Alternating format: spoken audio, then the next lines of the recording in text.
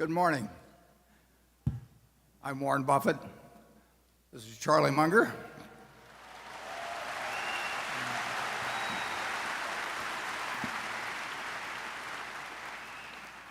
I'm the young one.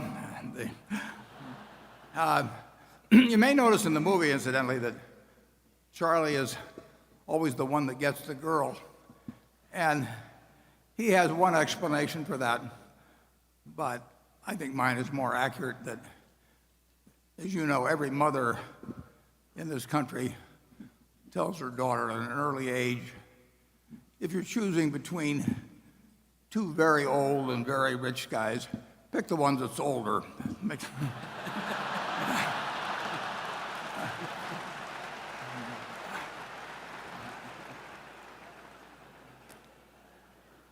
I'd especially, we're webcasting this for the first time, so I'd especially like to welcome our visitors from all over the world. We're having this meeting simultaneously translated into Mandarin, and that poses certain problems for me and Charlie because I'm not sure how sensible all our comments will come out once translated into Mandarin. In fact, I'm not so sure how sensible they come out initially sometimes, but we're delighted to have people around the world joining us. Now, the drill today is that I'll make a couple of introductions and we'll show a couple of slides, and then we'll go on to questions from both our two panels and from the audience. We'll rotate them. And we'll do that until about noon. Actually, about 11:45, I'll give you a rundown on a bet that was made that we report on every year. But then I'll also, in connection with that, explain, and it ties in with it, what I really think is probably the most important investment lesson in the world. So we'll have that about 11:45. And I hope that keeps you around. And then we'll break at noon for an hour for lunch. We'll reconvene at 1 o'clock. We'll proceed until 3:30 with questions. We'll then adjourn for 15 minutes, and at 3:45 convene the formal meeting. I'd like to just make a couple of introductions. I hope Carrie Sova is here. Do we have a spotlight? Carrie puts this whole meeting together. There she is, Wonder Woman.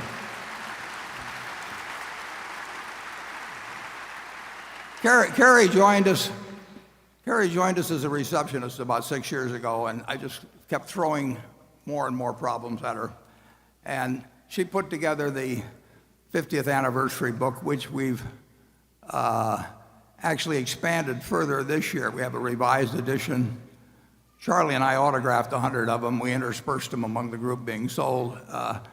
And Carrie, while doing that, she also had a young baby girl, her second baby, late in January. But then she's gone ahead to put on this whole annual meeting. It's a remarkable achievement, and I really want to thank her. It's been terrific.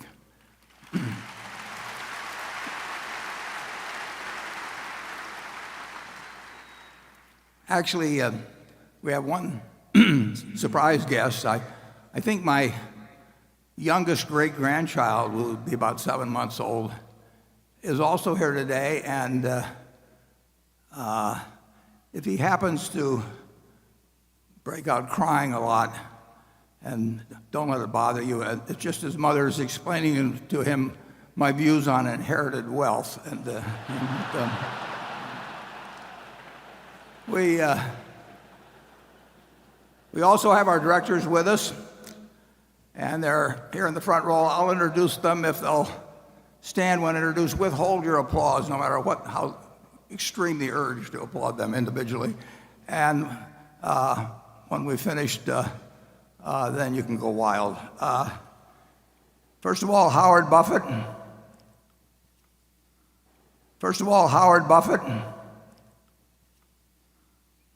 Steve Burke, Sue Decker, Bill Gates, Sandy Gottesman, Charlotte Guyman, Tom Murphy, Ron Olson, Walter Scott, and Merle Whitmer. And that's our wonderful group.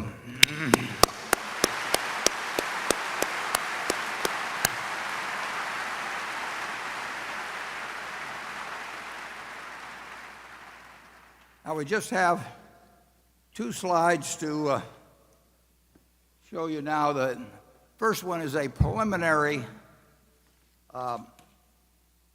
summary figures for the first quarter.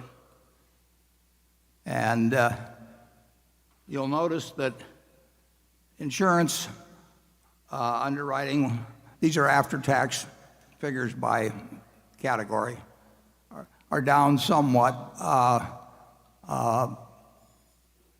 The basic underwriting at GEICO is actually improving, but we had some important hailstorms in Texas toward the end of the quarter. We've actually had some since the end of the quarter, too. So there were more cat losses in the first quarter than last year. And the railroad earnings are down significantly, and railroad car loadings throughout the industry, all of the major railroads, were down significantly in the first quarter and probably will continue to be down, almost certainly will continue to be down the balance of the year. We have 2 companies which we added to the manufacturing service and retailing field, Precision Castparts and Duracell, but they were added during the quarter, so their full earnings aren't shown in the figures. In the other category, we have, I don't like to get too technical here, and you should read the 10Q when it comes out next weekend. But when we borrow money in other currencies, and the only currency we've done that with is the euro, but we have a fair amount of money that we borrowed in euros, and the nature of accounting is that the change in value, the foreign exchange change in value each quarter, is actually shown in interest expense. So if the euro goes up, we have a lot of extra interest expense, or it's shown that way. It's not a realized factor, but it moves from quarter to quarter. And if the euro goes down, it offsets interest expense. It's a technicality to some extent because we have lots of assets in Europe, and they're expressed in euros. When they go up, it does not go through the income account. It goes directly to other comprehensive income. So that figure, which looks a little unusual, that's the reason for it. And we always urge you to pay no attention to the figures below operating earnings. That they will bounce around from quarter to quarter, and we make no attempt to manage earnings in any way to have them be smoother. We could do that very easily, but it'd be ridiculous. We make investment decisions solely on the basis of what we think the best investment decision is, not on the basis of how it will affect earnings in any quarter or in any year. And in the first quarter, we completed a transaction that was begun over a year ago, whereby we exchanged our Procter & Gamble stock for cash and for Duracell, and that largely accounts for the large capital gain in the quarter. So those are the figures for the first quarter, and then for the first quarter, and then to illustrate what we're sort of all about here, I put up a second slide, and I started this slide in 1999. The reason being that at the end of 1998, we effected a large merger with Gen. And at that point, we sort of entered a different era. After 1998 merger with Gen Re, we had a little over 1,500,000 and some thousand A equivalent shares out. And our shares, up to that point, we'd increased the outstanding shares by more than 50% over the 30-some years preceding that point. Since that time, as I note here, we've only increased the number of shares over the next 17 years. We've only increased the shares outstanding by 8.2%. So these figures represent a fairly unchanged share count since that point, whereas the share count had changed quite a bit before.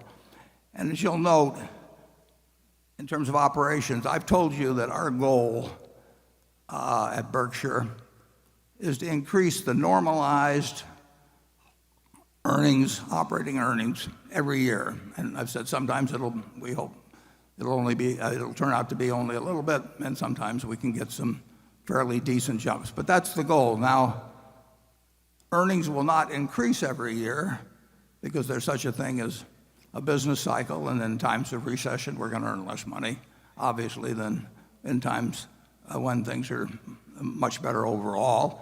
And on top of that, we're heavily in an insurance business, and earnings there can be quite volatile because of catastrophes.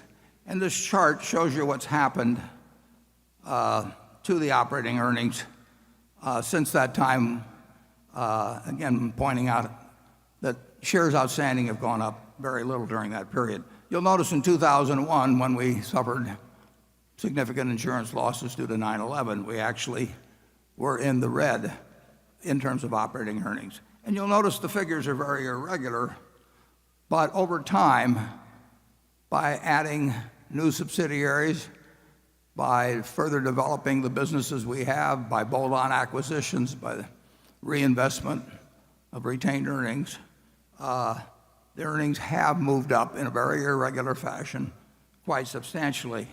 I put in also the capital gains we've achieved through investments in derivatives, and they total some $32 billion after tax, close to $50 billion pre-tax. Those are not important in any given year. Those numbers can go all over the place. The main advantage from my standpoint in that $32 billion is it gives us money to buy other businesses. What we really want to focus on, what we hope is that the bigger under operations 5 or 10 or 20 years from now grows substantially, partly because we retain earnings from operations, partly because our operations improve in their own profitability, partly because they make bolt-on acquisitions, partly because we have gains from securities which enable us to buy even more businesses. But we don't manage, as you know, we don't manage to try to get any given number from quarter to quarter. We never make a forecast on earnings. We don't give out earnings guidance. We think it's silly. We do not have budgets at the parent company level. Most of our subsidiaries have budgets, but they don't submit them, or they're not required to submit them to headquarters. We just focus day after day, year after year, decade after decade on trying to add earning power, sustainable and growing earning power to Berkshire. So that's a quick summary. Now we'll move on to the questions. I just ask that with the audience that you limit your question to one question. The multiple questions have a way of sneaking in occasionally. So let's keep them to a single question. We'll start off with the journalist group on my right, and we'll start off with Carol Loomis. Good morning. I'll make my very short little speech about the fact that the journalists and the analysts, too, have given Charlie and Warren no hint of what they're going to ask. So they will be learning for the first time what that's going to be also.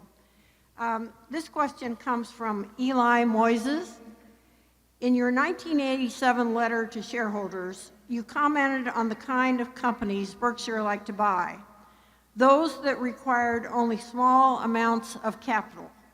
You said, quote, "Because so little capital is required to run these businesses, they can grow while concurrently making almost all of their earnings available for deployment in new opportunities." Today, the company has changed its strategy. It now invests in companies that need tons of capital expenditures, are overregulated, and earn lower returns on equity capital. Why did this happen? Yeah, well, it's one of the problems of prosperity. The ideal business is one that takes no capital, but yet grows. And there are a few businesses like that, and we own some. But we are not able, we'd love to find one that we could buy for 10 or 20 or $30 billion that was not capital intensive. And we may, but it's harder, and that does hurt us in terms of compounding earnings growth. Because obviously, if you have a business that grows and gives you a lot of money every year and doesn't take it, it isn't required in its growth, you get a double-barreled effect from the earnings growth that occurs internally without the use of capital, and then you get the capital it produces to go and buy other businesses. And See's Candy was a good example of that. I've used that. Back when the newspaper business was good, our Buffalo newspaper, for example, was a good example of that. The Buffalo newspaper was making, at one time, $40 million a year and had no capital requirements. So we could take that whole $40 million and go buy something else with it. But increasing capital acts as an anchor on returns in many ways, and one of the ways is that it drives us into, just in terms of availability, it drives us into businesses that are much more capital intensive. You just saw a slide, for example, on Berkshire Hathaway Energy, where we just announced, just in the last couple of weeks, we announced a $3.6 billion investment coming up in wind generation. And we pledged overall to have $30 billion in renewables. Anything that Berkshire Hathaway Energy does, anything that BNSF does, takes lots of money. We get decent returns on capital, but we don't get the extraordinary returns on capital that we've been able to get in some of the businesses we require that are not capital intensive. As I mentioned in the annual report, we have a few businesses that actually earn 100% a year on true invested capital. And clearly that's a different sort of operation than something like Berkshire Hathaway Energy, which may earn 11 or 12% on capital, and that's a very decent return, but it's a different sort of animal than the business that is very low capital intensity. Charlie? Well, when our circumstances changed, we changed our minds. Slowly and reluctantly. In the early days, quite a few times we bought a business that was soon producing 100% per annum on what we paid for it and didn't require much reinvestment. If we'd been able to continue doing that, we would have loved to do it. But when we couldn't, we went to Plan B. And Plan B is working pretty well, and in many ways I've gotten so I sort of prefer it. How about you, Warren? Yeah, that's true. When something's forced on you, you might as well prefer it.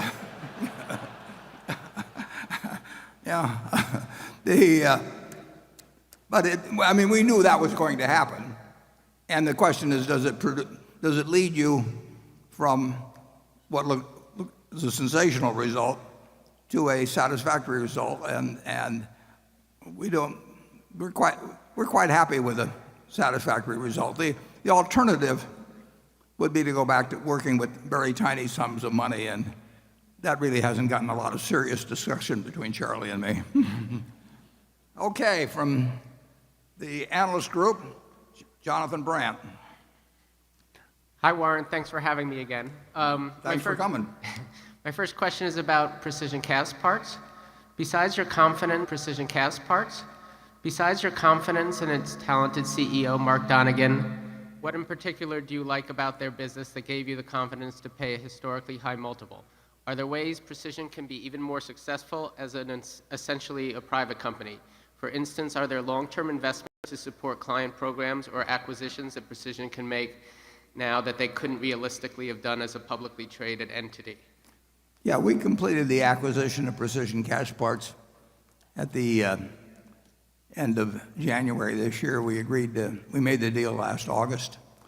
And you covered the most important asset in your question. Mark Donegan, who runs Precision Cash Parts, is an extraordinary manager. I mean, Charlie and I have seen a lot of managers over the years. And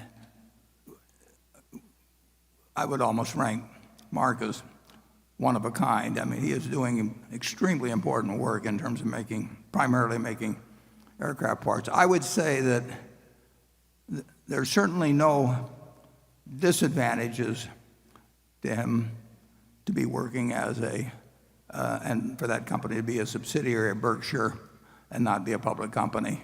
And I think he would say, and I think Charlie and I would agree with him, that over time there could be some significant advantages. For one thing, he can spend 100% of his time now on figuring out better things to do with aircraft engines.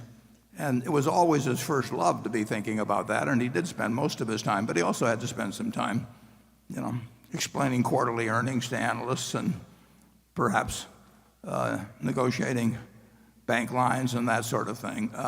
So his time, like all of our managers, can be spent exactly on what makes the most sense to them in their business. Mark does not have to come ever to Omaha to put on some show for me in terms of justifying $1 billion acquisition or planned investment. He doesn't have to waste his time on anything that isn't productive. And running a public company, you do waste your time on quite a bit of stuff that isn't productive. So I would say we've taken the main asset of Precision Cast and made him, in this case, even more valuable to the company. In terms of acquisitions, Precision's always made a number of them, but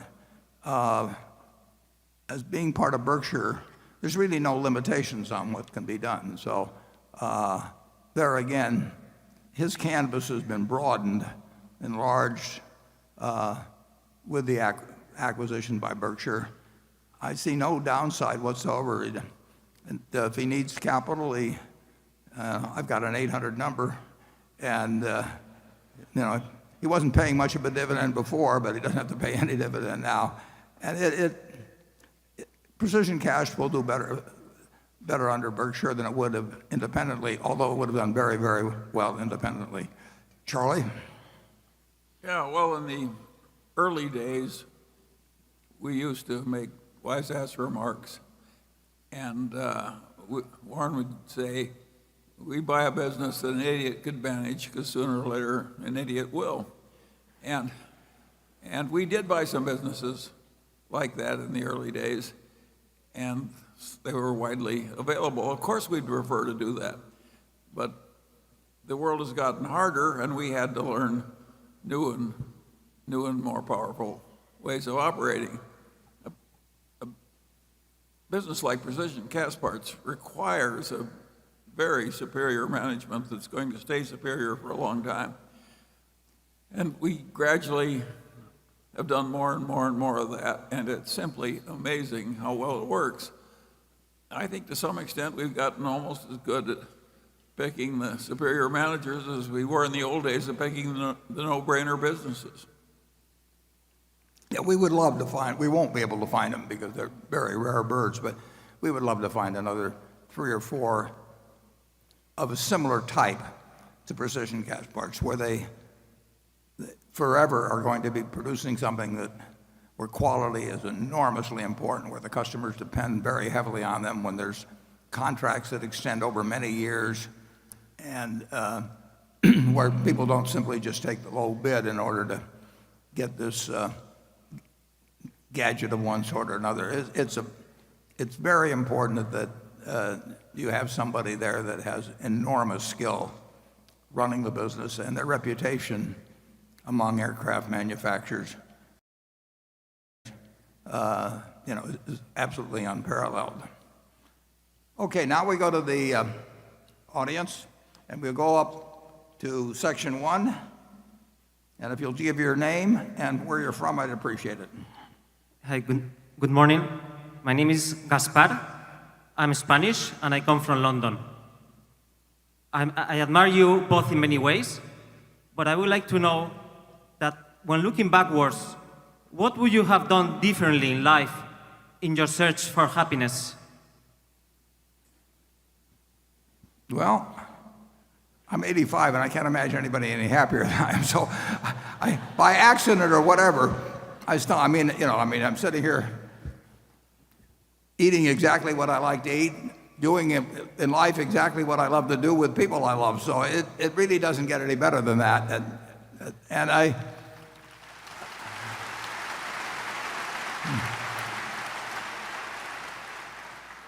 I did decide fairly early in life that my favorite employer was myself, and I think that presented. I've managed to avoid really aggravation of almost any sort. Really, if you or those around you that you love have health problems or something, I mean, that is a real tragedy, and there's not much you can do about it except accept it. But Charlie and I have really been blessed. I mean, here Charlie is 92, 85, and he's doing every day something that he finds fascinating. I think he probably finds what he is doing at 92 as interesting, as fascinating, as rewarding, as socially productive, as any period you could pick in his life. And so we've been extraordinarily lucky. We've been, we're lucky it's a partnership. It's more fun doing things as a partnership. So I've got no complaints. It'd be very churlish of me to have any kind of complaint. And I would say if you're talking about business life, I don't think I would have started with a textile company. Charlie? Well, looking back, I don't regret that I didn't make more money or become better known or any of those things. I do regret that I didn't wise up as fast as I could have. But there's a blessing in that too. Now that I'm 92, I still have a lot of ignorance left to work on.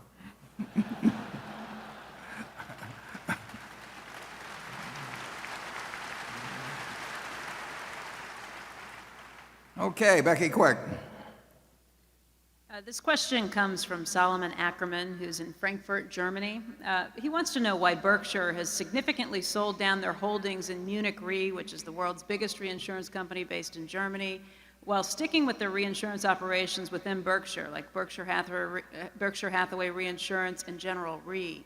Would you reduce exposure to Berkshire Hathaway Reinsurance and General Re if they were listed companies? And he's hoping that this can bring out some of your insights as to what's happening in the reinsurance business right now. Yeah, I said in the annual report that I thought it was very likely that the reinsurance business would not be as good in the next 10 years as it has been in the last 10 years. I may be wrong on that, but that's just a judgment based on seeing the competitive dynamics of the reinsurance business now versus 10 or 20 years ago. Both Munich, we sold our entire whole business now versus 10 or 20 years ago. Both Munich, we sold our entire holdings, which were substantial, of Munich Re and Swiss Re. We owned about 3% of Swiss Re, and we owned more than 10% of Munich Re. And last year, we sold those two holdings. They're fine companies. They're well-managed companies. I like the people that run them. I think their business, the business of the reinsurance companies generally, is less attractive for the next 10 years than it has been for the last 10 years. In part, that's because what's happened to interest rates. A significant portion of what you earn in insurance comes from investment of the float.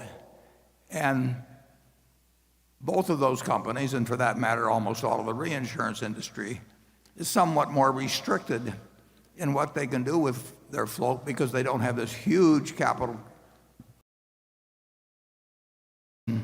that Berkshire has, and also because they don't have this great amount of unrelated earning power that Berkshire has. Berkshire has more leeway in what it can do simply because it does have capital that's many times what its competitors have, and it also has earning power coming from a whole variety of unrelated areas, unrelated to insurance.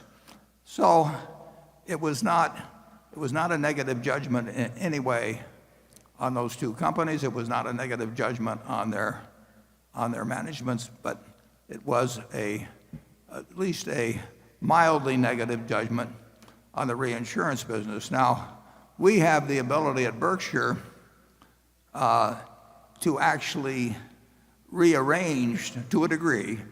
We are certainly affected by industry factors, but we have more flexibility in modifying business models, and we've operated that way over the years in insurance generally, and in particularly in reinsurance. So a Munich, a Swiss, all the major reinsurance companies except for us, is pretty well tied to a given type of business model. They don't really have as many options in terms of where capital gets deployed or something. They have to continue down the present path, and I think they'll do fine. But I don't think they will do as fine in the next 10 years as they have in the last 10. And I don't think if we played the same game as we were playing the last 10, we would do as well. But we do have considerably more flexibility in terms of how we conduct all of our insurance operations, but particularly in reinsurance. We have an extra string to our bow that the rest of the industry doesn't have. The amount of capital that's come in to the reinsurance business, it is no fun running a traditional reinsurance company and having money come in, particularly if you're in Europe, and have money come in and look around you for investment choices and find out that a great many of the things that you were buying a few years ago now have negative yields. The whole idea of float is that it's supposed to be invested at a positive rate, and a fairly substantial positive rate. And that game has been over for a while, and it looks like it'll be at least unattractive, if not terrible, for a considerable period in the future. Charlie? Yeah, there's a lot of new capacity in reinsurance, and there's a lot of very heavy competition. A lot of people from finance have come over into reinsurance, and all the old competitors remain too. That's different from precision cast parts, where most of the customers would be totally crazy to hire some other supplier because precision cast parts is so much more reliable and so much better. Of course, we like the place with more competitive advantage. We're learning. To put it in terms of economics 101, and then basically in reinsurance, supply has gone up and demand has not gone up. And some of the supply is driven by investment managers who would like to establish something offshore where they don't have to pay taxes. And reinsurance is sort of the easiest beard, what you might call beard, behind which to actually engage in money management in a friendly tax jurisdiction. And you can set up a reinsurance operation with very few people by taking large chunks of what brokers may offer. It's not the greatest reinsurance in the world, and a couple of the operations that have done that have proven that statement to be right. But nevertheless, it is a very, very easy way to have a disguised investment operation in a friendly tax jurisdiction. But that becomes supply in the reinsurance field, and supply has gone up relative to demand, and it looks to me like that will continue to be the case. And couple that with the poor returns on float, and it's not as good a business as it was. Now we'll talk to an insurance man about it. Cliff Gallen. Thank you. In terms of growth and profitability, GEICO really got whooped by Progressive Direct over the last year. In 2015, Progressive Direct's auto business grew policy count by 9.1%, GEICO only 5.4%. And in terms of profitability, the combined ratio at Progressive was a 95.1 and GEICO's was a 98.0. Is this evidence that Progressive's investments in technology like Snapshot, investments that GEICO has spurned, is it making a difference in a time of difficult loss trends? Why is GEICO suddenly losing to Progressive Direct?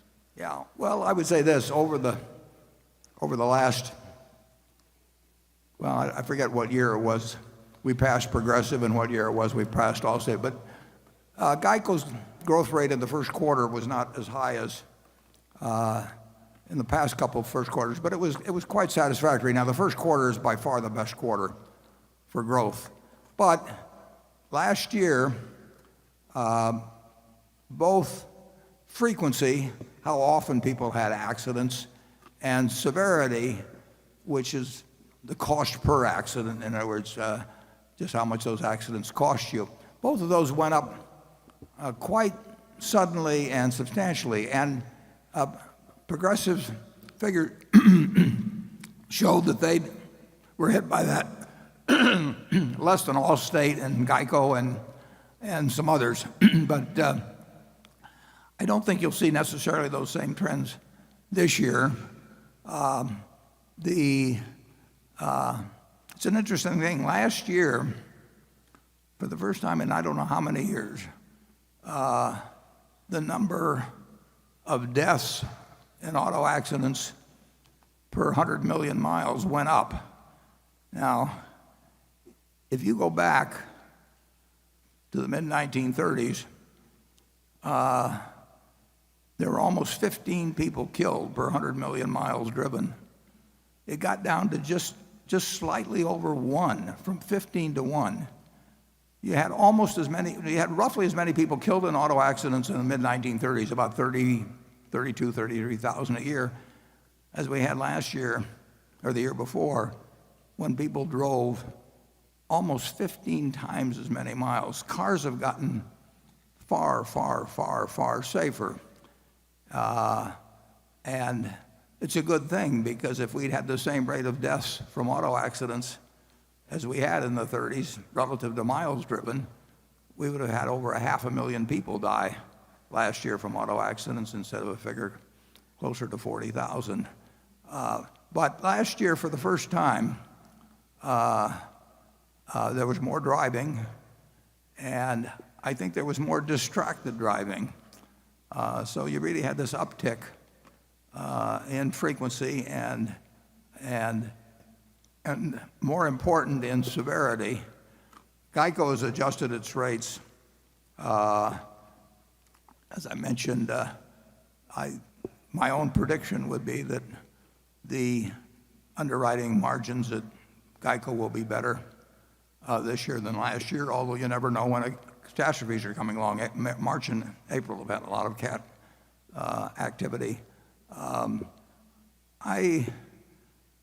I made a bet a long time ago on a mental one on the GEICO model versus the Progressive model, and as I say, they were significantly ahead of us in volume a few years back, and we passed them, and we passed Allstate, and as I put in the annual report, I hope on my 100th birthday that the GEICO people announced to me that they passed State Farm, but I have to do my share on that too by getting to 100, so we'll see what happens on that particular one. Charlie? Well, I don't think it's a tragedy that some competitor got a little better ratio from one period. GEICO's quadrupled its market share since we bought all of it. Quintupled, yeah. Quintupled, all right. I don't think we should worry about the fact that somebody else had a good quarter. Yeah.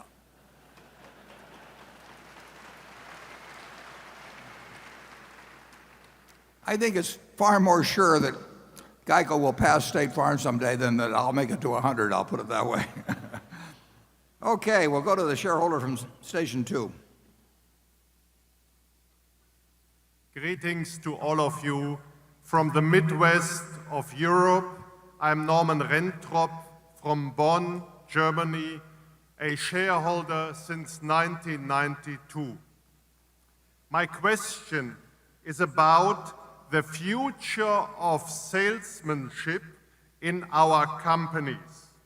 Warren, you have always demonstrated a heart for direct selling. When we met you in the midst of a tornado warning in the barber shop, you immediately offered to write insurance for us. That's true. Now, they were all huddled down there in the barber shop, and there wasn't going to be any tornado, so I told them if they give me $1, they can go upstairs, and if anything happened to them, I'd pay them, I forget, $1 million or something of the sort. Now, we see with the rise of Amazon.com and others a shift from push marketing to pull marketing, from millions of catalogs having been sent out in the past to now consumers searching on what they are looking for. What is your take on how this shift from push to pull marketing will affect our companies? Well, Norman, the development you refer to is huge. I mean, really huge. And it isn't just Amazon, but Amazon is a huge part of it. And what they've accomplished in a fairly short period of time and continue to accomplish is remarkable. The number of satisfied customers they've developed, and we don't make any decision involving even the manufacturing of goods, the retailing, whatever it is, without thinking long and hard about what the world will look like in 5 or 10 or 20 years with that powerful trend, really hugely powerful trend that you just described. So we don't look at that as something where we're going to try and beat them at their own game. You know, they're better than we are at that. And so Charlie and I are not going to out Bezos by a long shot. But we are going to think about that. It does not worry us, obviously, with the precision cast. But it doesn't worry us in terms of the overwhelming majority of our businesses. But it is a huge economic trend that 20 years ago was not on anybody's radar screen, and lately has been on everybody's radar screen, and many of them have not, and including us in a few areas, have not figured the way to either participate in it or to counter it. The Geico's a good example of a company that, in an industry that had to adjust to change, and some people made the change better than others. We were slow on the internet. The phone had worked so well for us, and this traditional advertising, and the phone had worked so well that there's always a resistance to think about new possibilities. When we saw what was happening on the internet, we jumped in with both feet, and with mobile and whatever. But there are the nature of capitalism is somebody's always trying to figure, if you've got a good business, they're always trying to figure out how to take it away from you and improve on it. And the effect, I would say, just of Amazon, but others that are playing the same game, the effect on industry, the full effect is far from having been seen. I mean, it is a big force, and it will It already has disrupted plenty of people, and it will disrupt more. I think Berkshire is quite well situated. For one thing, one big advantage we have is we didn't ever see ourselves as starting out in one industry. I mean, we went into department stores, but we didn't think of ourselves as department. We didn't think of ourselves as steel guys or tire guys or anything of that sort. So we've thought of ourselves as having capital to allocate. If you start with a given industry focus and you spend your whole time working on a way to make a better tire or whatever it may be, I think it's hard to have the flexibility of mind that you have if you just think you have a hopefully large and growing pile of capital, and trying to figure out what is the best next move that you can make with that capital. And I think we do have a real advantage that way. But I think Amazon's got a real advantage too, in this intense focus on having, hundreds of millions of generally very happy customers getting very quick delivery of something that they want to get promptly, and they want to shop the way they shop. And if I owned a bunch of shopping malls or something like that, I would be thinking plenty hard about what they might look like 10 or 20 years from now. Charlie? Well, I would say that we failed so thoroughly in retailing when we were young that we pretty well avoided the worst troubles when we were old. I think net Berkshire has been helped by the internet. The help at GEICO has been enormous, and it's contributed greatly to the huge increase in market share. And our biggest retailers are so strong that they'll be among the last people to have troubles from Amazon. I didn't get that dollar from you, Norman, actually, after I gave you that wonderful advice. Andrew? Thank you, Warren. Great to see you today. Got a lot of questions on this particular topic, and this question is a particularly pointed one. Warren, for the last several years at this meeting, you've been asked about the negative health effects of Coca-Cola products, and you've done a masterful job dodging the question by telling us how much Coke you drink personally. Statistically, you may be the exception.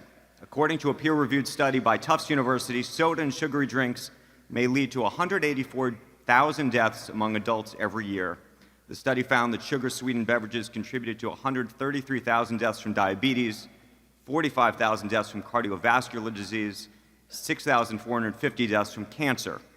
Another shareholder wrote in about Coke, noted that you declined to invest in the cigarette business on ethical grounds, despite once saying, quote, it was a perfect business because it costs a penny to make, sell it for $1, it's addictive, and there's fantastic brand loyalty. Again, removing your own beverage consumption from the equation.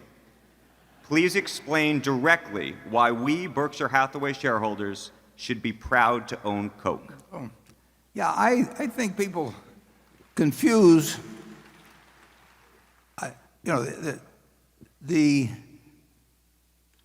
amount of calories consumed. I mean, I happen to elect to consume about 700 calories a day from Coca-Cola. So I'm about 1/4 Coca-Cola, roughly. But, not sure which quarter, and I'm not sure we want to pursue the question. But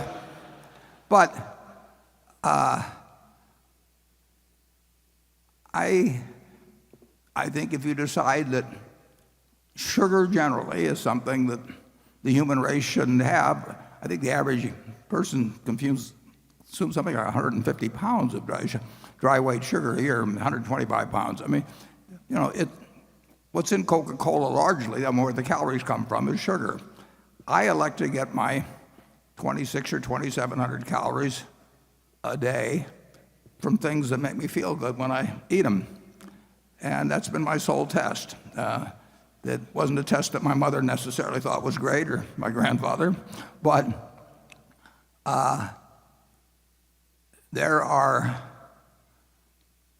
over 1.9 billion 8-ounce servings of some Coca-Cola drink. Now, they have an enormous range of products, you know. I mean, they have a few that are called Coke, Diet Coke, Coke Zero, and that sort of thing. But they have literally thousands of products. 1.9 billion, that's, what is that? That's 693 billion, 500 million 8-ounce servings a year, except it's a leap year. That's almost 100 8-ounce servings per capita for 7 billion people in the world every year. And that's been going on since 1886. And I would find quite spurious the fact that somebody says if you're eating 3,500 or so calories a day and you're consuming 27 or 800, and some of the 3,500 is Coca-Cola to lay it any particular obesity related illnesses on the Coca-Cola you drink. You have the choice of consuming more than you use. I mean, and I make a choice to eat or to get 700 calories from this. I like fudge a lot, peanut brittle, and I am a very, very, very happy guy. And I don't know. I think, and I'm serious about this. I think if you were happy every day, you know, it may be hard to measure, but I think you're going to live longer as well. So there may be a compensating factor. I really wish I'd had a twin, and that twin had eaten broccoli his entire life, and we both consumed the same number of calories. I know I would have been happier, and I think the odds are fairly good I would have lived longer. I think Coca-Cola is a marvelous product. You know, I mean, if you consume 3,500 or 4,000 calories a day and live a normal life in terms of your metabolism, you know, something's going to go wrong with your body at some point. But I think if you balance out the calories so that you don't become obese, I have not seen evidence that convinces me that I'll make it. It'll be more likely I reach 100 if I suddenly switch to water and broccoli. Incidentally, a friend of mine, R.J. Miller, a remarkable man, born about 100 miles from here west, 8th child, near Shelby, Nebraska. He said Shelby's population was 596 and it never changed because every time some girl had a baby, a guy had to leave town. It was a very stable. But R.J. went on to be president of Ford Motor Company from this farm near Shelby, and he had his 100th birthday on March 4th of this year. So I went out to see R.J. for his birthday on March 4th, and R.J. told me that there were 10,000 men in the United States that had lived to be 100 or greater, and there were 45,000 women that were 100 or greater. So I came back and I checked that on the internet. I went to those census figures, and sure enough, that is the ratio. There's 10,000 men over 100 roughly and 45,000 women. So if you really want to improve your longevity prospects, I mean, a guy in my position, you have a sex change. I mean, you're 4.5 times more likely to get to be 100. That sounds like one of those studies that people put out. It's just a matter of fact, folks. I think I'll have Charlie go first, though, on that one. Charlie, do you have any comments? Well, Have some fun. I like the peanut brittle better than the Coke, but I drink a lot of Diet Coke, and I think the people who ask questions like that one always make one ghastly error that's really inexcusable. They measure the detriment without considering the advantage.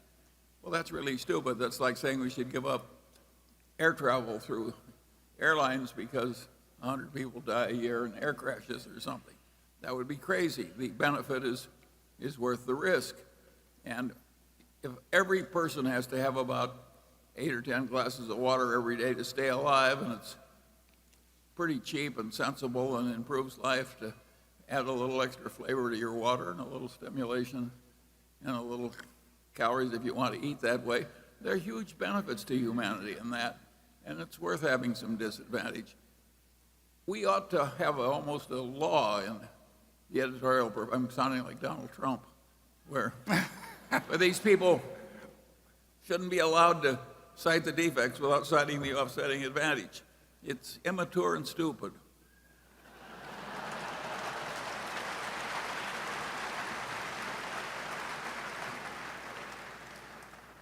Okay, Greg Warren. Warren, with both coal-fired and natural gas plants continuing to generate around 2/3 of the nation's electricity and renewables accounting for less than 10%, there remains plenty of room for growth.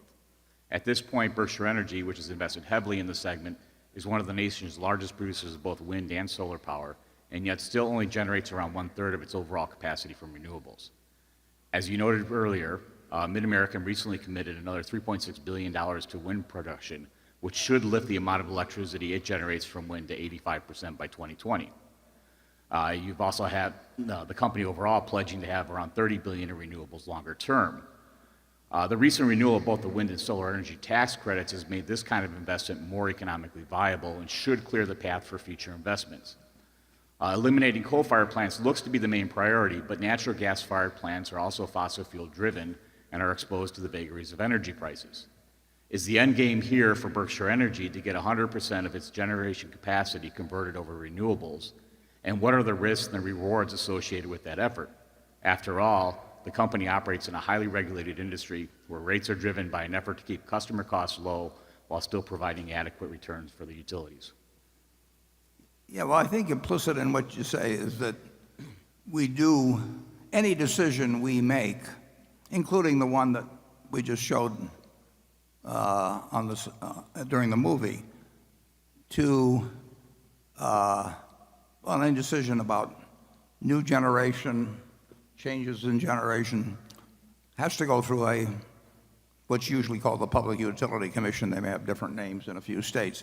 But the utility industry is overwhelmingly regulated at the state level, and we cannot make changes that are not approved by the Public Utility Commission. We've had more problems, for example, in bringing in renewables in our western utility, Pacific Corp, because it's in effect regulated by 6 states, I believe in 6 states, and they don't necessarily agree on how the costs and benefits should be divided if we put in a bunch of renewables, and we have to follow their instructions.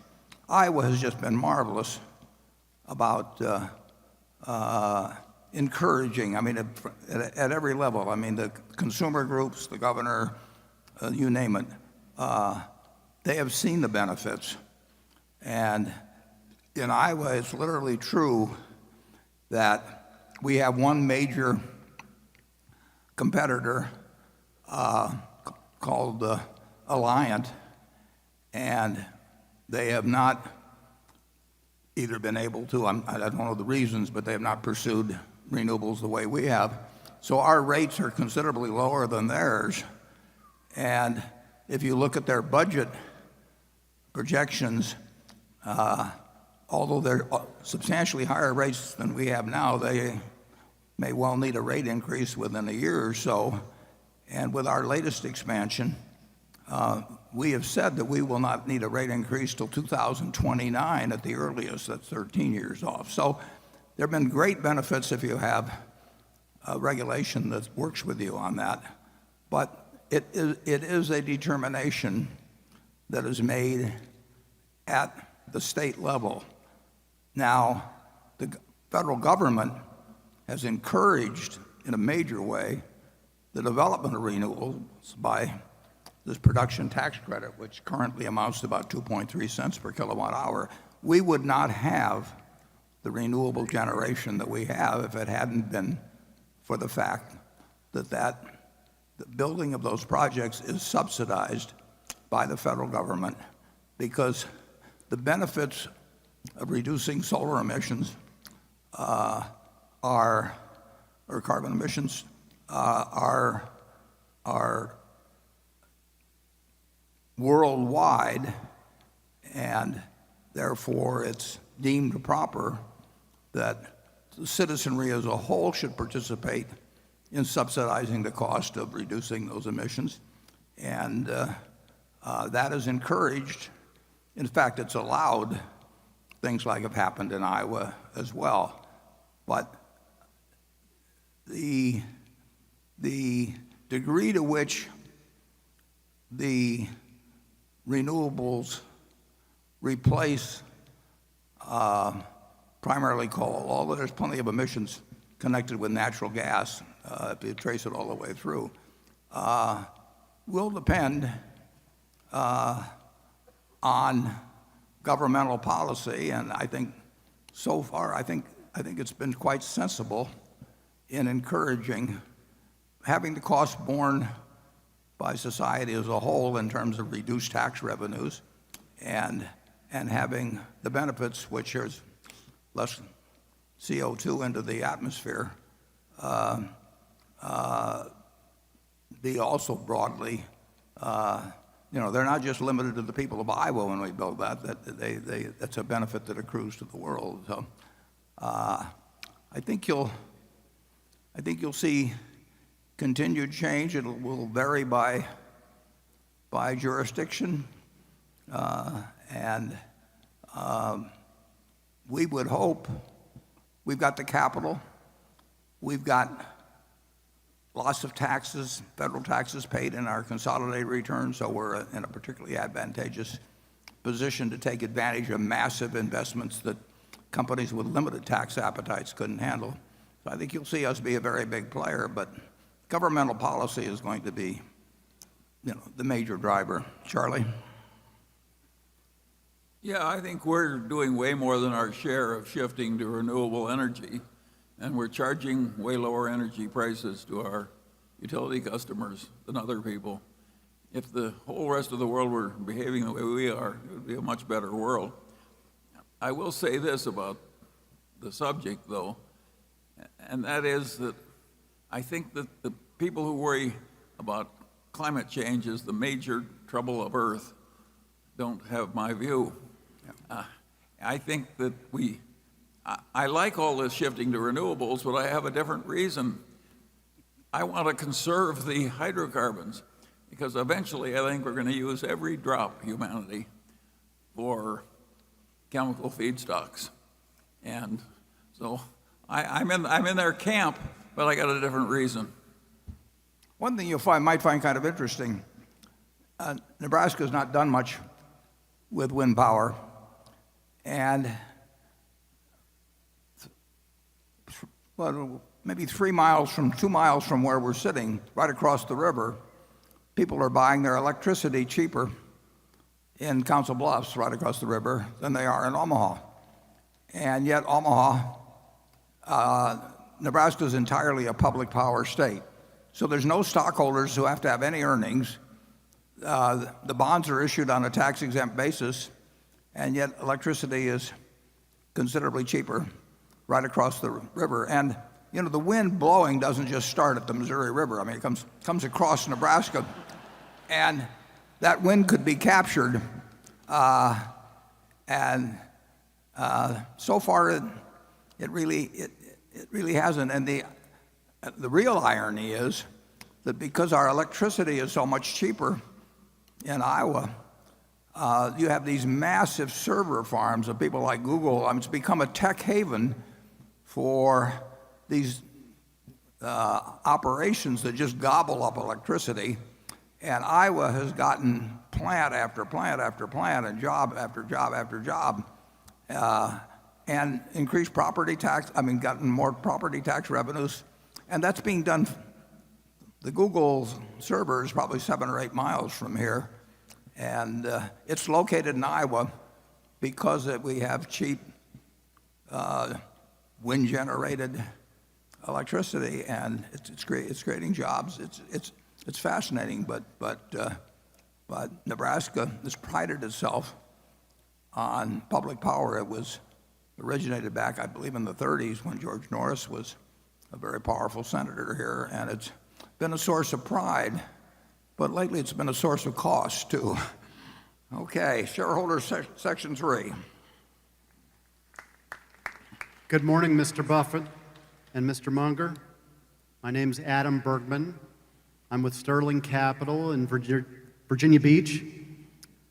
In your 2008 shareholder letter, you said, derivatives are dangerous.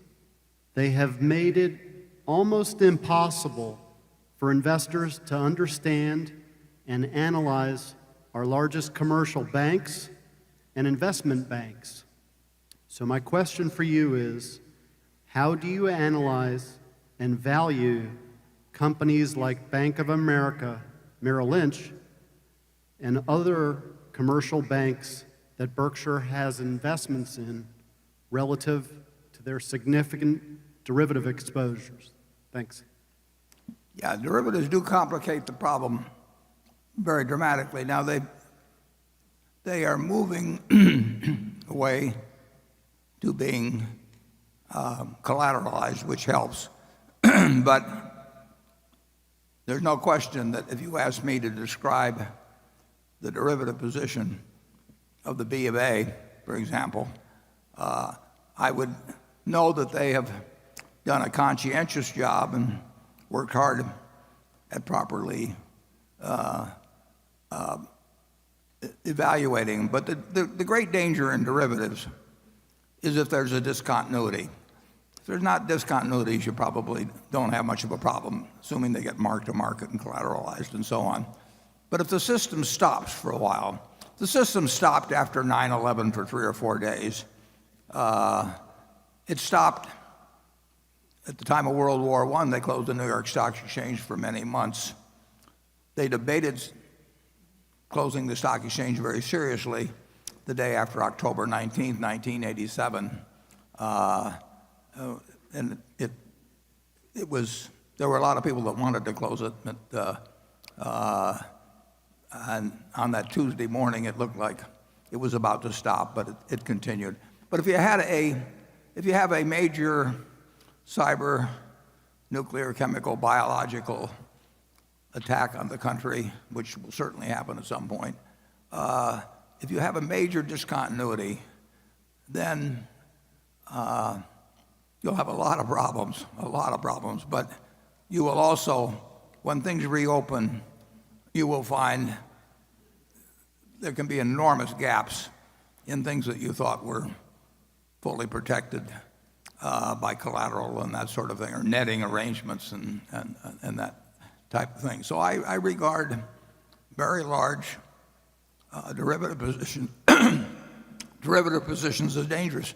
We inherited a modest-sized position at JMHA, and in a benign market, we lost about $400 million just in trying to unwind it with no pressure on us whatsoever. So I do think it continues to be a danger to the system. By the way, the accountants blessed that big derivative position as being worth a lot of money. They were only off, what, many hundreds of millions. Yeah, well, Charlie found one position when he was on the audit committee at Solomon.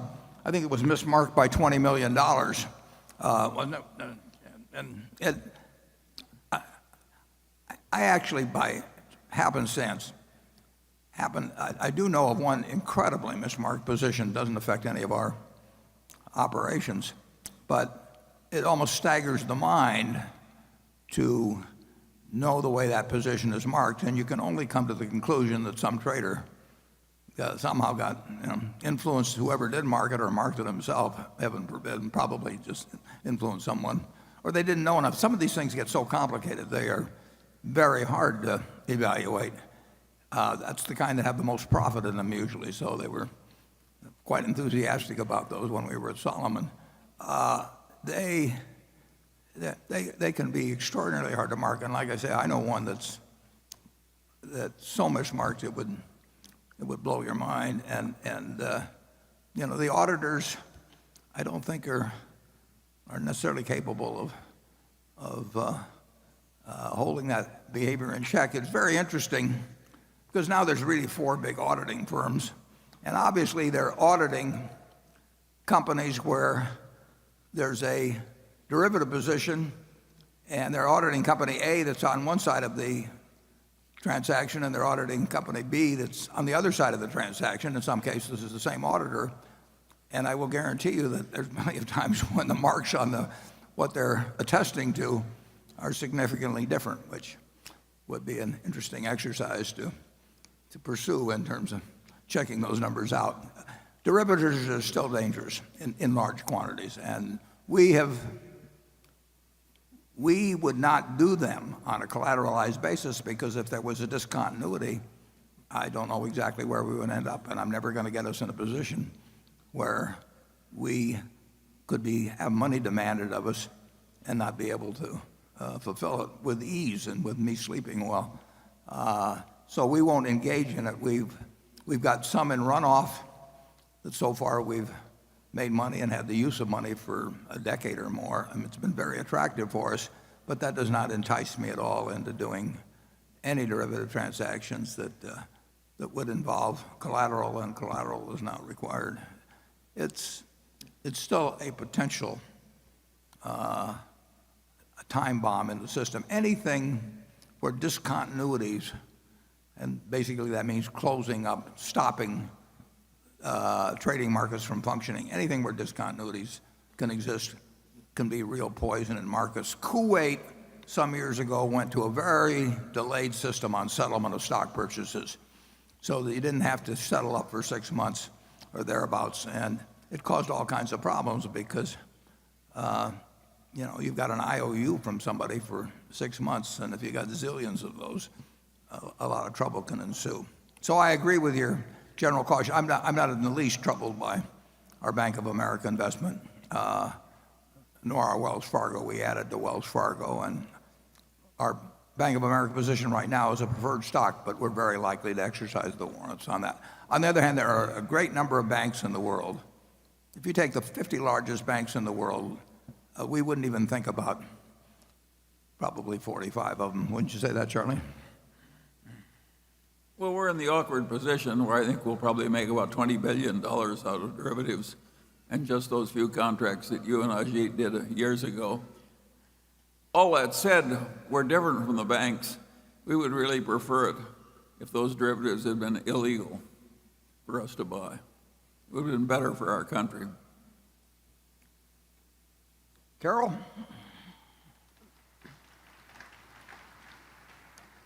This question relates to something that Warren briefly said earlier today. The question comes from Lynn Palmer, who is just finishing her freshman year in a Houston, Texas high school.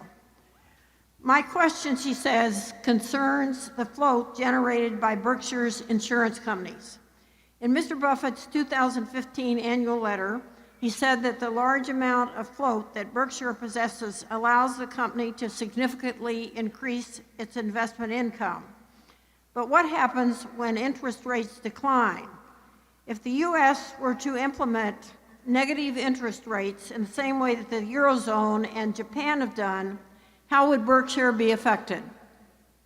Yeah, well, some of our float actually exists in Europe, and where we have the problem of negative interest rates on very high-grade short-term and even medium-term bonds. And obviously, anything that reduces the value of having money is going to affect Berkshire because we're always going to have a lot of money.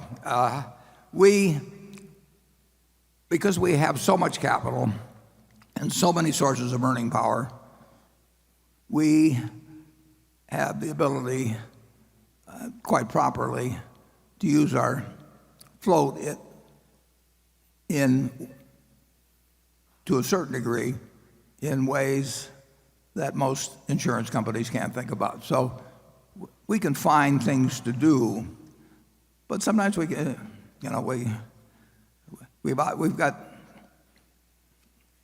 50-odd billion of short-term government securities now, and we're going to get another $8.3 billion in all likelihood early in June when our Kraft Heinz Preferred is called. So we'll be back over $60 billion again very soon. And so we've got $60 billion out that's out at, say, 1/4%. Well, the difference between 1/4% and minus 1/4%, is not that great. I mean, it's almost as painful to have $60 million out at 1/4. Float is not worth as much to insurance companies now as it was 10 years ago or 15 years ago. And that's true at Berkshire. I think it's worth considerably more to us than it is to the typical insurance company because I think we have a broader range of options as to what to do with it.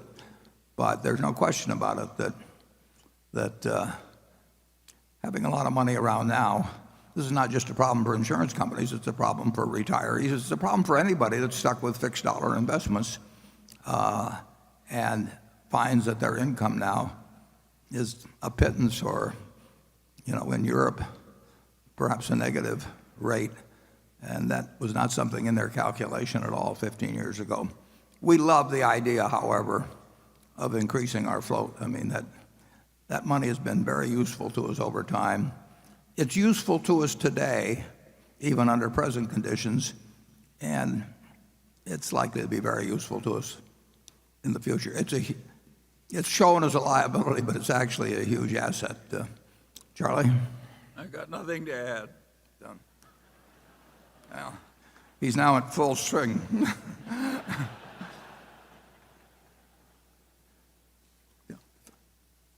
Jonathan.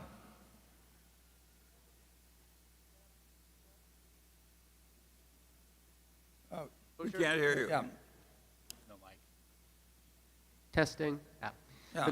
The railroad industry seems right now to be suffering from exposure to some of the weakest parts of the economy, with volume declines of varying magnitudes in coal, oil, sand, and metals. Even intermodal, usually a steady source of growth, has been relatively weak of late. How much of the weakness is cyclical? How much is secular? In the last 15 months, the other Western railroads' market capitalization is down by 35% as projections of future growth have come down. Is your estimate of BNSF's intrinsic value down by a material amount during this same period, or is your view of the value of BNSF's irreplaceable network unaffected by these short-term wiggles? Well, I would certainly the decline in coal, which is a very important commodity, it's about 20% of revenues. That's secular. Now, there's other factors that may cause the line of decline to jiggle around. We had a very mild winter, and we went into the winter with utilities carrying unusual amounts of coal. And ironically, part of the reason for that was that our service the year before had been bad, and they'd gotten low on coal, so then they compensated by bringing in more than they needed just to catch up. And because the weather was mild, electricity use was poor in the wintertime. And so they continue at this point to have considerably more coal on hand than they would like. So they are not only, they're trying to underorder what they will be using, and that has a little effect. But the decline in coal, for sure, is secular. And at 20% of revenues, that's a significant factor. But, and it's true that the market generally got very enthused about railroad stocks a year or two ago, so they sold up a lot, and now that people have seen that car loadings are down and earnings are down in some places, that equity valuations have come down. We love the fact we own BNSF. We think we bought it at an attractive price. We'd love to be able to buy a second thing exactly like it at that price. We'd do it in a second. We'd even pay a little bit more probably. But we don't mark up and down our wholly owned businesses based on stock market valuations. Obviously, stock market valuations are some factor in our thinking, but we are not marking our wholly owned businesses to market because we're going to hold them forever. And we regard the BNSF as a very good business to hold forever. But it will lose coal volume, and it may lose in other areas, but it'll gain in other areas. It's a terrific and valuable asset, and it will earn a lot of money this year, but it won't earn as much money as it earned last year. Charlie? I've got nothing to add. Okay, Station 4. Hi, Warren and Charlie. Great to see you. This is Cora and Dan Chen from Talgard Investments of Los Angeles. This annual meeting reminds me of the magical world of Hogwarts, of Harry Potter. This arena is our Hogwarts. Warren, you are our headmaster and Professor Dumbledore. I haven't read Harry Potter, but I'll take it as a compliment. Charlie's our headmaster Snape, direct and full of integrity. The magic of long-term, concentrated value investing is real, yet similar to Harry Potter, the rest of the world doesn't believe we exist.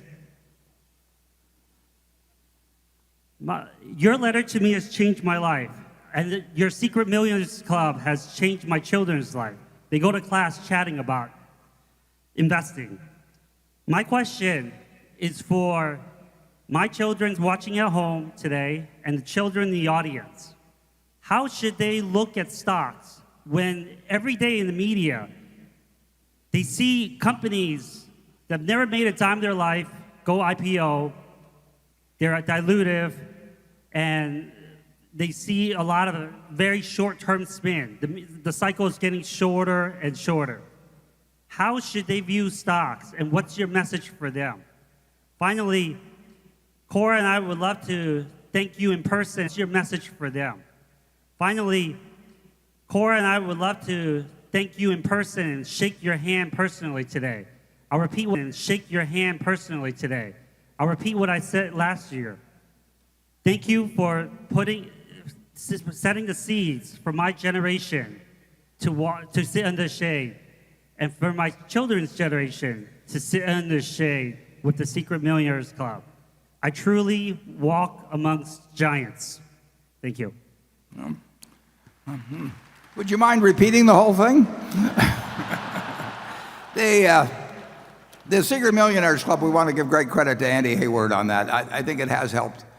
I know it's helped thousands and thousands of children, and it was Andy's idea, and it grows in strength, and having young children learn good lessons in terms of handling money and making friendships and just generally behaving as better citizens it's a great objective, and Andy makes it easy for him to do. So on his behalf, I accept your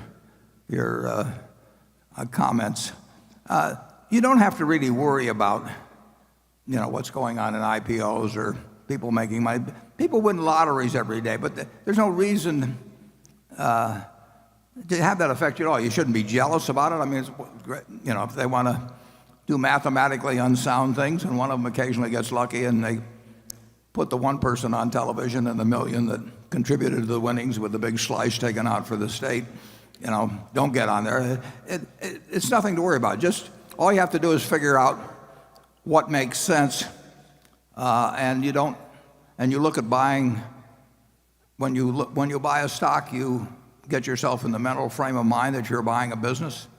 And if you don't look at a quote on it for 5 years, that's fine. You don't get a quote on your farm every day or every week or every month. You don't get it on your apartment house if you own one. If you own a McDonald's franchise, you don't get a quote every day.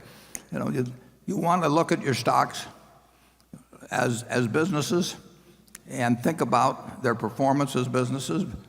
Think about what you pay for them as you would think about buying a business, and let the rest of the world go its own way. You don't want to get into a stupid game just because it's available. And I'm going to say a little bit more about that close to the break. But with that, I'll turn it over to Charlie. Yeah, well, I think that your children are right to look for people they can trust in dealing with stocks and bonds. Unfortunately, more than half the time, they will fail in a conventional answer. So they really they have a hard problem. If you just listen to your elders, they'll lie to you and spread a lot of folly. But they really have an easy problem. But In the sense that American business as a whole is going to do fine over time. So the only way that they they're can... not the average client of a stockbroker. Well, we'll get to that later. The stockbroker will do fine. Yes, that's true. Yeah, but they don't have to do that, and we can talk. Well, I'd rather address that just a little later. But just you don't want to worry. You don't want to be. A lot of problems are, Charlie would say, are caused by envy. You don't want to get envious of somebody who's won the lottery or bought an IPO that went up. You have to figure out what makes sense and follow your own course. Becky? This question comes from a shareholder named Elisa Kang Lee in Singapore, and this has to do with NV Energy's issue with solar energy in Nevada. Can the chairman help his environmentally conscious shareholders understand why NV Energy has lobbied for new rules in Nevada that make it prohibitive for households to use solar energy? Is there a good reason that we haven't yet heard about? And can the chairman or vice chairman share their views on whether there's a need to implement an environmental, social, and governance policy on Berkshire investments going forward? I understand that Berkshire Hathaway typically lets the underlying operating companies and CEOs manage their own policies autonomously, but should Berkshire's board influence better environmental protection policies going forward? Well, the public utility and the pricing policies, everything in Nevada as well as other places, but they're determined by a public utility commission. So there are, I believe, 3 commissioners that decide what's proper. The situation in Nevada is that in terms of rooftop power was that for the last few years, if you had a solar project on your roof, you could sell back excess power you generated to the grid at a price that was far, far, far above what we as a utility could buy it for elsewhere. So you could sell it back, we'll say, at roughly 10 cents a kilowatt hour, and about 17,000, maybe a few more now, about 17,000 people had rooftop installations. Now there were federal credits involved, but those usually got sold to other people in terms of tax credits. So they were being subsidized by the federal government, and that encouraged solar generation, as it's encouraged us to do solar generation and wind generation as well. But the people who had these 17,000 rooftop installations were selling back to the grid at 10 cents roughly a kilowatt hour energy we could purchase or produce either, but purchase elsewhere too, for 3.5 cents or thereabouts. So 99% of our consumers were being asked to subsidize the 1% that had solar units by paying them triple the market price, basically, of what we could otherwise buy electricity to sell to the 99%. So then it's just a question of whether you wish to have the 99% subsidize the 1%, and the Public Utility Commission in Nevada, they had originally let this small amount of rooftop solar generation be allowed as an experiment with this roughly 10 cent rebate, and they decided that they did not believe that the 99% should be subsidizing the 1%. There's no question that for solar to be competitive, just like wind, it needs subsidization. The costs are not yet at a level where it becomes competitive with natural gas, for example. And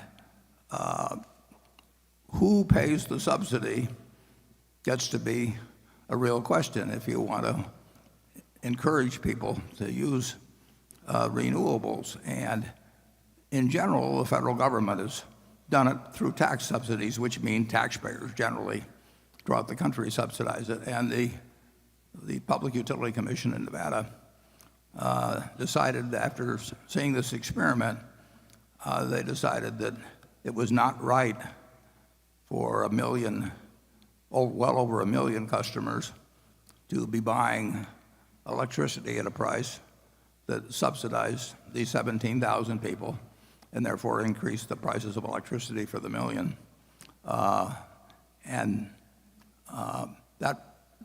That question of who subsidizes renewables and how much, is going to be a political question for a long time to come.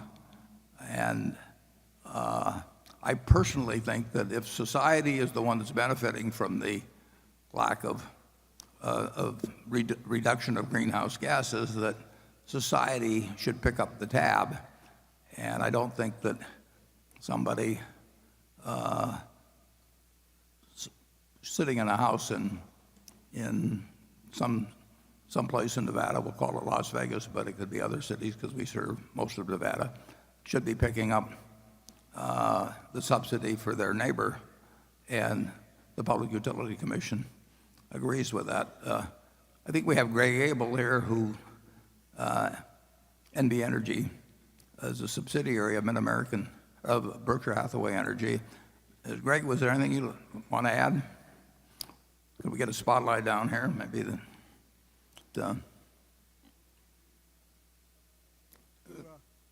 it's not live. It's on? I think it's on now. So as usual, Warren, you summarized it extremely well.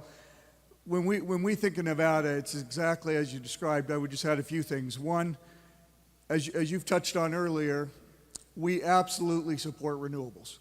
So we start with the fundamental concept that we are for solar. But as you highlighted, we want to purchase renewable energy at the market rate, not at a heavily subsidized rate that 1% of the customers will benefit from and harm the other 99%. And it goes back to being as fundamental as this. If you take, as you touched on, a working family in Nevada who can't afford the rooftop unit, and you ask them, do you want to subsidize your neighbor, that 1%? The answer is clearly no.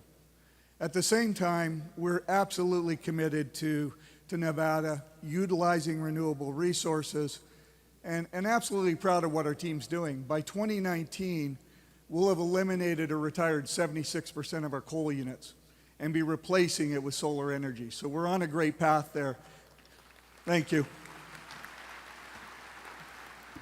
And we're just going to encourage our team, and with the work of the commission, and obviously led by the state, we'll head down a great path. Thank you.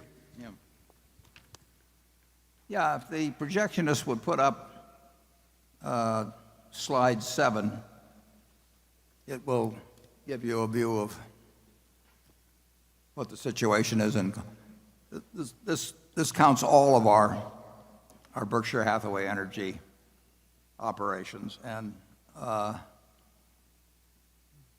you can see in the 20-year period, we'll have a 57% reduction.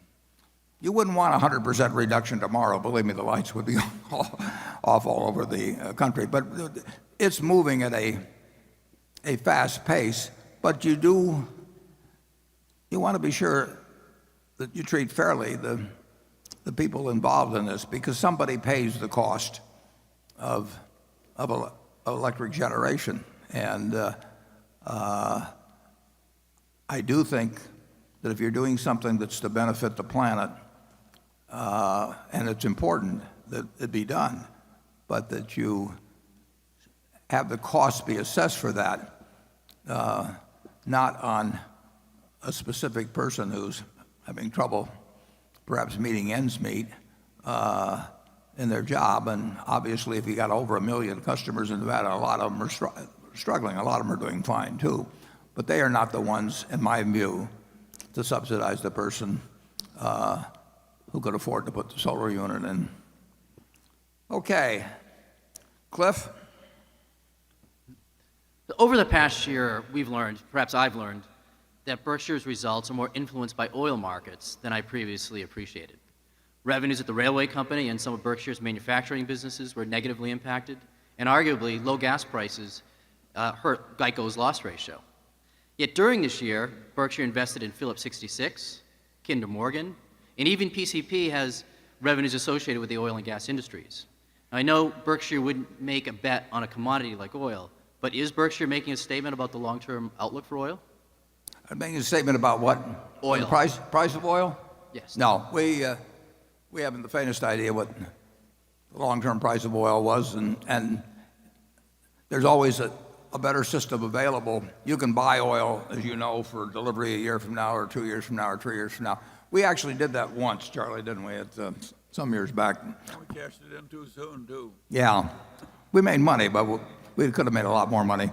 But we don't think we can predict commodity. Two fellows who think we can predict the price of soybeans or corn or oil or anything else. So anything you have seen in our investment transactions, some of the securities you mentioned there were bought by Todd or Ted, and one was bought by me. But neither they nor I bought those, or if we sell them based on commodity price predictions. We don't know how to do it. And we're thinking about other things when we make those decisions. Charlie? I'm even more ignorant than you are. Well, that'd be hard to be. Okay. I think that's the first time I've heard him say that. It has a nice ring to it. Okay, station 5. Hi, Warren. Hi, Charlie. Hi. I'm Ken Martin. I'm an MBA student from the Tuck School at Dartmouth. My question is about college tuition and the problem of rising student debt balances. In the past, prominent philanthropists have founded institutions that are now prominent research universities in our country. Why is this not a bigger part of today's philanthropic debate, the founding of new colleges? Would not new supply in higher education be at least part of the solution to this problem? Charlie, you want to tackle that one? You're more of an expert than I am. Yeah, I think that if you expect a lot of efficiency, financial efficiency in American higher education, you're howling at the wind.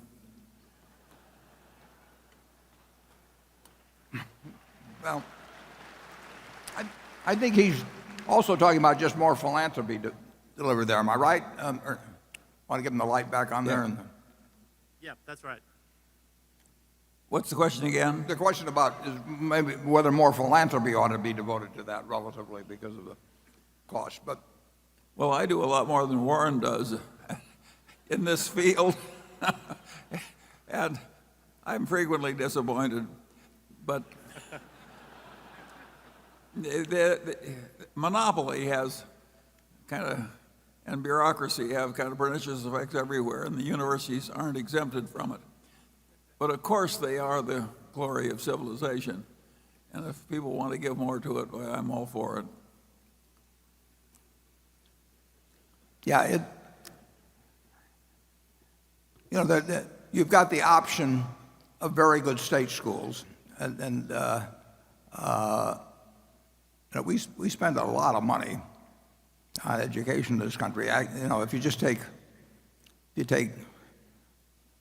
kindergarten through 12, it's interesting. People talk about entitlements in this country. They say it's terrible we have all these entitlements for Social Security and everything. We have entitlements for the young. We spend $600 billion a year educating 50 million kids in the public schools between kindergarten and 12th grade. And just think of what that is as an entitlement. Nobody ever seems to bring that up. But it's a huge, and I believe in it, obviously. But, the people in their working ages, generally speaking, I think, in a rich society, have an obligation to both the young and the old. And based on the amount we spend, if we have problems with our school system, it's not because we're cheap. There are other problems that contribute to it. In terms of the money we put out, we're right up there. But I was the trustee of a college that saw the endowment go from $8 million to over $1 billion. And I didn't see the tuition come down. And I didn't see the number of students go up. Nothing went up, except the professor's salaries. Yeah. From 8 million to $1 billion. I mean, and very, very decent people running the place. But when you read the figures on endowment of the big schools, and some of them have really gotten up into big numbers, the main objective of the people running the endowment is to have the endowment grow larger. And that will be ever thus. That is the way humans operate. You have any more comments on that, Charlie? You've seen a lot. I've made all the enemies I can afford at the moment. Okay.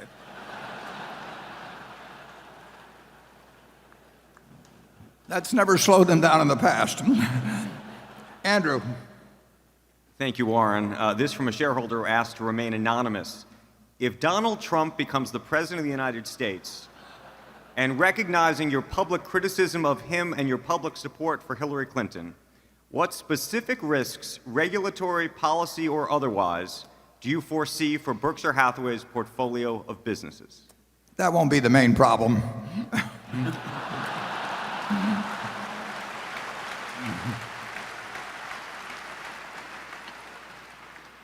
Well, government, is a very big factor in our business and in all businesses. I mean, there's the very broad policies that affect practically everybody, and sometimes there can be some pretty specific policies. But I will predict that if either Donald Trump or Hillary Clinton becomes president, and one of them is likely to be, very likely to be, I think Berkshire will continue to do fine.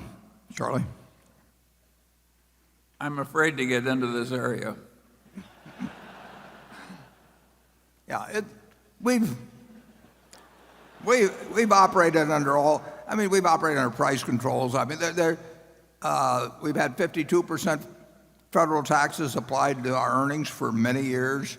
They were higher at other times, but we've had regulations come along, and in the end, business in this country has done extraordinarily well for a couple of hundred years, and it is adapted to the society, and the society's adapted to business.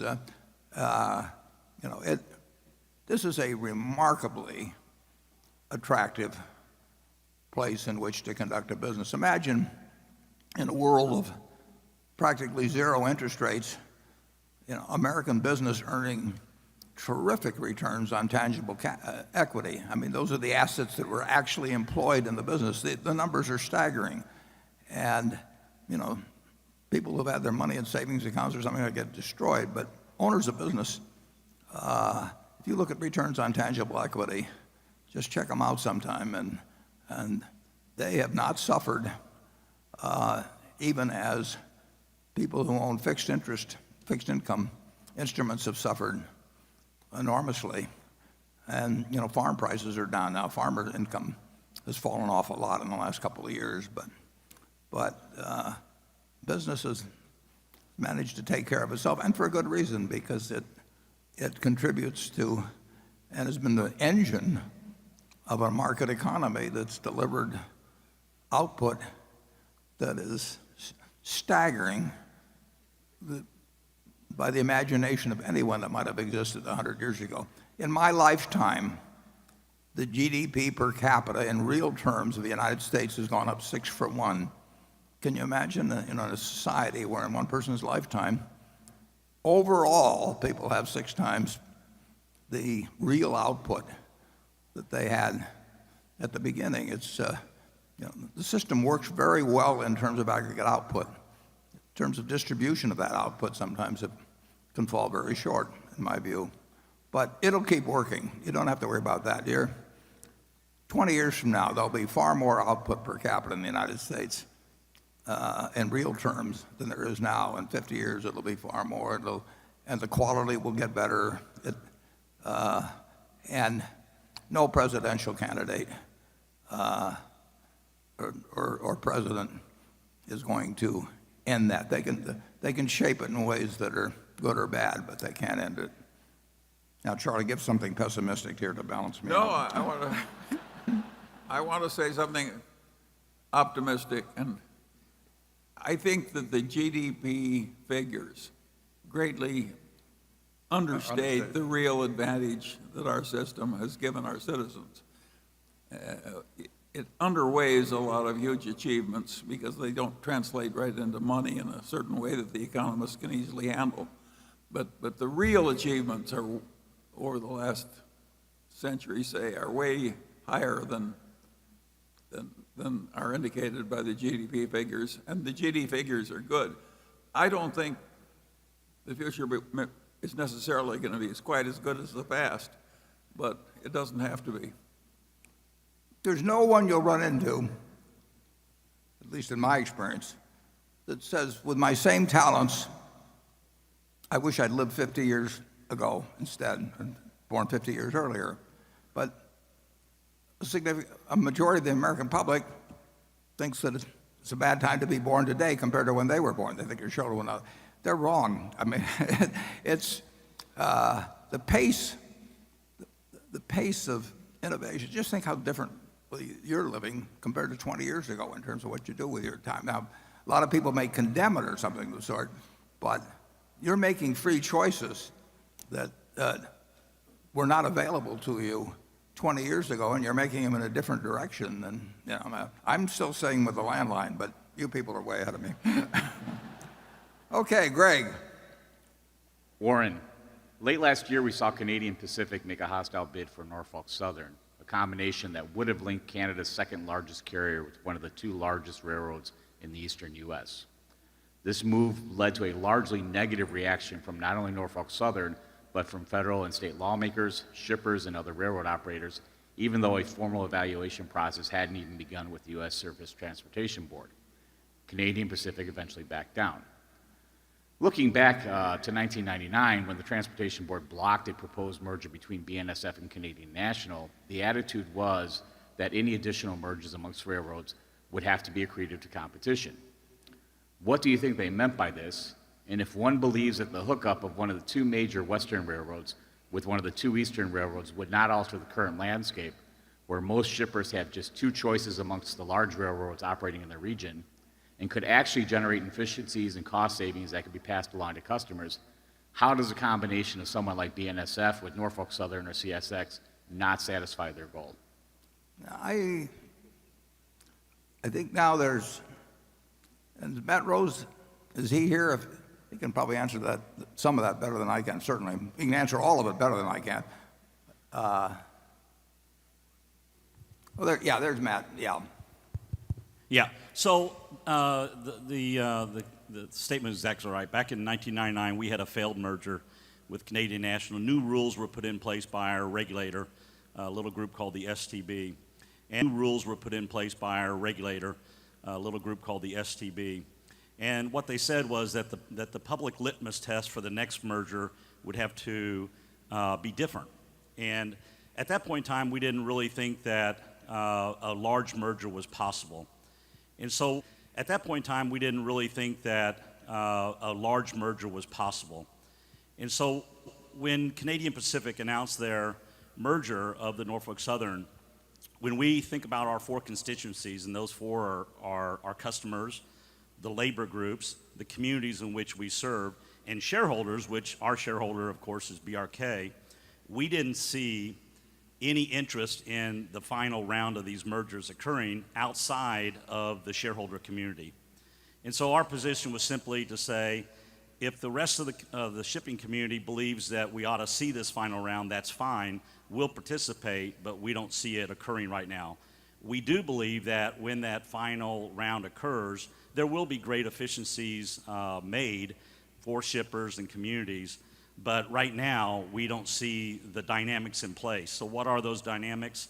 It'll be as the country continues to grow in population from where we are today, 315 million people, to say 320, 330, 350. Transportation becomes more scarce, and the railroads will need to do more. And that's really when we think the next round will occur. Okay, station 6.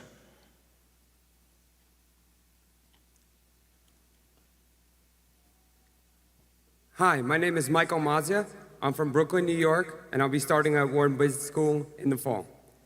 In an interview with Bloomberg Markets recently, Jamie Dimon defended the role banks play in financial markets, saying banks aren't markets. The market is amoral. You're a trade to the market. A bank is a relationship. But banks, namely investment banks, have struggled as regulators have favored market-based solutions, and many of those relationships investment banks have worked so hard for have proven to be less lucrative, especially compared to the growing fixed costs of supporting them. As it relates to our marketable securities portfolio, how do you feel about the investment banking component, particularly as Wells moves into that space? Would you feel differently if the cost basis was higher? And Warren, Charlie, thank you so much for doing this every year. Thank you. Charlie, I didn't totally get that, but does he feel the investment banking firms are being disadvantaged? Well, he's basically, how do we feel about, Jamie says that you can't make as much money as you used to out of relationships, and it's getting tougher and so forth. Yeah. Well, the public policy since 2008 and 9 has been to very much toughen up capital requirements in a variety of ways for banks, but it is specifically been designed to make large banks, very large banks, less profitable relative to smaller banks. And you do that by increasing capital requirements. So you can change the math of banking and the attractiveness of banking totally by capital requirements. Obviously, if you said every bank had to be 100% equity, it would be a terrible business. You couldn't possibly earn any money that was significant on capital. And if you let people operate with 1% capital ratios, they can make a lot of money, and they will cause the system all kinds of trouble. So since 2009, the rules have been tilted against the larger banks primarily through capital requirements. And that just means returns on equity go down, but returns on equity were awfully high prior to that. So it hasn't turned it into a bad business. It's turned it into a less attractive business than earlier. And that some of the investment banks operate as bank holding companies still, and they've been affected by those capital requirements too. I'm not sure getting 100% to your question, so I invite you to give me a follow-up if you'd like on that. In the marketable securities portfolio, do you feel good about the going forward prospects of the investment banking companies, especially as Wells Fargo moves into that business? Well, Wells Fargo has an investment banking aspect to it that primarily came in through Wachovia, and it's not insignificant, but our ownership of Wells Fargo, which is very large, it's our largest single marketable security. I'm not counting Kraft Heinz, which is about the same size, because in that situation we're in a control position. It's the largest non-control situation that we have at Wells Fargo, and that's by intent. I like it extremely well compared to other securities, not because it has the most upside, but I feel that weighted for upside and downside, that it's. But it's not the investment banking that charms you in Wells Fargo. It's the general banking that. Yeah, no, it isn't that big a deal, and that's not what attracts us. We think Wells Fargo is a very well-run bank, but we didn't make any decision to buy a single share based on the fact they were going to be more in the investment banking business because of the Wachovia acquisition. They've got a lot of sources of income. They've got a huge base of very cheap money, but unfortunately, they've got it out at very cheap rates on the other side now. But spreads will probably work in their advantage eventually. And we think it's a very well-run bank. Investment banking business, Charlie and I are probably a little affected by the experience we had in running one for a short period of time.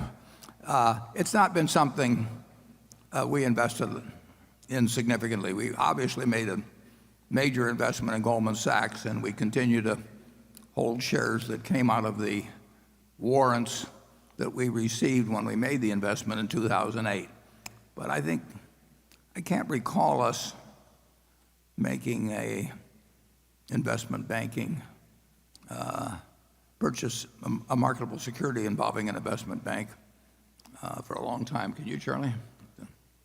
No, I think generally we fear the genre more than we love it. Carol?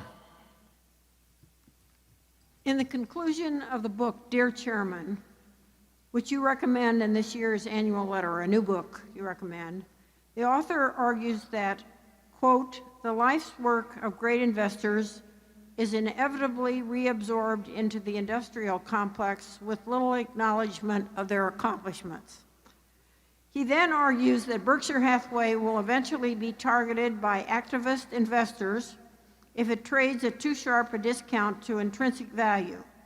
Do you agree with this assessment, and have you considered installing corporate defenses that might prevent future generations of activists from trying to break up Berkshire Hathaway? Yeah, I used to worry more about that than I do now. Partly, size is one factor. I think the more important factor would be that Berkshire will always be in a position to repurchase very significant amount of stock, and as long as it's willing to buy that stock at some price, and it should be, close to intrinsic value, there should not be a large margin in terms of anybody that might come along and think there'd be a lot of money to be made by breaking up. There would be money lost by breaking it up in terms of we'd lose, there'd be certain advantages lost.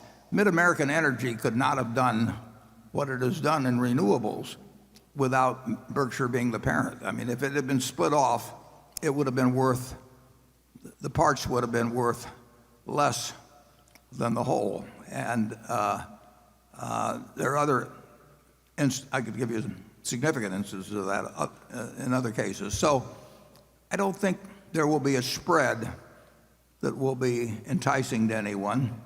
And beyond that, I think the numbers involved would be staggering. And I think we have a shareholder base that recognizes the advantages of both the Berkshire businesses and its culture. And so I think it's very, very unlikely. But there have been periods in business history where stocks sold at, where practically all stocks sold at dramatic discounts from what you might call intrinsic value. And it's interesting that very little activity occurred there. In the 1974 period, 1973 and 74, there were really good companies, one of which was Cap Cities, for example, that Tom Murphy ran, that was selling at a huge discount to what it was worth. But people did not come along then, so to some extent, when the discounts are huge, money is hard to get. It's not a huge worry with me. Actually, in my own case, because of the way my stock will get distributed to philanthropies after I die, it's very likely that my estate for some years would be by far the largest shareholder of Berkshire in terms of votes, even with this distribution policy that occurs. It's not something I worry about now. I used to worry about it some, but it's not a factor now. Charlie? Well, I think we have almost no worries at all on this subject, and that most other people have a lot of thoroughly justifiable worry, and I think that helps us. So I look forward on this subject with optimism. You want to explain how it helps us, Charlie? Well, if you're being attacked by people you regard as evil and destructive and so on, and you want a strong ally, how many people would you pick in preference to Berkshire? My name is Warren Buffett, and I approve of that message. Jonathan. Leasing has quietly become an important with its several leasing units logging about $1 billion in combined annual pre-tax income. Could you talk about Berkshire's competitive advantages in its various leasing businesses, including containers, cranes, furniture, tank cars, and rail cars? Are there other leasing businesses you would be interested in entering, for instance, airplanes or commercial auto fleets? Plane leasing companies in particular seem to sell for reasonable prices and are often available. Yeah, well, we've got a very good truck leasing business in Extra, and we've got a good primarily tank car leasing business at Union Tank Car and Procar. And we expanded it by $1 billion when we bought the GE fleet recently. Leasing generally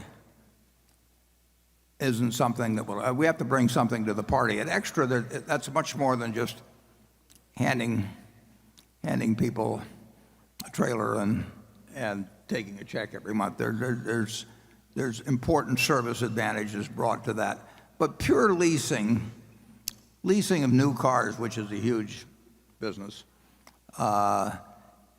the math is not that attractive for us. The banks have an advantage over us because their cost of funds is so low. Now, it's not quite as low as it looks, but I think Wells Fargo, I think the last figure was, down around 10 basis points. And when somebody has, maybe $1 trillion or so, and they're paying 10 basis points for it, I don't feel very competitive at Berkshire in that situation. So pure money type leasing is not an attractive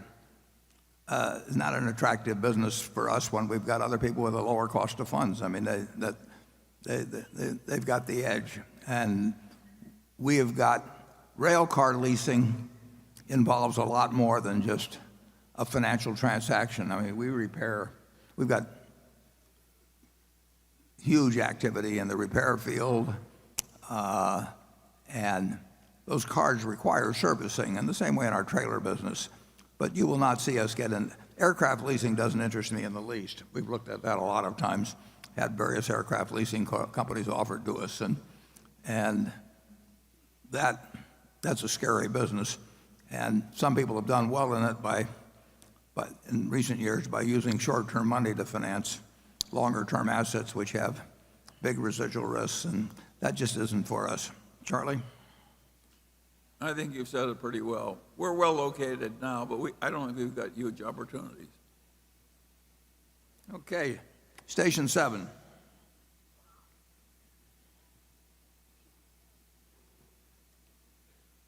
Good morning, Warren and Charlie. I am Vandermeer Say from the Philippines. Warren, my wife and I sent original paintings to your office 2 days ago. We hope you like them. Thank you. Today, Berkshire's size ensures that it faces competition from numerous businesses. If you had a silver bullet, which competitor would you take out and why? And sorry, you can't say Donald Trump. Which competitor and which businesses? I mean, you're asking about which competitor would you kill if you could? I don't think we have to answer this one. Charlie's a lawyer.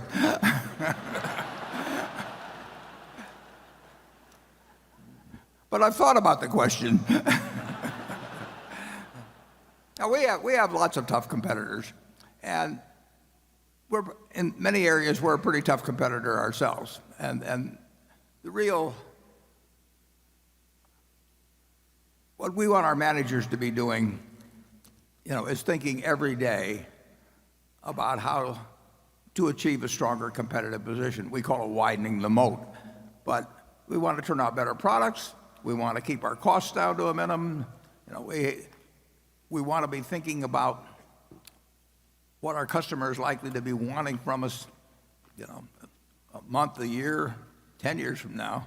And generally, if you take care of your customer, the customer takes care of you. But there are cases where there is some force coming along that really is, you may not have the answer for. And then, you get out of that business. We had that department store in Baltimore in 1966. And if we'd kept it, we would have gone out of business. So recognizing reality is also important. I mean, you do not want to try and fix something that's unfixable. And we're not targeting competitors for destruction. We're just trying to do the best we can everywhere. Spoken like an antitrust lawyer. Okay. We really hope to be the ones that the other guys want to use the silver bullet on it. Becky? This question comes from Ram and Raji Tarakad from Sugar Land, Texas. He writes, my wife and I have the vast majority of our net worth invested in Berkshire and in shares of the Sequoia Fund. Mr. Buffett, you have endorsed the Sequoia Fund on more than a few occasions. Recently, the Sequoia Fund has been in the news because of its large position in Valiant Pharmaceuticals. Mr. Munger has termed Valiant's business model highly immoral. Mr. Buffett, do you agree with Mr. Munger's assessment? Have your views about Sequoia Fund changed? Also, as you know, Sequoia is an admirer and large holder of Berkshire stock.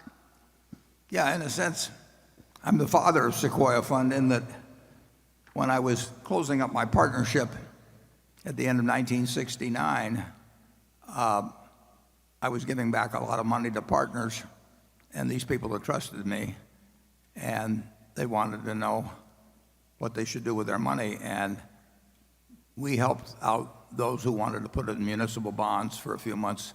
Bill Scott and I stayed around and helped those people come up with those, but most of them were equity-oriented type investors. And we said there were two people that we admired enormously in the investment business, not simply because they were terrific investors, but they were terrific people. And they would be the kind of people that you'd make trustee of your will. So those two, one of whom is in the room, Sandy Gottesman, our director, and one was Sandy and one was Bill Ruane. They were friends themselves. So Sandy took on a number of our clients, a number of our partners, and they became clients and very happy clients of his, and I'll bet some of them are still clients, or their children or grandchildren are to this day. Others went with Bill. A lot of them went with both of them, actually. In fact, I wouldn't be surprised if the majority who had a lot of money gave some to Sandy and gave some to Bill. But Bill, we had a lot of people whose total funds were really not of a size that made them economic individual clients. And so Bill, who would not have otherwise set up a fund, Bill said, I'll set up a fund. And it actually had an office in Omaha. John Harding, who used to work for me, became the employee here. And a number of our ex-partners, my ex-partners, joined Sequoia Fund as a way to find an outstanding investment manager, like I say, both for ability and for integrity, and could deploy small sums with him. And Bill ran Sequoia until, I think, roughly 2005 when he died, and did a fantastic job.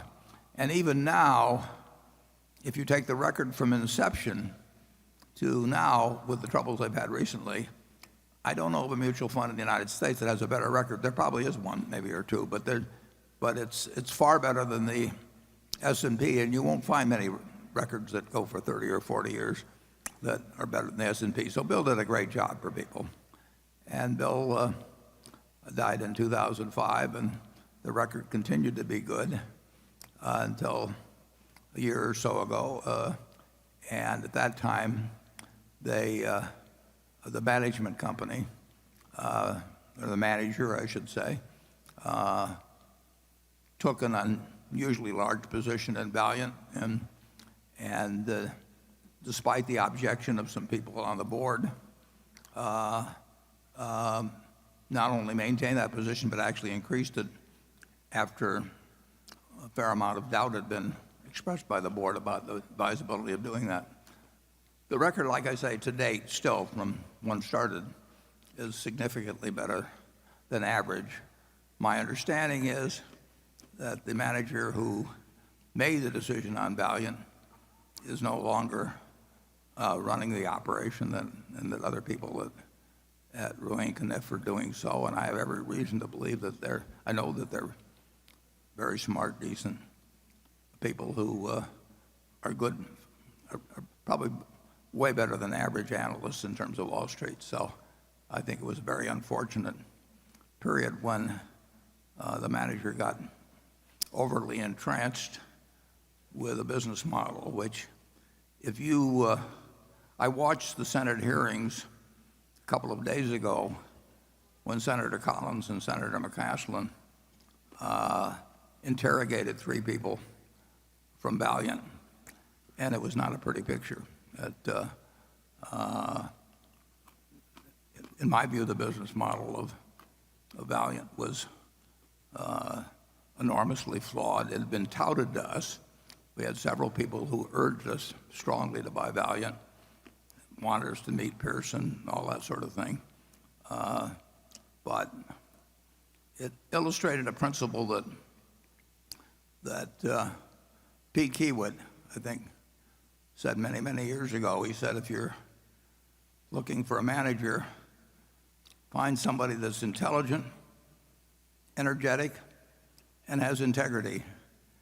And he said, if they don't have the last, be sure they don't have the first 2. If you've got somebody who lacks integrity, you want them to be dumb and lazy, you know.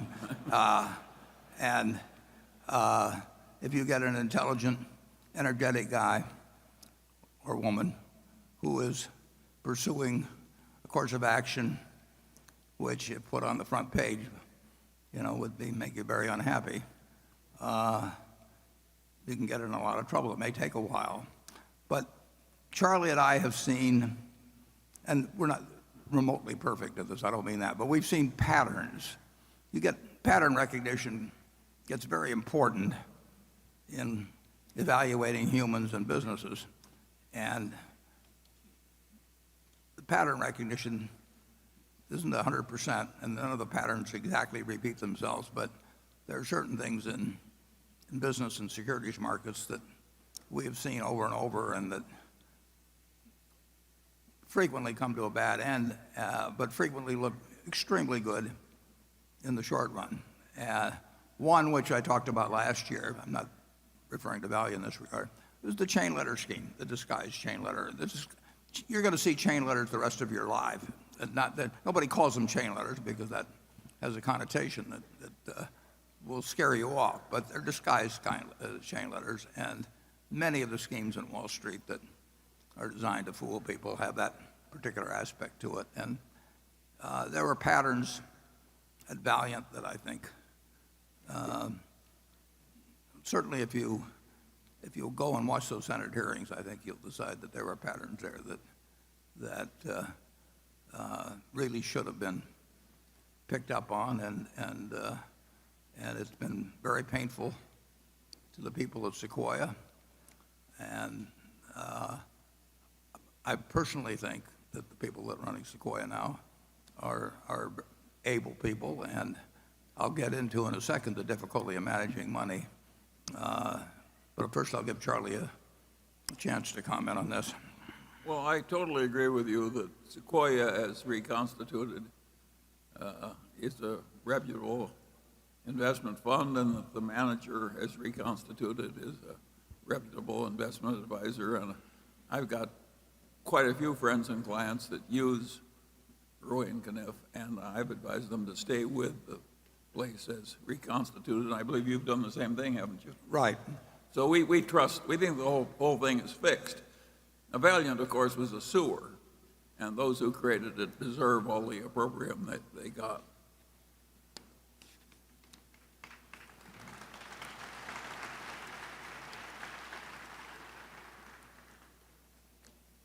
In a few minutes we'll break, but I think it almost ties in with this last question.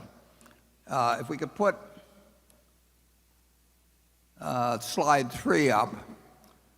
I promised, some years ago I made a wager, and I promised to report before the lunch how the wager was coming out.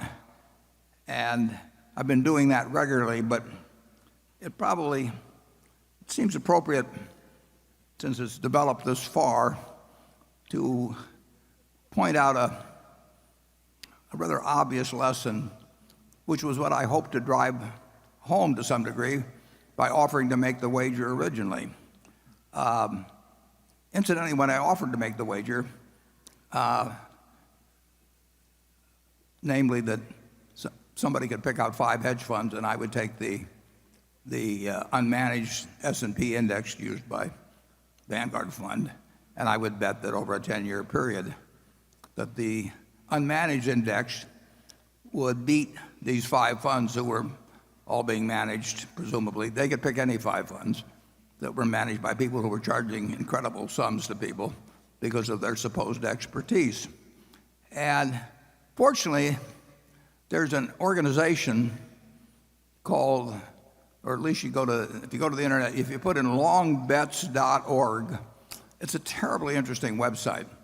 You can have a lot of fun with it because people take the opposite side of various propositions that have a long tail to them and make bets as to the outcome, and then they both each side gives their reasons. And you can go to that website and you can find bets about, what population will be doing 15 years from now, or all kinds of things. And hedge funds, these were funds of funds. In other words, there was one hedge fund at the top, and then that manager picked out who he thought were the best managers underneath, and then bought into these other funds in turn, so that the 5 funds of funds represent maybe 100 or 200 hedge funds underneath. Now, bear in mind that the hedge fund, the fellow making the bet, was picking out funds where the manager on top was getting paid perhaps 0.5% a year plus a cut of the profits for merely picking out who he thought were the best managers underneath, who in turn were getting paid maybe 1.5% or 2% plus a cut of the funds on profits. But certainly the guy at the top was incentivized to try and pick out great funds, and at the next level, those people were presumably incentivized too. So the result is, after 8 years and several hundred hedge fund managers being involved, is that now the totally unmanaged fund by Vanguard with very, very, very minimal costs is now 40-some points ahead of the group of hedge funds. Now, that may sound like a terrible result for the hedge funds, but it's not a terrible result for the hedge fund managers. These managers, you've got this top-level manager that's charging probably 0.5%. I don't know that for sure. And down below, you've got managers that are probably charging 1.5% to 2%. So if you have a couple percentage points sliced off every year, that is a lot of money. We have 2 managers at Berkshire that each managed $9 billion for us. They both ran hedge funds before. If they had a 2 and 20 arrangement with Berkshire, which is not uncommon in the hedge fund world, they would be getting $180 million each, merely for breathing annually. It's a compensation scheme that is unbelievable to me. And that's one reason I made this bet. But what I'd like you to do is for a moment imagine that in this room we have the entire, you people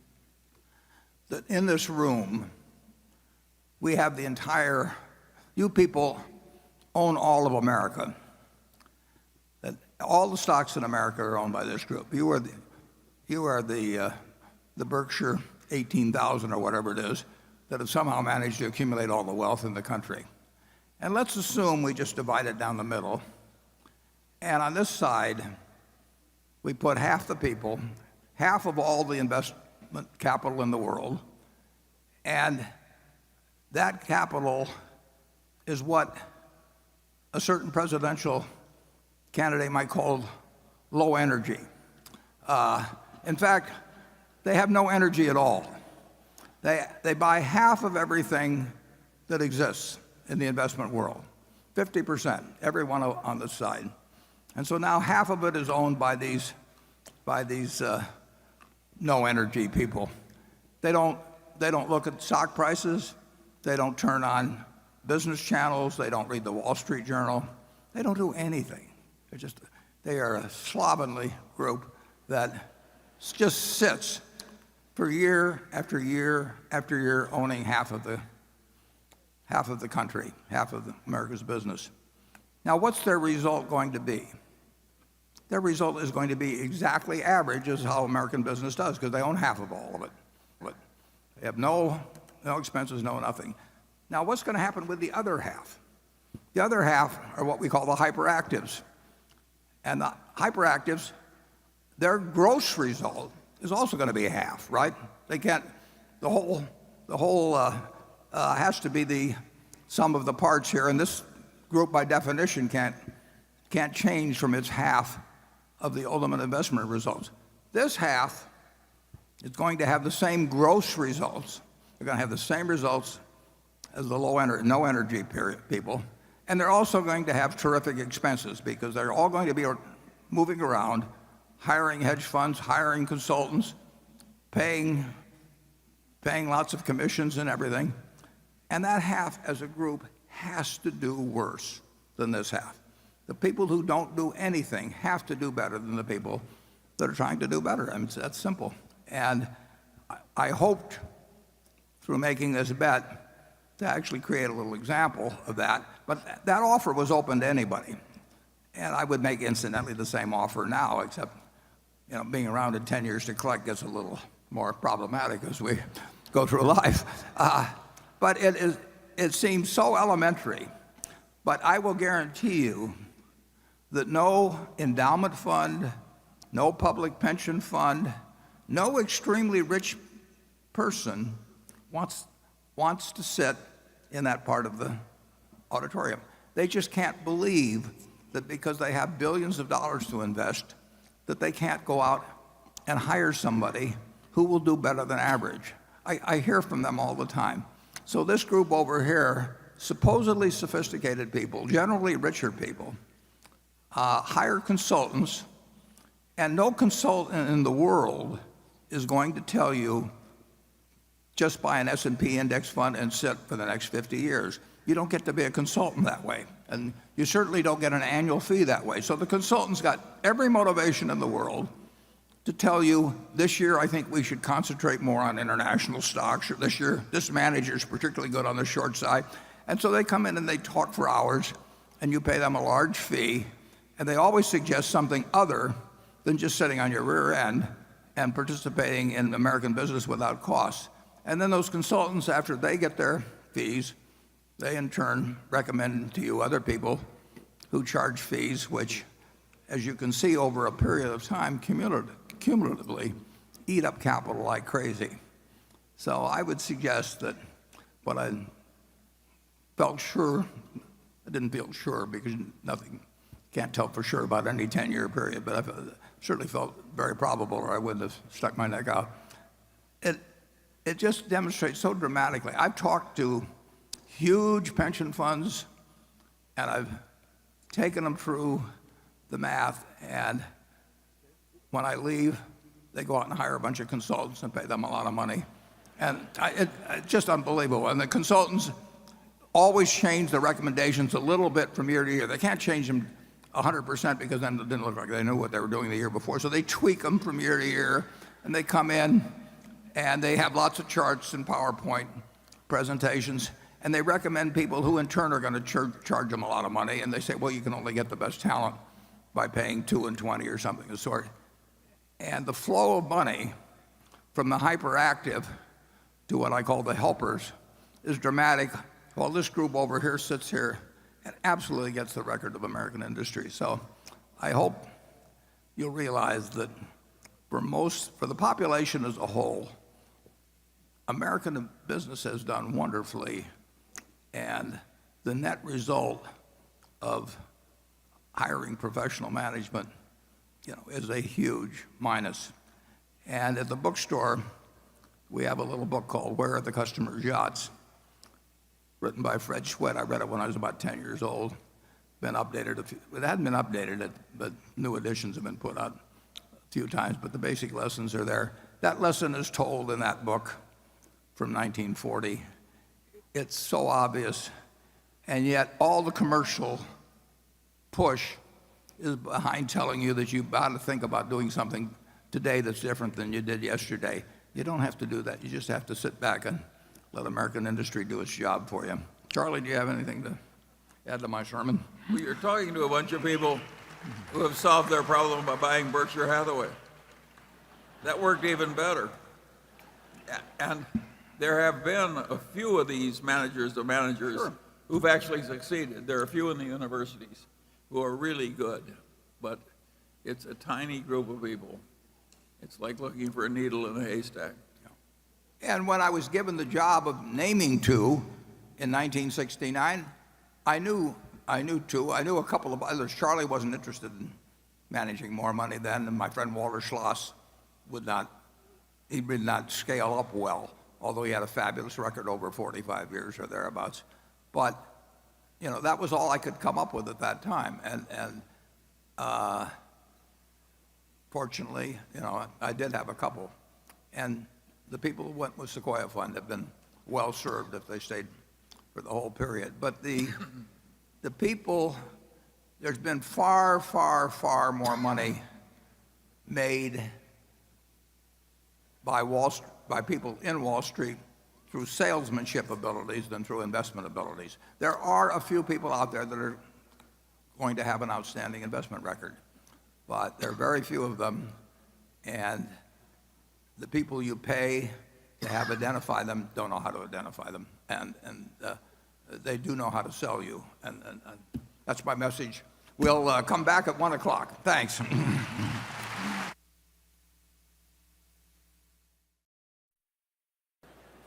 Okay, if you'll take your seats, we'll get underway.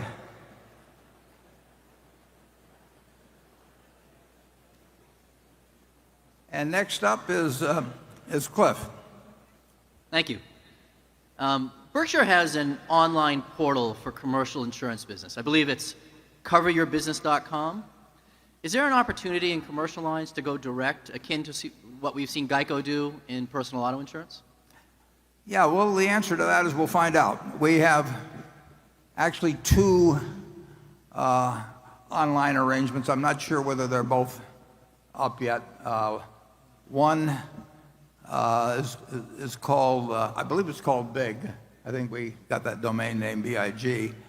And that will be run by the Applied Underwriters, which is a subsidiary of ours that writes workers' comp. And the other is run by Ajit. And then actually, we do commercial auto, some commercial auto, through Geico as well. So we will learn soon. I guess my message about inherited wealth is getting delivered here. Kid probably wants to put himself up for adoption now. So we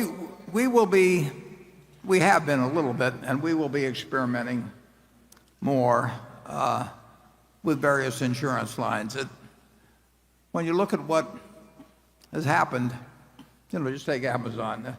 You want to try a lot of things, and it amazed me how fast the inquiries on personal auto migrated from phone to the internet. And, I would have thought that the younger people would do it, but that people like myself would be very slow to do it. But the adaptation by the American public of internet response has really been pretty incredible and shows no sign of slowing down. So the answer is we'll try various things and we'll make some mistakes. And my guess is that 10 and 20 and 30 years from now, it'll be a lot different. Station 8. Hi, my name's Matt Claiborne from Columbus, Ohio, and thank you for putting this on for all of us. My question is, you've said before that your role will be divided into parts for your succession, one of which is the responsibility of maintaining culture by having Howard as non-executive chairman. What is the plan for how Berkshire will maintain its culture when Howard no longer fills the role, and what should shareholders watch for to make sure that the culture is being properly maintained decades from now when I'm your age? Yeah. Well, that's a question we've obviously given a lot of thought to. And although I hope that Howard is made chairman just for the reason that if a mistake is made in selecting a successor, it's easier to correct it if you have a non-executive chairman. But that's a that's a 1 in 100 or 1 maybe in 500 probability, but there's no sense ignoring it totally. It's not a key factor. By far, the main factor in keeping Berkshire's culture is that you have a board and you'll have successor board members, you have managers and you'll have successor managers, and you have shareholders that clearly recognize the special nature of the culture, that have embraced the culture. When they sold their businesses to us, they wanted to join that culture. It thrusts out people that really aren't in tune with it, and there are very few of them, and it embraces those who enjoy and appreciate it. And I think to some extent we don't have a lot of competition on it, so it becomes very identifiable, and it works. So I think the chances of us going off the rails in terms of culture are really very, very, very slight, regardless of whether there's a non-executive chairman or not. But that's just a small added prediction. So I think that the main problem that Berkshire will have will be size. And I thought that when I was managing money, when I first started managing money, size is the enemy of performance to a significant degree. But I do think that the culture of Berkshire adds significantly to the value of the individual components viewed individually. And I don't see any evidence that there'd be any board member, any managers or anything that could in any way really move away from what we have now for many, many decades. Charlie? Well, I'm even more optimistic than you are. I've never noticed it. I really think the culture is going to surprise everybody by how well it lasts and how well they do. They're going to wonder why they ever made any fuss over us in the first place. It's going to work very well. We've got so many good ingredients in place just in terms of the businesses and the people already here, at the companies. That's what I'm saying. There's just so much power in place. Another thing that's interesting is how little turnover we get in it, too. So that the number of managers that have been needed, we've had to replace in the last 10 years are very few. Without a retirement age, and I tend to bring that up at every meeting to reinforce the idea. But without a retirement age and with people working because they love their jobs and they like the money as well, but their primary motive is that they really like accomplishing what they do in their jobs. that means that we get long tenure out of our managers, so the turnover's low.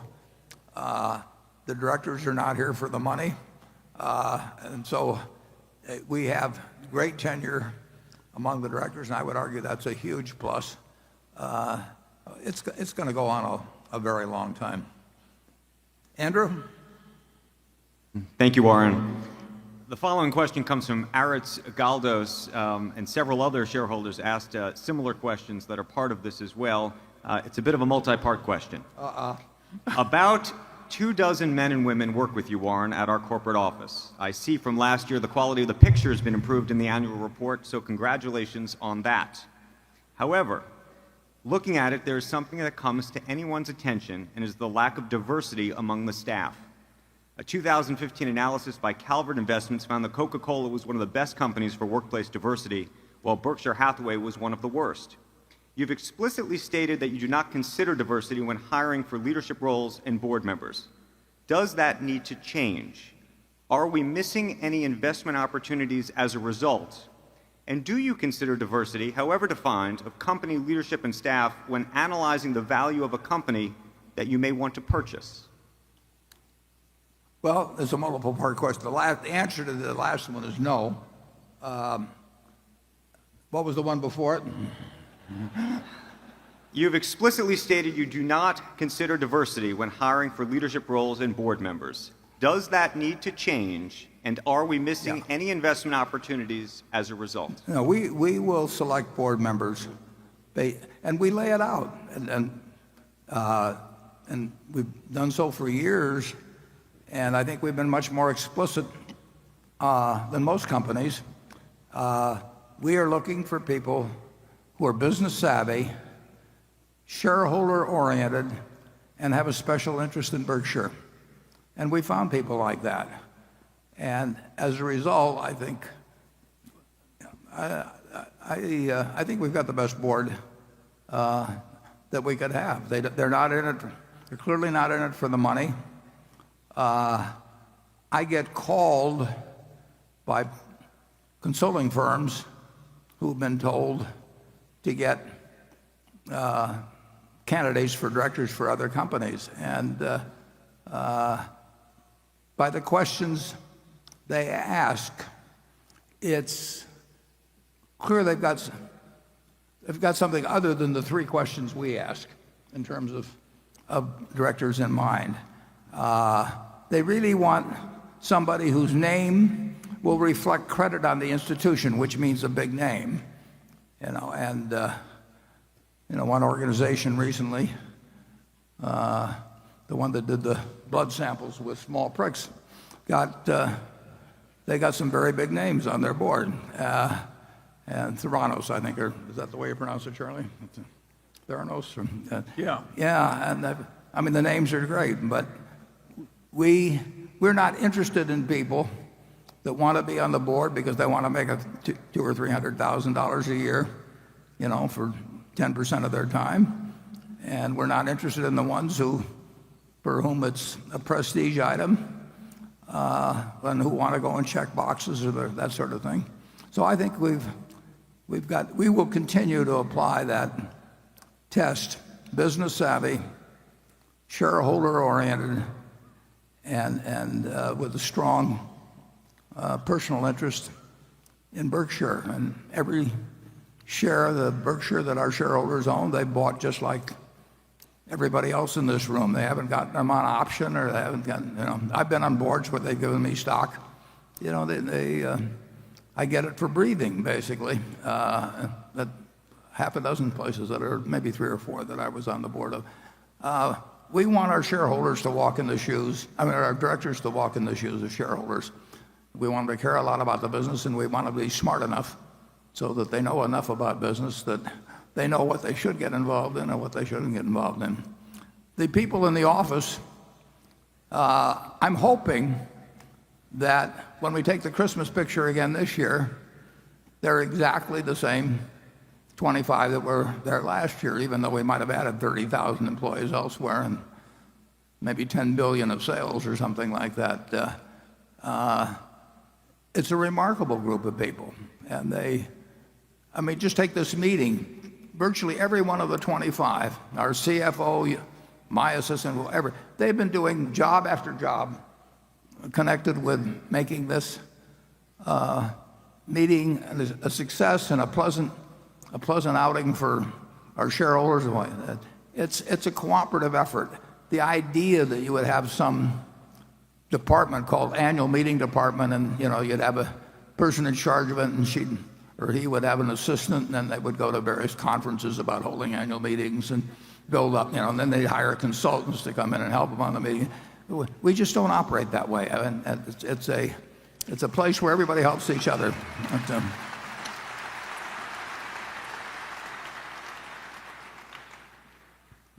Part of what makes my job is extraordinarily easy, but the people around me really make it easy. And part of the reason it's easy is because we don't have any committees. Maybe we have some committee I don't know about, but I've never been invited to any committees. I'll put it that way at Berkshire, and we may have a PowerPoint someplace. I haven't seen it, and I wouldn't know how to use it anyway. We just don't have make work activities, and we might go to a baseball game together or something like that. But I've seen the other kind of operation, and I like ours better. I'll put it that way. Charlie?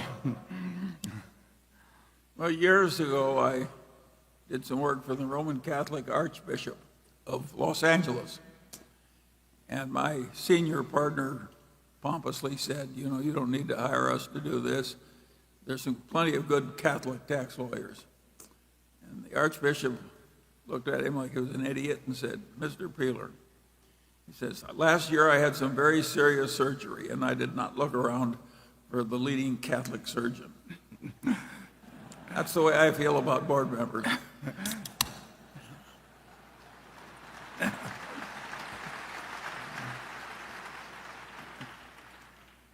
Okay, Greg.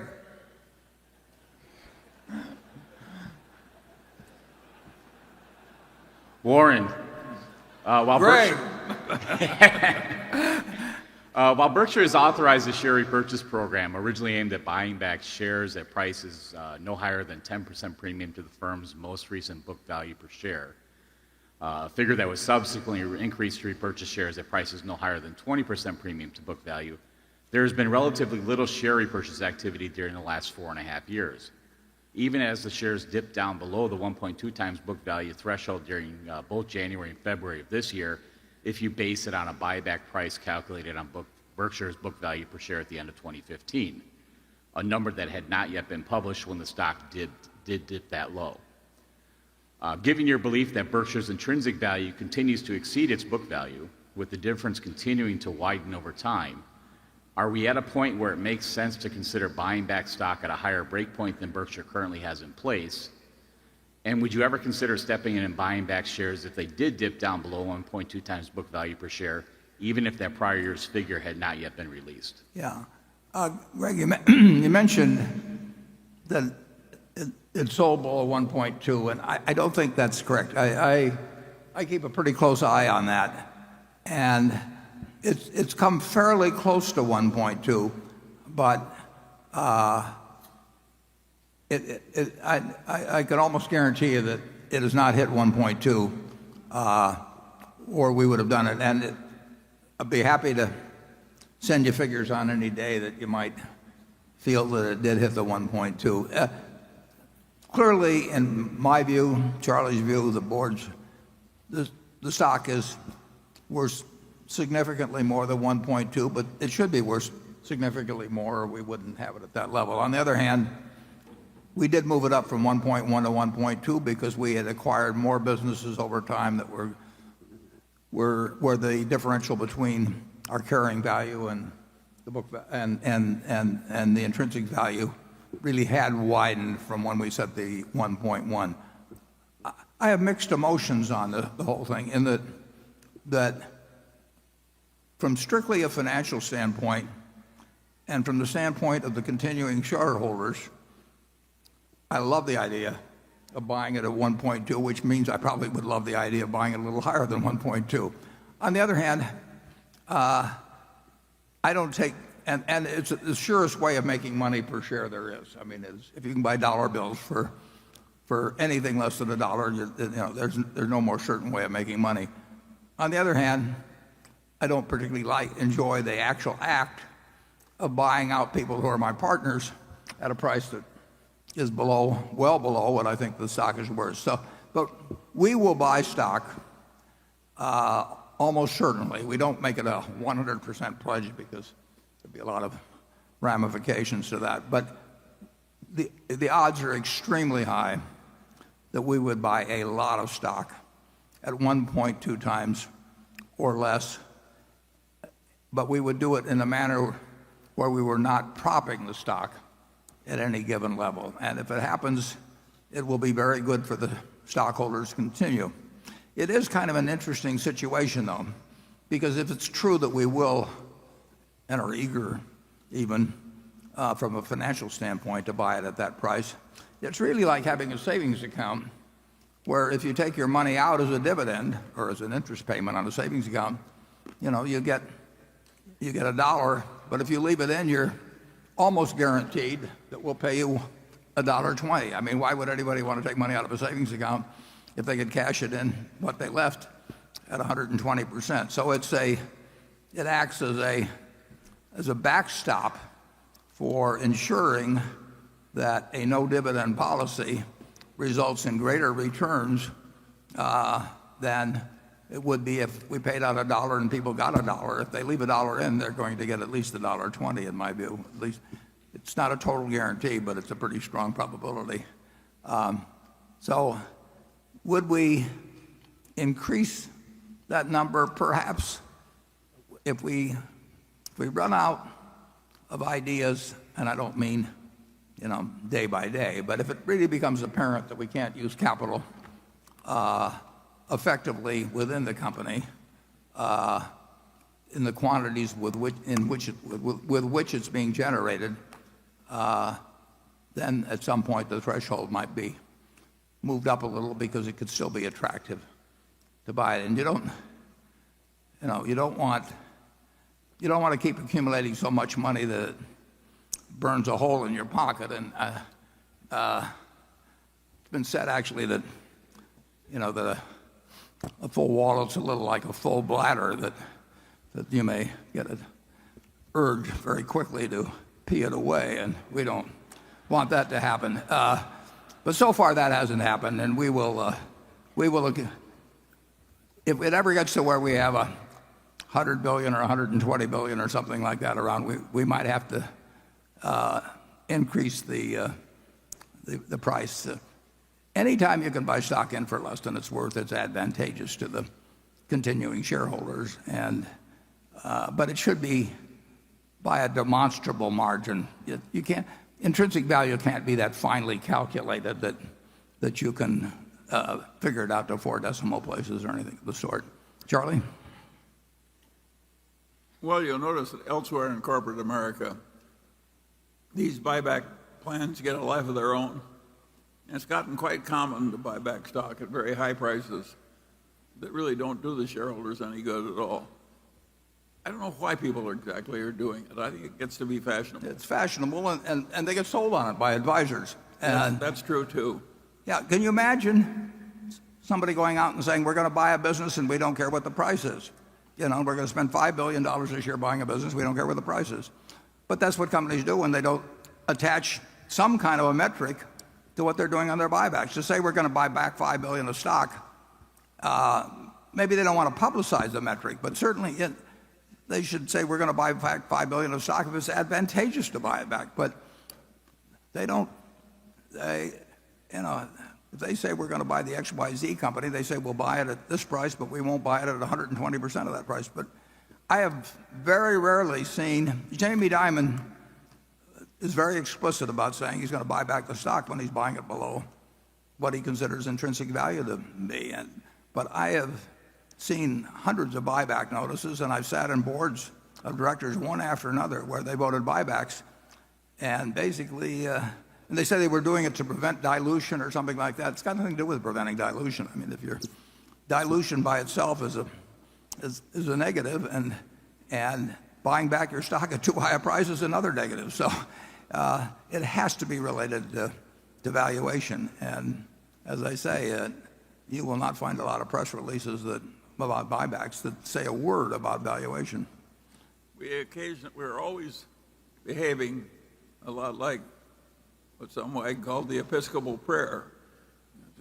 We prayerfully thank Lord that we're not like these other religions who are inferior. And I'm afraid there's probably too much of that in Berkshire, but we can't help it. Okay, station 9. Good afternoon, Mr. Buffett. Hi.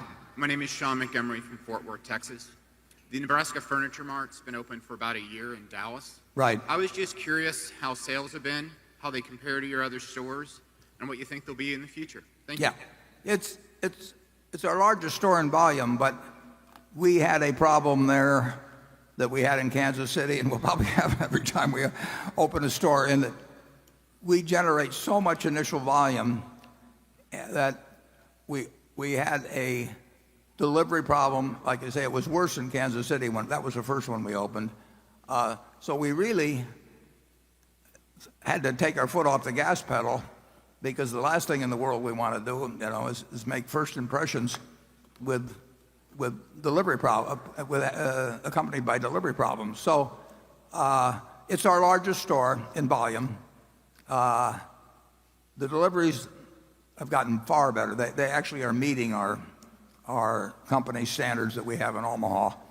But that wasn't the case for some months. And it's hard to go we opened up the largest home furnishing store in the United States, and we did it in an area where we naturally thought we trained the drivers as well as we could and everything. But delivery with 100 plus units out there in the new operation, taking in carpet and people getting lost and routing being bad and all kinds. There was plenty of work to be done, and it's been done. So I expect that store, which already is the largest store we have, but I think it'll be $1 billion annual store before very long. We're getting ready to step on the gas. It's a terrific area. We have 20 plus auto dealerships there. In the Dallas-Fort Worth area. We probably have 3 or 4 of them in the Furniture Mart. They can't build fast enough down there. Toyota's moving there. Lexus. It already is a great store, but it's going to be something even far beyond that. We've opened up about 4 food places so far. We got 4 or 5 more in the works, and they're doing terrific volumes. I'm starting to sound like Donald Trump here, tremendous, terrific, fantastic. I've never seen anything like it. Just wait till next year. I'll come back. I'll really be in shape then. It's doing well. We couldn't have picked a better area. We have over 400 acres that we were very fortunate in corralling a whole bunch of land, and we're bringing prices and variety like nobody's seen, and now we just got to bring delivery like nobody's ever seen. Okay, Carol. This question comes from Chris Gaccio of New York. Mr. Buffett, you have expressed concern about cyber, biological, nuclear, and chemical attacks. But preventing catastrophe is not getting enough attention. For example, a bill passed the House unanimously to harden the electric grid against the high-altitude nuclear explosion. Not too many bills passed unanimously these days, but then the bill got bottled up in the Senate. Have you considered funding? Wouldn't it be a good idea for you to consider funding a lobbying and educational campaign to promote the public good in this area and counteract industry lobbyists who are often more interested in short-term profits? Yeah, well, in my view, there's no problem remotely like the problem of what I call CNBC. cyber, nuclear, chemical, and biological attacks, that either by rogue organizations, even possibly individuals, rogue states, I mean, you know, if you think about, you can think about a lot of things, and it will happen. I think we've been both lucky and, frankly, the people have done a very good job in government, because government is the real protection on this, in not having anything since 1945. We came very, very close during the Cuban Missile Crisis, and I don't know what the odds were, but I do think that if there had been, I can think of many people that if they'd been in place of either Kennedy or Khrushchev, we would have had a very different result. And it's the ultimate problem. It's, as I put in the annual report, it's the only real threat to Berkshire's economic, external threat to Berkshire's economic well-being over time. And I just hope when it'll happen, I hope when it happens that it's minimized. But the desire of psychotics and megalomaniacs and religious fanatics and whatever to do harm on others is a lot more when you have 7 billion people on Earth than when you had 3 billion or so, which is the case when I was born, less than 3 billion. And unfortunately, there are means of doing it. You know, if you were a psychotic back far enough, you threw a stone at the guy in the next cave, and there was a sort of linear relationship of damage to psychosis. But and that went along, you know, through bows and arrows and spears and cannons and various things. And in 1945, we unleashed something like the world had never seen, and that is a pop gun compared to what can be done now. So there are plenty of people that would like to cause us huge damage. And I came to that view when I was in my 20s, and in terms of my philanthropic efforts, I decided that that was one of two issues that I thought should be the main issue. And I got involved with all kinds of things, like I think the Concerned Union. You supported the Pugwash Conference year after year after year, frankly, all by yourself. Yeah, Union of Concerned Scientists. Money to the Nuclear Threat Initiative that is going to create a sort of a Federal Reserve System, a bank to uranium that will take away some of the excuse for countries to develop their own highly enriched uranium. So, but it's overwhelmingly a governmental problem when you're dealing, and it should be, and I think it actually has been the top priority for president after president. It's not the thing they can go out and talk about every day, and they don't want to scare the hell out of everybody, and they also don't want to tip people's hands as to what they're doing. But being in the insurance business, you don't have to even be in the insurance business. You know that someday somebody will pull off something on a very, very, very big scale that will be harmful. Maybe the United States is probably the most likely place it happens, but it could happen in a lot of other places. And that's the one huge disadvantage to innovation. I mean, people.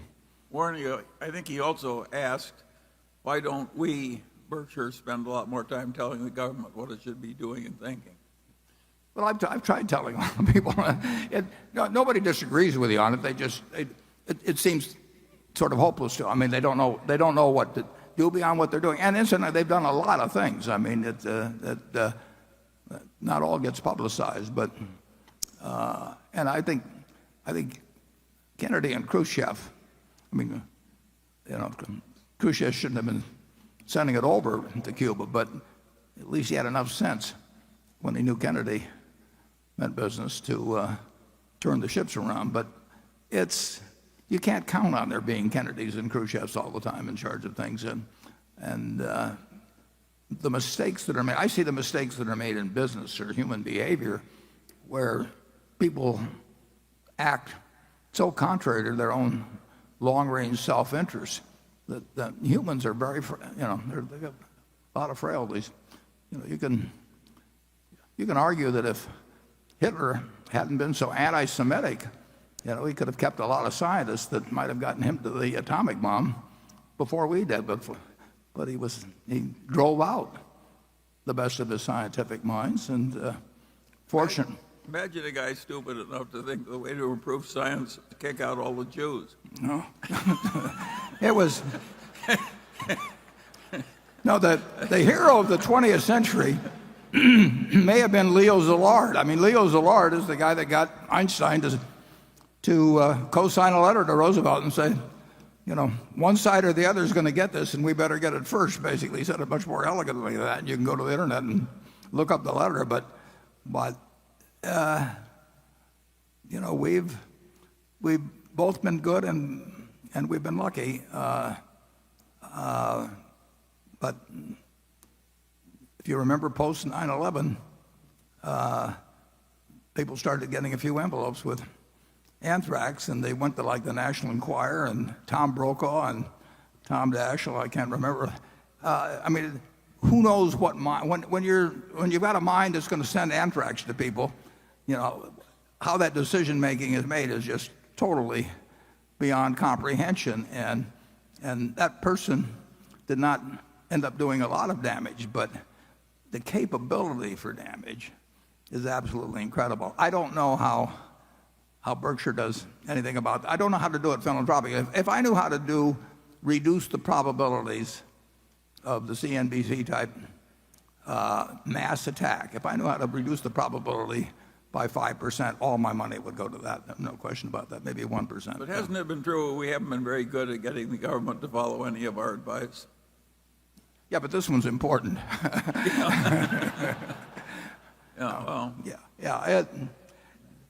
Nobody argues with you about it. They just sort of throw up their hands, and some people work for a while on it and just get discouraged and quit.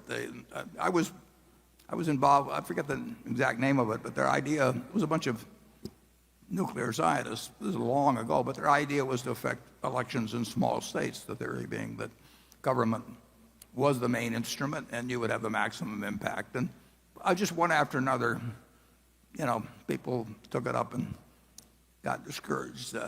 I don't think it's because we've had the wrong leaders have been good on this. I think that any candidate, and I do not worry about the fact that either Clinton or Trump would regard that as the paramount problem of their presidency. But I just don't know. The offense can be ahead of the defense, and you can win the game 99.99% of the time, but eventually anything that has any probability of happening, will happen. I wish I could give you a better answer. Charlie, have you got any? I have no hope of giving a better answer. That's what they all say to me. Yeah. Jonathan. The Lubrizol lubricant additives business is one of your 6 largest non-insurance units, but there's been relatively little disclosure about its performance since it was acquired nearly 5 years ago. Can you please update us on how the core business has done and how the competitive landscape and end markets have evolved since it was acquired? I know the core business is not a growth business, but has the increase in miles driven helped their top line at all? Could you also talk about the performance of 1 or 2 of their more important bolt-on acquisitions, whether it be ChemTool, the pipeline flow improver company, Warwick, Weatherfield, or Lipotech? Yeah. The additive business, there's 4 companies in it, basically, and it's a no-growth but very good business, and we're the leader. So it has performed almost exactly as you would anticipate since purchase. And other specialty companies, some of which might have growth possibilities, but they're small. So Lubrizol overall, on an operational basis, has been very much as we anticipated, or you would have anticipated if you looked at the prospectus at the time we bought it. They made one large acquisition, which was a big mistake, and that was in the oil field, especially chemical area, and was made just about the time that, or even a little after that oil took a nosedive. So we've had some decent acquisitions there, but the biggest acquisition should not have been made. We still got the fundamental earning power of the additives business and everything. That has not disappointed us in any way. It's a very well-run operation that way, but it's not a growth operation. Charlie? Nothing to add. Okay. Station 10. Hello. Hello, Mr. Buffett and Mr. Munger. Thank you so much for your insights, teaching, and being great role models. My name is Eric Silberger, a violinist based in New York City. My question for both of you is related to psychological biases. Through Berkshire Hathaway's operations, you get a very good read on macroeconomic factors, yet Berkshire does not make investment decisions based upon macroeconomic factors. How do you control the effect of information, such as knowing macroeconomic factors, or the anchoring effect of knowing stock prices, because after a while, it's hard not to once you've analyzed them before? And how does that influence your rational decision-making, whether you should ignore it or whether you should try to use it in a positive way? Well, Charlie and I are certainly, we read a lot, and we're interested in economic matters and political matters for that matter. And so we know a lot, or we're familiar a lot, I should say, with almost all the macroeconomic factors. That doesn't mean we know where they're going to lead. We don't know where zero interest rates are going to lead, but we do know what's going on if we don't know what is likely to. Warren, there's a confusion here. Oh. It says microeconomic factors. Oh, micro. We pay a lot of attention to those. Oh, yeah. If you of talk course. about macro, I'm sorry. you don't know any more than anybody else. Yeah, he summed it up. In terms of the businesses we buy, and when we buy stocks, we look at it as buying businesses, so they're very similar decisions. We try to know all, or as many as we can know, of the microeconomic factors. I like looking at the details of a business, whether we buy it or not. I mean, I just find it interesting to study the species, and that's the way you do study it. So I don't think there's any lack of interest in those factors or denying the importance of them. So am I getting at this question or not, Charlie? Well, there hardly could be anything more important than the microeconomics. Yeah. That is business. Business and microeconomics are sort of the same term. I guess economics is what we do, and macroeconomics is what we put up with. Yeah. The anchoring effect, I mean, how do you deal with that as well? Well, we're not anchored with what we're ignoring. I see. Mm. But Charlie and I are the kind that literally find it interesting in every business.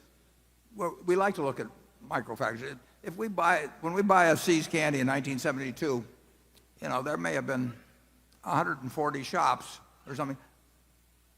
We'll look at numbers on each one, and we'll watch them over time, and we'll see how third-year shops behave in the second year. And we really like understanding businesses.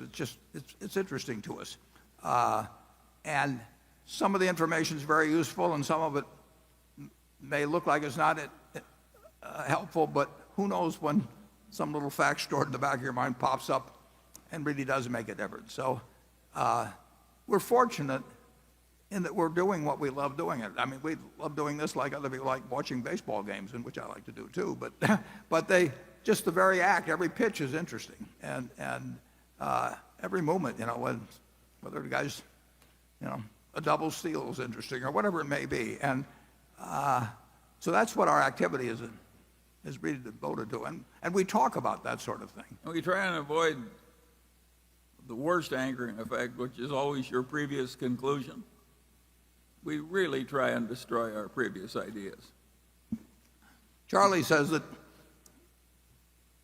if you disagree with somebody, you ought to be able to state their case better than they can. Absolutely. And at that point, you've earned the right to disagree with them. Otherwise, you should keep quiet. It would do wonders for our politics if everybody followed my system.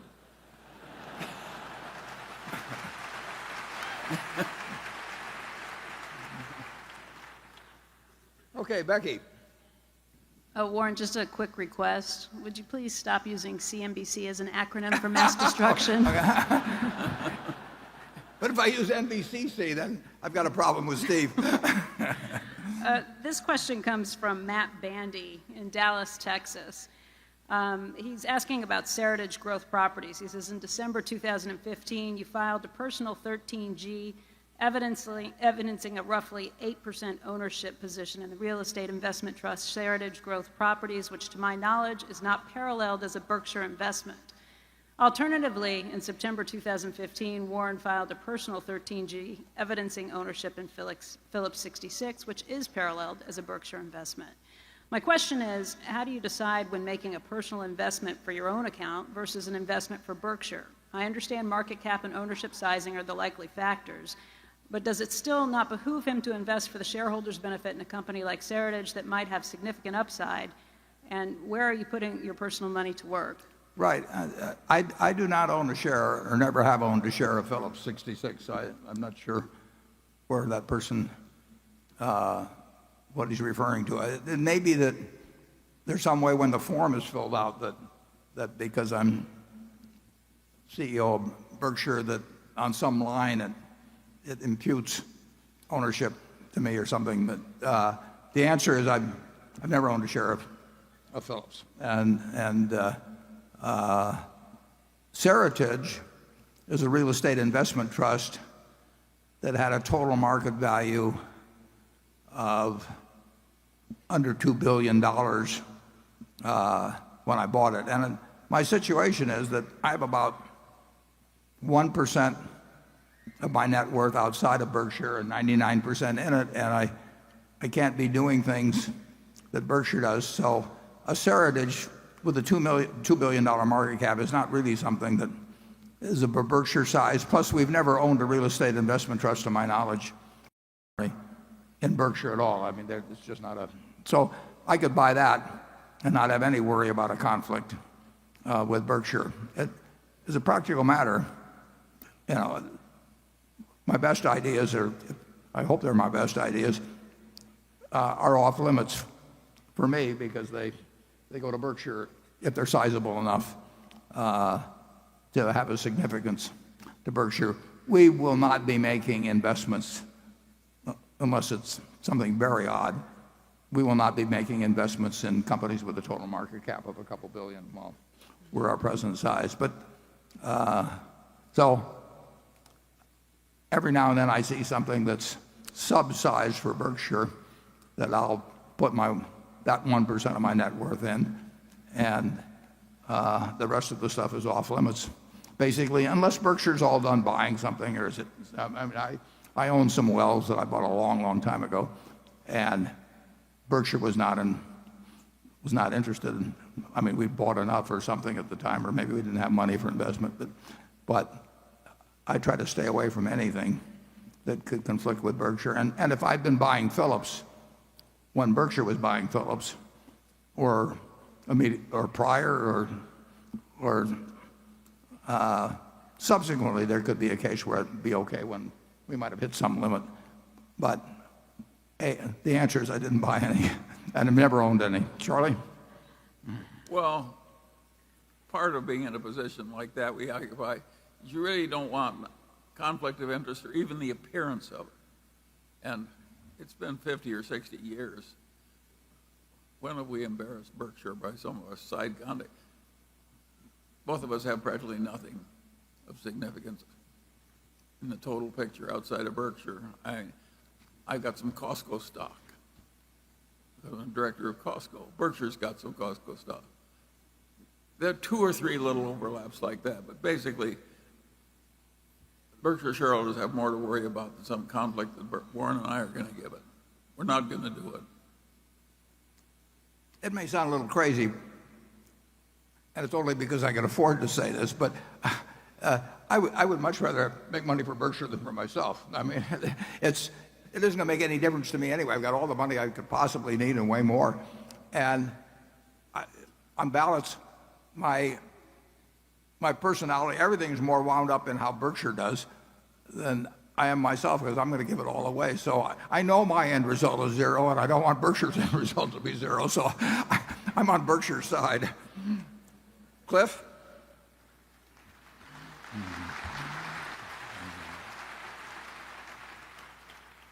One of the great financial characteristics of Berkshire today is its awesome cash flow. While a simple earnings less CapEx formula yields an annual free cash flow calculation, I figure of around 10 to 12 billion, in reality it seems to be much higher, closer to 20 billion, and I think in part due to changes in the deferred tax asset year to year. What is the outlook for free cash flow, and can investors continue to expect similar dynamics going forward?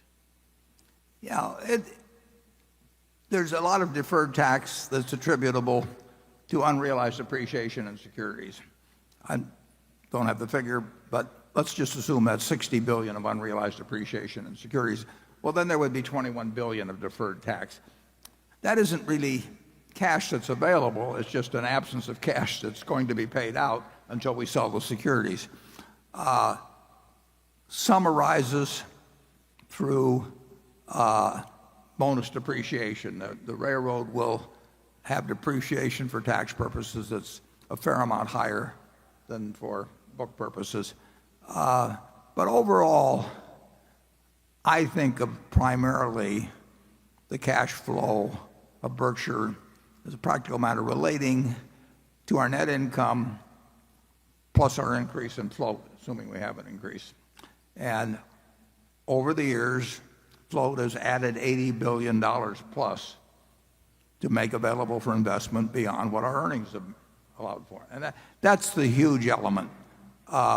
We're going to spend more than our depreciation in our businesses, primarily number one, because of the railroad and Berkshire Hathaway Energy are 2 entities that will spend quite a bit more than depreciation in all likelihood for a long time. And the other businesses, unless we get into inflationary conditions, it won't be a huge swing one way or the other. So our earnings, the 17, not counting capital gains, but our earnings, which were whatever they were, around 17 billion, plus our change in float, is the net new available cash. But of course, we can always sell securities and create additional cash. We can borrow money and create additional cash. But it's not a very complicated economic equation at Berkshire. People for a long time, they didn't appreciate the value of float. We kept explaining it to them, and I think they probably do now. The big thing, the goal, what Charlie and I think about, we want to add every year something to the normalized earning power per share of the company. And we think we can do it because we should be able to do it. We have retained earnings to work with every year to get that job done. Sometimes it doesn't look like we've accomplished much, and we haven't accomplished much. And other years, something big happens, and we don't know ahead of time which year is going to be which. Charlie? Well, there are very few companies that have ever been similarly advantaged. In the whole history of Berkshire Hathaway, we've lived in a torrent of money, and we were constantly deploying it, dispersed assets, and we were rising up as we went along. That's a pretty good system. It's allowed for We're a not lot going of to change it. No, and it's allowed for a lot of mistakes. I mean, that's the interesting thing. American business has been good enough that you don't have to really be smart to get a decent result. And if you can bring a little bit of intellect then you should get a pretty good result. What you got to do is be aversive to the standard stupidities. If you just keep those out, you don't have to be smart. Thank God. Yeah, thank God. Right. Okay, section 11. Hey, Warren and Charlie. Thank you so much for your generosity and sharing your life's accumulation of knowledge and financial capital to the progress of humanity. Thank you for that. And Berkshire managers, thank you for building important companies and stewarding our financial futures. Thank you, guys. This is Bruce Wang from Microjig, traveling west from Orlando, Florida. Last year, you kindly shared with me the importance of getting the best reputation you can and behaving well. This year, I'd like to ask and preface with Bill Gates wrote, Warren's gift is being able to think ahead of the crowd. It requires more than taking his aphorism to heart to accomplish that, although Warren is full of aphorisms well worth taking to heart. And he also added that I've never met anyone who thought in business in such a clear way. Warren, what elusive, yet obvious to you, truth has allowed you to think ahead of the crowd and build a clear mental framework to produce a historically significant institution, powerhouse brand? And Charlie, same to you, what obvious truth presents itself so clearly to you, but many would fervently disagree with you upon? I think I got the question, and I owe a great deal to Ben Graham in terms of learning about investing, and I owe a great deal to Charlie in terms of learning a lot about business. And then I've also been around. I mean, I've spent a lifetime, looking at businesses and why some work and why some don't work. As Yogi Berra said, you can see a lot just by observing, and that's pretty much what Charlie and I have been doing for a long time. And I mentioned pattern recognition earlier. And I would say it's important to recognize what you can't do. So we may have tried the department store business and a few things, but we've generally tried to only swing at things in the strike zone, and our particular strike zone. And it really hasn't been much more complicated than that. You do not need, you don't need the IQ in the investment business that you need in certain activities in life. But you do have to have emotional control. I mean, we see very smart people do very stupid things, and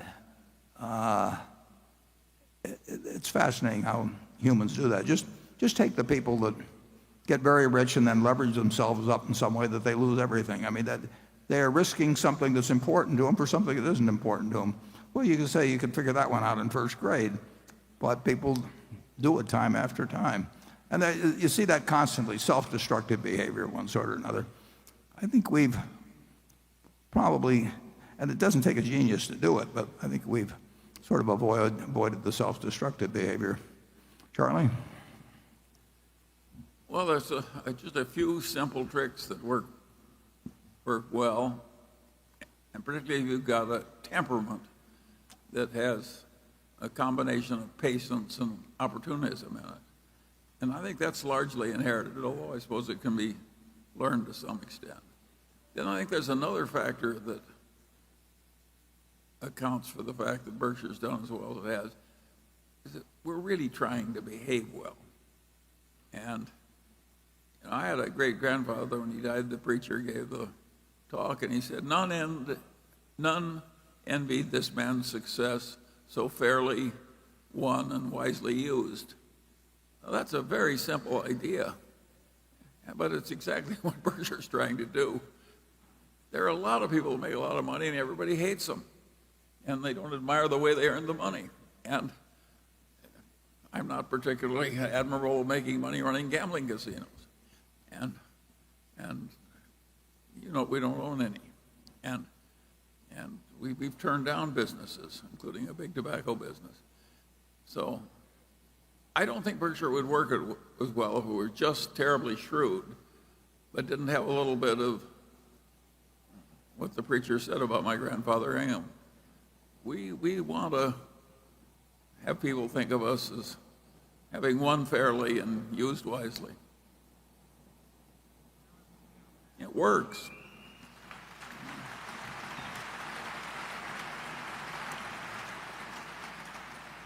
And we were very, very lucky to be born when we were and where we were.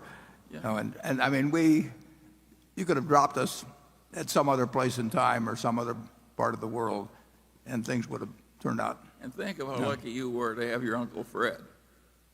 Warren had an uncle who was one of the finest men I ever knew. I used to work for him, too. You know, a lot of people have terrible relatives. That's not an unimportant point. Just yesterday, we had a meeting of all my cousins and a whole bunch that we just get together at the annual meeting time. There are probably 40 of us or 50 of us there. And they were pulling out some old pictures. And I had 4 aunts. They were all in these pictures. And every one of them, you know, I mean, you were so lucky if you had one like that. And I had 4. I mean, they just were, in every way, they reinforced a lot of things that needed some reinforcement in my case. I wish you'd had a couple more. But we'd be doing even better. But he mentioned my Uncle Fred, but my Aunt Katie worked in the store too. My Aunt Alice worked in the store. And you just couldn't have been around better people. I think Charlie would agree with that. Yeah, well, we were very lucky. Yeah. My grandfather was a little tough, however. Tell him what my grandfather used to do when he paid you on Saturday, Charlie. Well, that was very interesting. You know, Warren's a Democrat, but he came from different antecedents. I worked for his grandfather, Ernest, and he was earnest. And when they passed Social Security, which he disapproved of because he thought it reduced self-reliance, and he paid me $2 for 10 hours work. There was no minimum wage in those days on Saturday, and it was a hard 10 hours. At the end of the 10 hours, I came in, and he made me give him 2 pennies, which was my contribution to Social Security. And he gave me 2 $1 bills and a long lecture about the evils of Democrats and the welfare state and the lack of self-reliance, and it went on and on and on and on. So I had the right antecedents, too. I had Ernest Buffett telling me what to do. Okay, enough family history. I haven't overstated that, have I? No, you haven't overstated it at all. No. You can't believe it, people. And he thought he was doing his duty by the world to do that. But we were lucky, Dad. The people we were around when we were young, we were very lucky. Andrew? Warren and Charlie, you're famous for making a deal over a day or two with nothing more than a handshake. You pride yourself on the small overhead of doing the diligence mostly yourself. Other successful acquisitive companies use teams of internal people, outside bankers, consultants, and lawyers to do diligence, often over many months, to assess deals. Speed may be a competitive advantage. You've done some amazing deals. But does your diligence process also put us at greater risk? And if you're ever gone, how would you recommend Berkshire change how we approach deal making? Yeah, I get that question fairly often, often from lawyers. In fact, we talked to Munger Tolles, the law firm, and that was one of the questions I got, why we didn't do more due diligence, which we would have paid them by the hour for.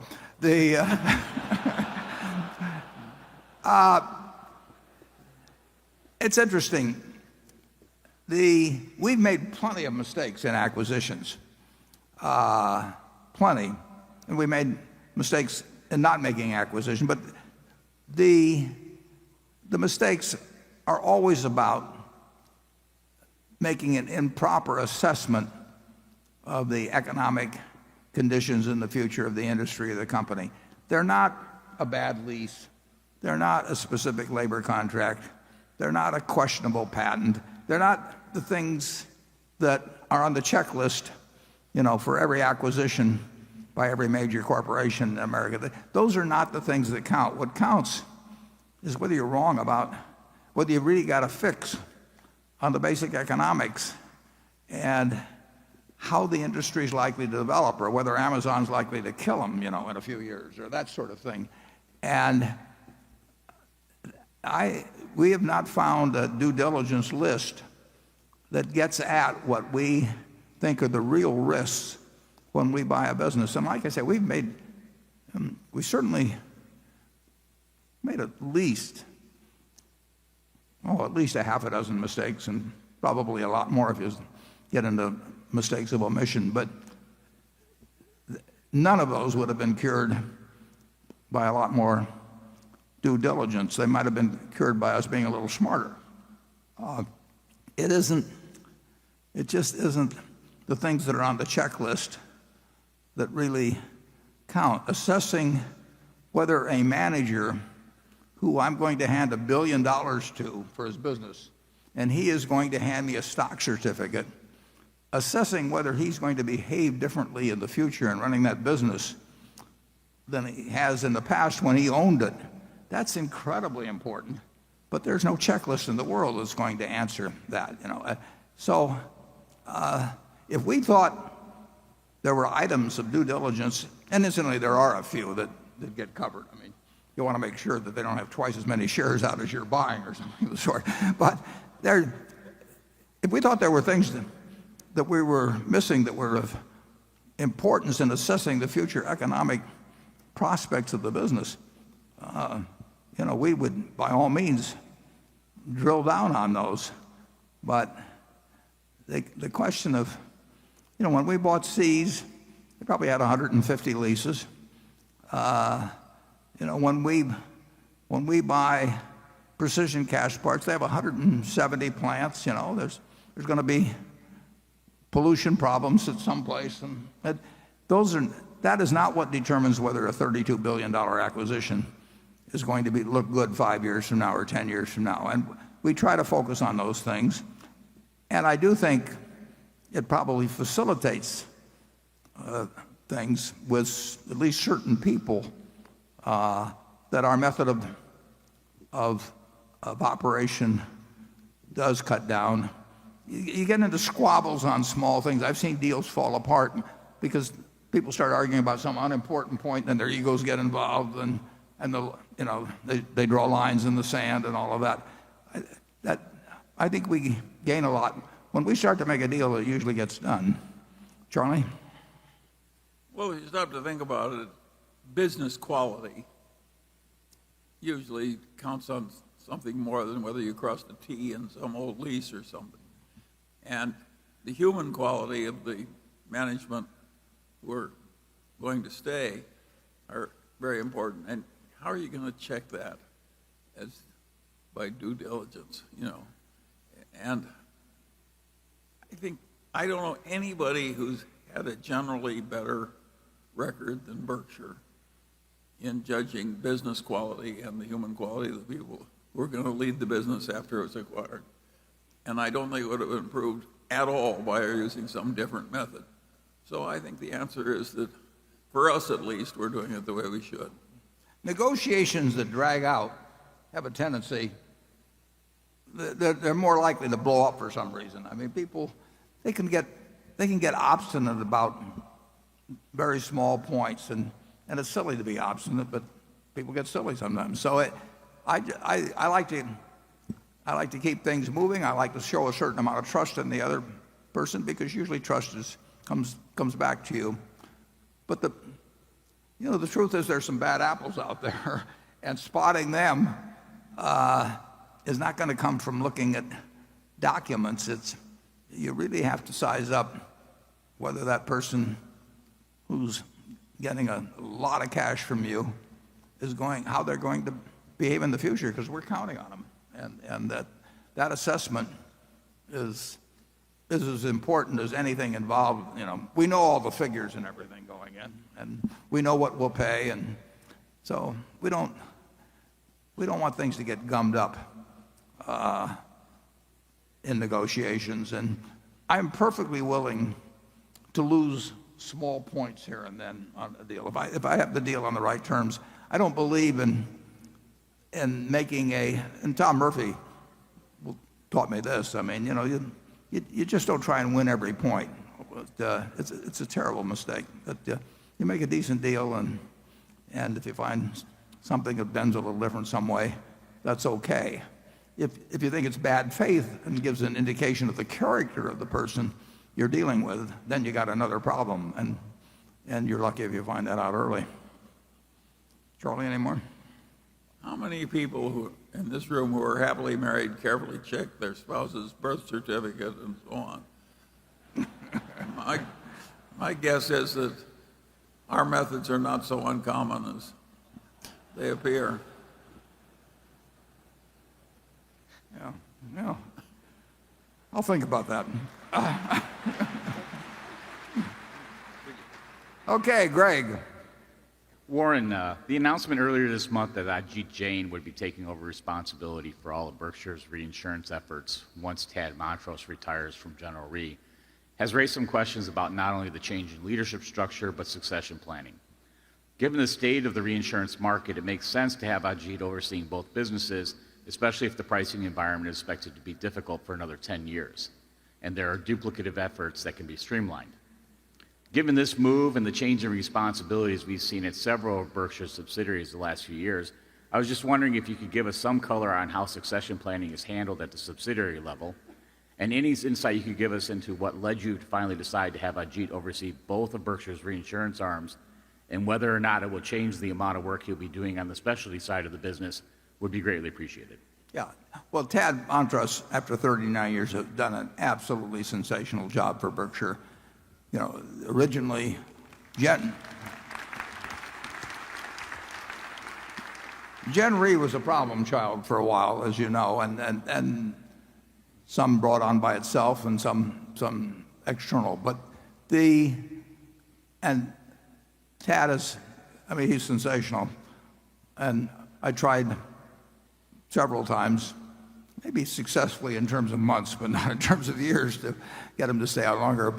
As you say, it makes sense to have the reinsurance operation under Ajit. Ajit's ability to handle more and more things in insurance. He oversees a company called Guard, which most of you have never heard of, and we bought it a few years ago, and it's doing terrifically. It's based in Wilkes-Barre, Pennsylvania, but it's doing a great job with small business policies, primarily workers' comp, around the country, and it's flourished, you know, being put under Ajit. He started the specialty operation a couple of years ago, and under Peter, that is going gangbusters. And I have found, and this is interesting, but it's true, I have found with really able people, they can handle so much. I mean, they almost, well, just take Carrie Silva that put this meeting together. You know, if you have some preconceived notion that an annual meeting that's going to have 40,000 people therefore needs, you know, to spend millions of dollars with all kinds of organizational planning and meetings and meetings and meetings, but really able people, you know, my assistant, Debbie Bosonic, she can do anything. You know, so there's just no limit to what talented people can accomplish. And if I had something else in insurance tomorrow that needed doing, I'd probably call Ajit on that too. So it has no, you know, in terms of my succession, that's something. We'll have a board meeting on Monday, but we'll talk about it as we always do at every meeting. And you know, when we haven't, our thoughts are as one on that, and everybody knows why it makes the most sense. But 5 years from now, something different could make sense. Well, that's one reason for not announcing any names. I mean, who knows what happens in terms of the time when it happens, or what happens to the person involved. Maybe their situation changes. So it's not there are no tea leaves to read in the fact that Ajit is supervising Gen Re from this point forward. Charlie? Well, and there's an obverse side of that. Not only can the able people usually do a lot more, but the unable people, by and large, you can't fix. So that is for I think sure. you're forced to use our system if you have your wits about you.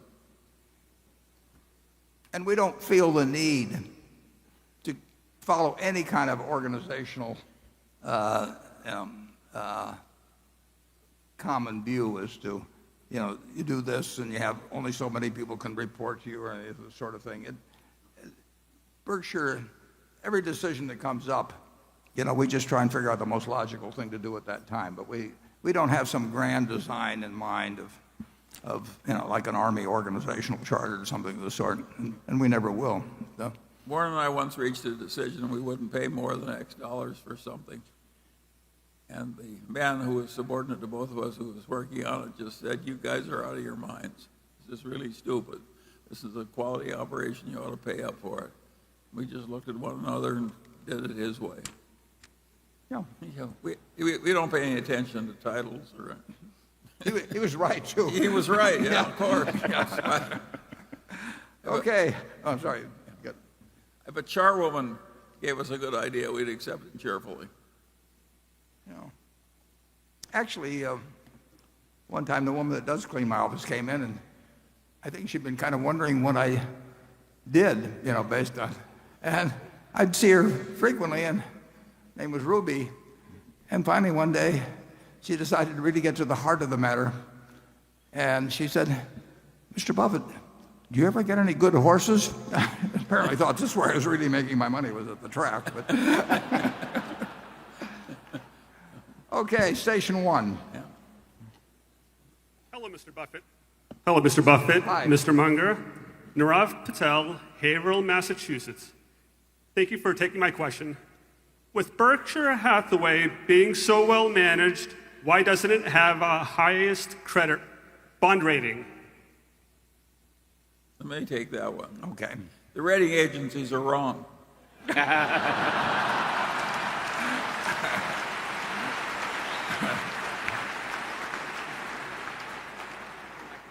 And set in their ways. And we don't fit their model very well. Yeah. Yeah. I mean, we don't look like anything exactly they see otherwise, but that's the answer. Yeah. And I'll say this, though. What I do, when they come in the door, I always say, let's talk quadruple A. I believe in starting to negotiate from that standpoint. I never get any place. Okay, Carol. Questions continue to come in about the financing and working relationship that Berkshire formed with 3G a couple of years ago, and this is one of those questions. While 3G has been very successful in cutting costs and increasing margins at Kraft Heinz, the company has seen volumes and revenues decline. As a long-term investor, how do you judge when a management is cutting muscle as well as fat? Can a business increase revenues while cutting costs? And I forgot to say this came from Rick Smith at New York City. Well, the answer is yes. That sometimes you can cut costs that are a mistake to cut, and sometimes you can keep costs that are a mistake to keep. Tom Murphy had the best approach. I mean, he never hired a person that he didn't need, and therefore they never had layoffs. And you might say that at headquarters at Berkshire, we followed a similar approach. We don't take on anybody. Now, I think it is totally crazy when companies are in. Now, if you're in a cyclical business, you may have to cut a workforce because there aren't as many carloads of freight moving or something like that, so you cut back on crane crews and all that. But the idea that you give up your staff, whatever it may be, economist or something like that, because business has slowed down. If you don't need them now, you didn't need them in the first place. I mean, the people that are there just because somebody started a department and they hired more people and so on. I would argue that, since we've forgotten to insult this group so far, I would suggest that happens in investor relations departments, perhaps, or something of the sort. That, you get people, you get a department going, and they're always going to want to expand. The ideal method is not to do it in the first place, but there are all kinds of American companies that are loaded with people that aren't really doing anything or are doing the wrong thing. And if you cut that out, it should not really have any significant effect on volume. On the other hand, if you cut out the wrong things, you could have a big effect. I mean, it can be done in a dumb way or a smart way. My impression from everything I've seen, and I've seen a fair amount so far, is that 3G, in terms of the cost cuts that they've made, have been extremely intelligent about it and have not done things that will cut volume. It is true that in the packaged goods industry, volume trends for everybody, whether they're fat or lean in their operation, volume trends are not good. And the test will be over time, 3-5 years, are the operations which have had their costs cut, do they do poorer in terms of volume than the ones that, in my judgment, look very fat? So far, I see no evidence of that whatsoever. I do think at Kraft Heinz, for example, we've got certain lines that will decline in volume. I think we've got certain lines that will increase. But I think overall, the packaged goods industry is not going to go anyplace in terms of physical volume, and it may decline just a bit. I've never seen anybody run anything more sensibly than 3G has in terms of taking over operations where costs were unnecessarily high and getting those costs under control in a hurry. And the volume question we'll look at as we go along. But believe me, I look at those figures every month, and I look at everybody else's figures every month. And I'm always looking for any signs of underperformance because of any decisions made, and I've seen none. Charlie? Yeah, and sometimes when you reduce volume, it's very intelligent because you're losing money on the volume you're discarding. It's quite common for a business not only to have more employees than it needs, but it sometimes has 2 or 3 customers that it'd be better off without. And so it's hard to judge from outside whether things are good or bad just because volume is going up or down a little. Generally speaking, I think the leanly staffed companies do better at everything than the ones that are overstaffed. I think overstaffing is like getting to weigh 400 pounds when you're a normal person. Yeah, sloppy thinking in one area probably indicates there may well be sloppy thinking elsewhere. And I have been a director of 19 public corporations, and I've seen some very sloppy operations, and I've seen a few really outstanding business operators, and there's a huge difference. If you have a wonderful business, you can get away with being sloppy. We could be wasting $1 billion a year at Berkshire, the $650 million after tax, that'd be 4% of earnings, and maybe you wouldn't notice it. But I would. It grows, and Charlie would notice it. So, but it's the really prosperous companies that the classic case I think were the tobacco companies many years ago. I mean they went off into this thing and that thing, and it was practically play money because it was so easy to make, and it didn't require it didn't require good management, and they took advantage of that fact. You can read about some of that in Barbarians at the Gate. Okay, Jonathan. Berkshire paid $4.1 billion for Van Tile's auto retailing business and consolidated its earnings for nearly 10 months last year. Given prevailing acquisition multiples in the industry and margins, and the record level of retail auto sales, it seems that the acquisition should have contributed more to Berkshire's bottom line in 2015 than it seemed to, although it's hard to tell for sure since its results were lumped in with those of the German motorcycle apparel acquisition, which was only owned for a part of the year also. I understand the tax-deductible intangibles reduce the effective purchase price of Van Tuyl, but I still wonder whether there were any one-time charges or whether profits from insurance and finance operations could have been reported somewhere other than in the retail segment.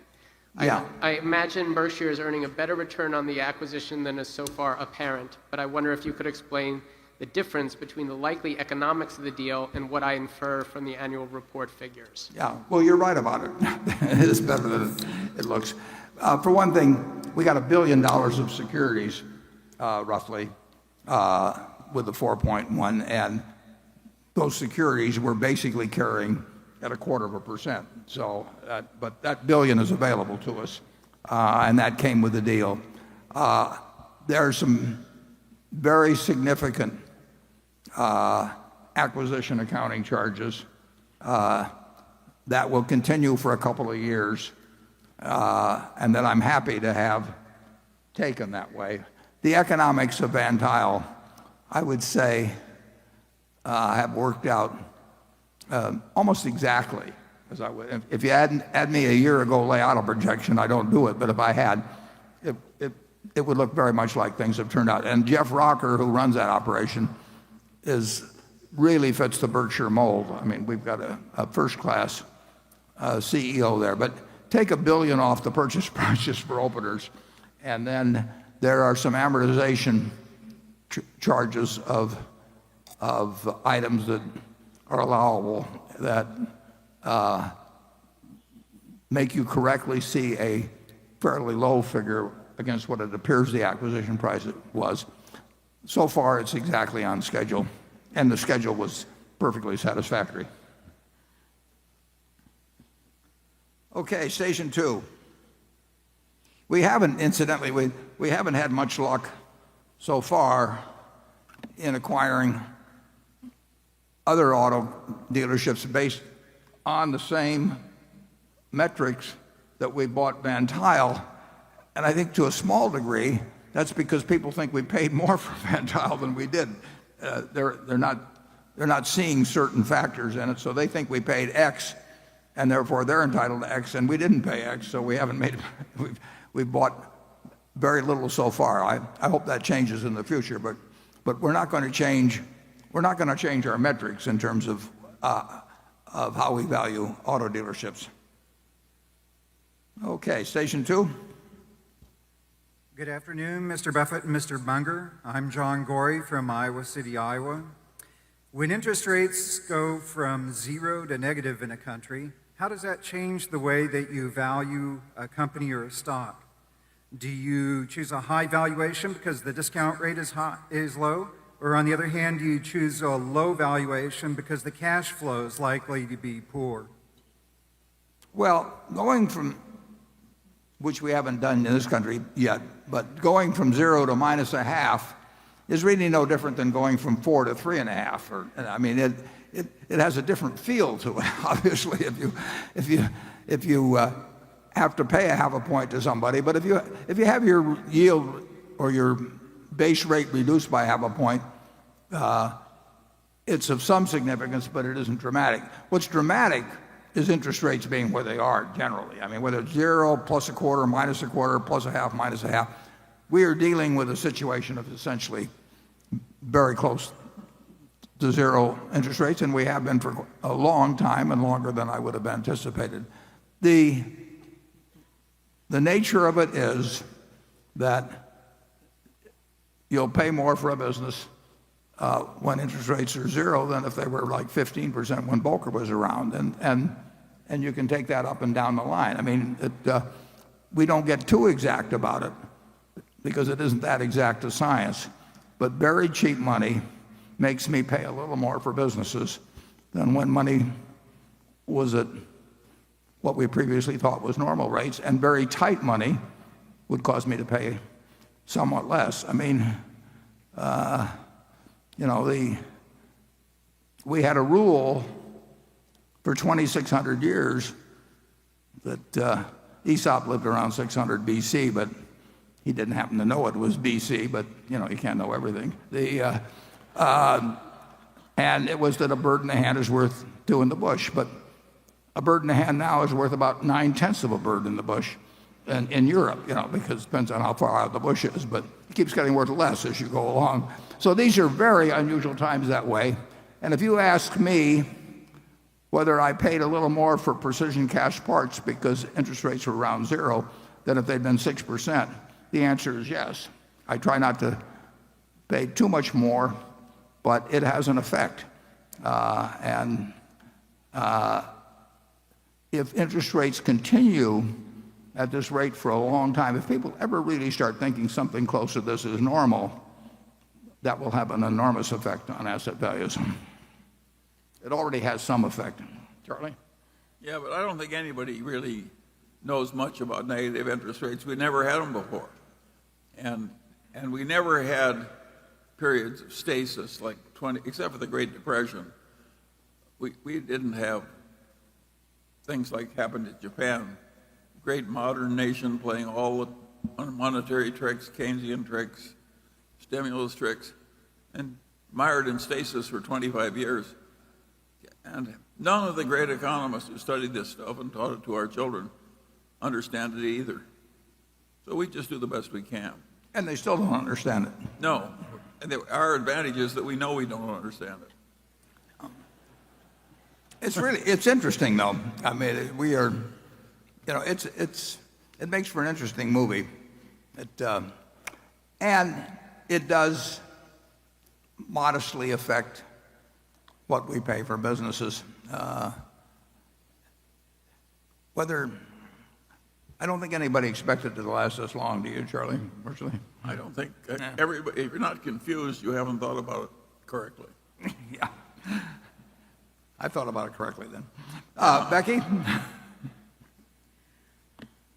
Warren, in the past, you've talked about Geico working with IBM's Watson. Yeah. And this shareholder, Guillermo Bermudez, writes in and wants to know, would IBM be able to offer insurance industry competitors of Geico the solutions developed with Geico help and expense? I would think that there would be confidentiality provisions to protect Geico because inasmuch as Geico educates IBM as to insurance issues, Geico could be at jeopardy of competitors gaining or equaling its advantage if they purchase solutions jointly developed by Geico and IBM. Yeah, I would say the answer to that is that both parties have thought about that matter and very intensively and extensively, and neither would be in a position to talk about it. I don't like to not answer any question, but there's some things that it doesn't pay to answer. Am I right, Charlie? Yes, of course you're right. Okay. I like that. Cliff?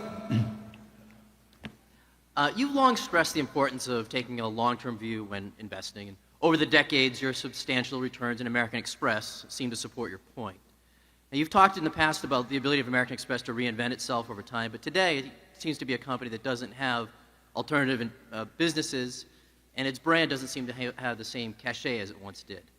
Shouldn't Berkshire periodically reassess its reasons for owning an investment? Well, we reassess our reasons for owning all investments on almost a continuous basis, and both Charlie and I do that, and we're usually in a general range of agreement, but sometimes we are a fair distance apart, perhaps.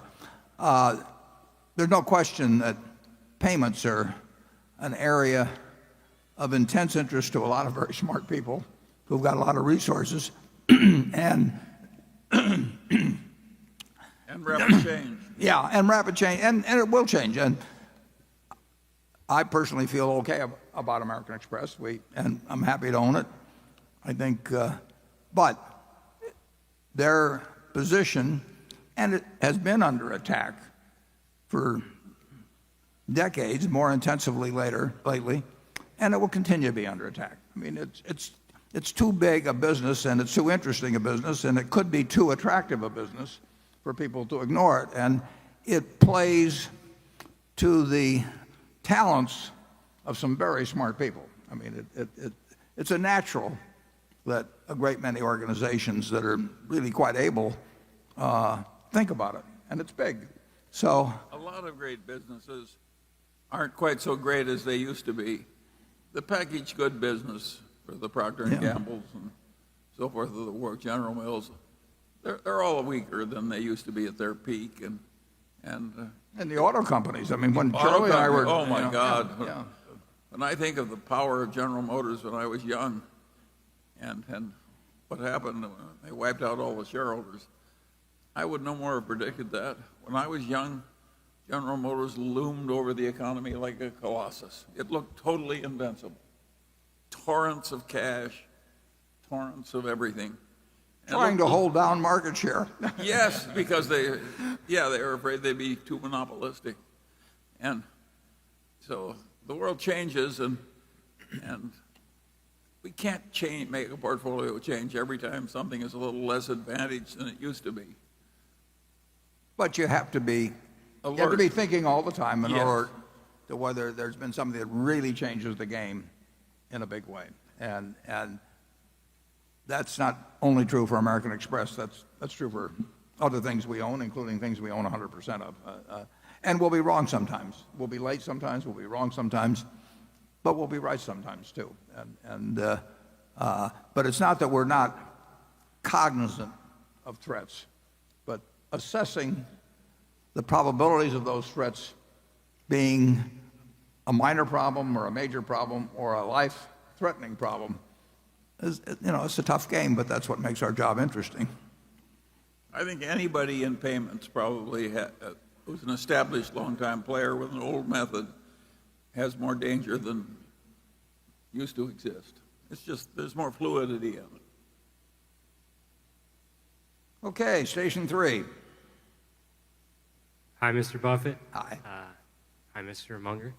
I'm from Flagstaff, Arizona. My name is Mick Kelly. My family runs some cattle ranches down in Arizona, and that's kind of what my question pertains to. I'm curious on your thoughts as it relates to the expanding global population and investing in cattle, and if you think it's wise. Thank you. Charlie?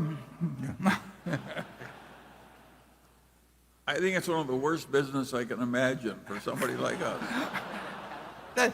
There's nothing personal about this. Yeah. Not only is it a bad business, we have no aptitude for it. Some people have done well in it, Charlie. Boy, yeah, they have one good year every 20 years or something. I know you guys like steak. Very much. But Yeah. not owning cattle. Yeah. Now, Ed, actually, I know a few people that have done reasonably well in cattle, but they usually own banks on the side or something of the sort. But I wish you the best in it. And I'm in Kiewit Plaza if you want to send anything along. Somebody has to occupy the tough niches in the economy. We need you. Yeah, thank you. Thank you. Yeah.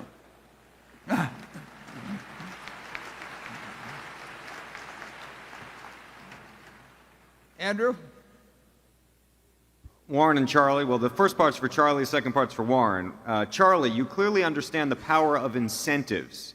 How do you apply this at Berkshire when designing compensation formula? Without naming names or dollar amounts, please illustrate for us with examples of a couple of examples of how Berkshire's operating managers get paid for performance in different industries.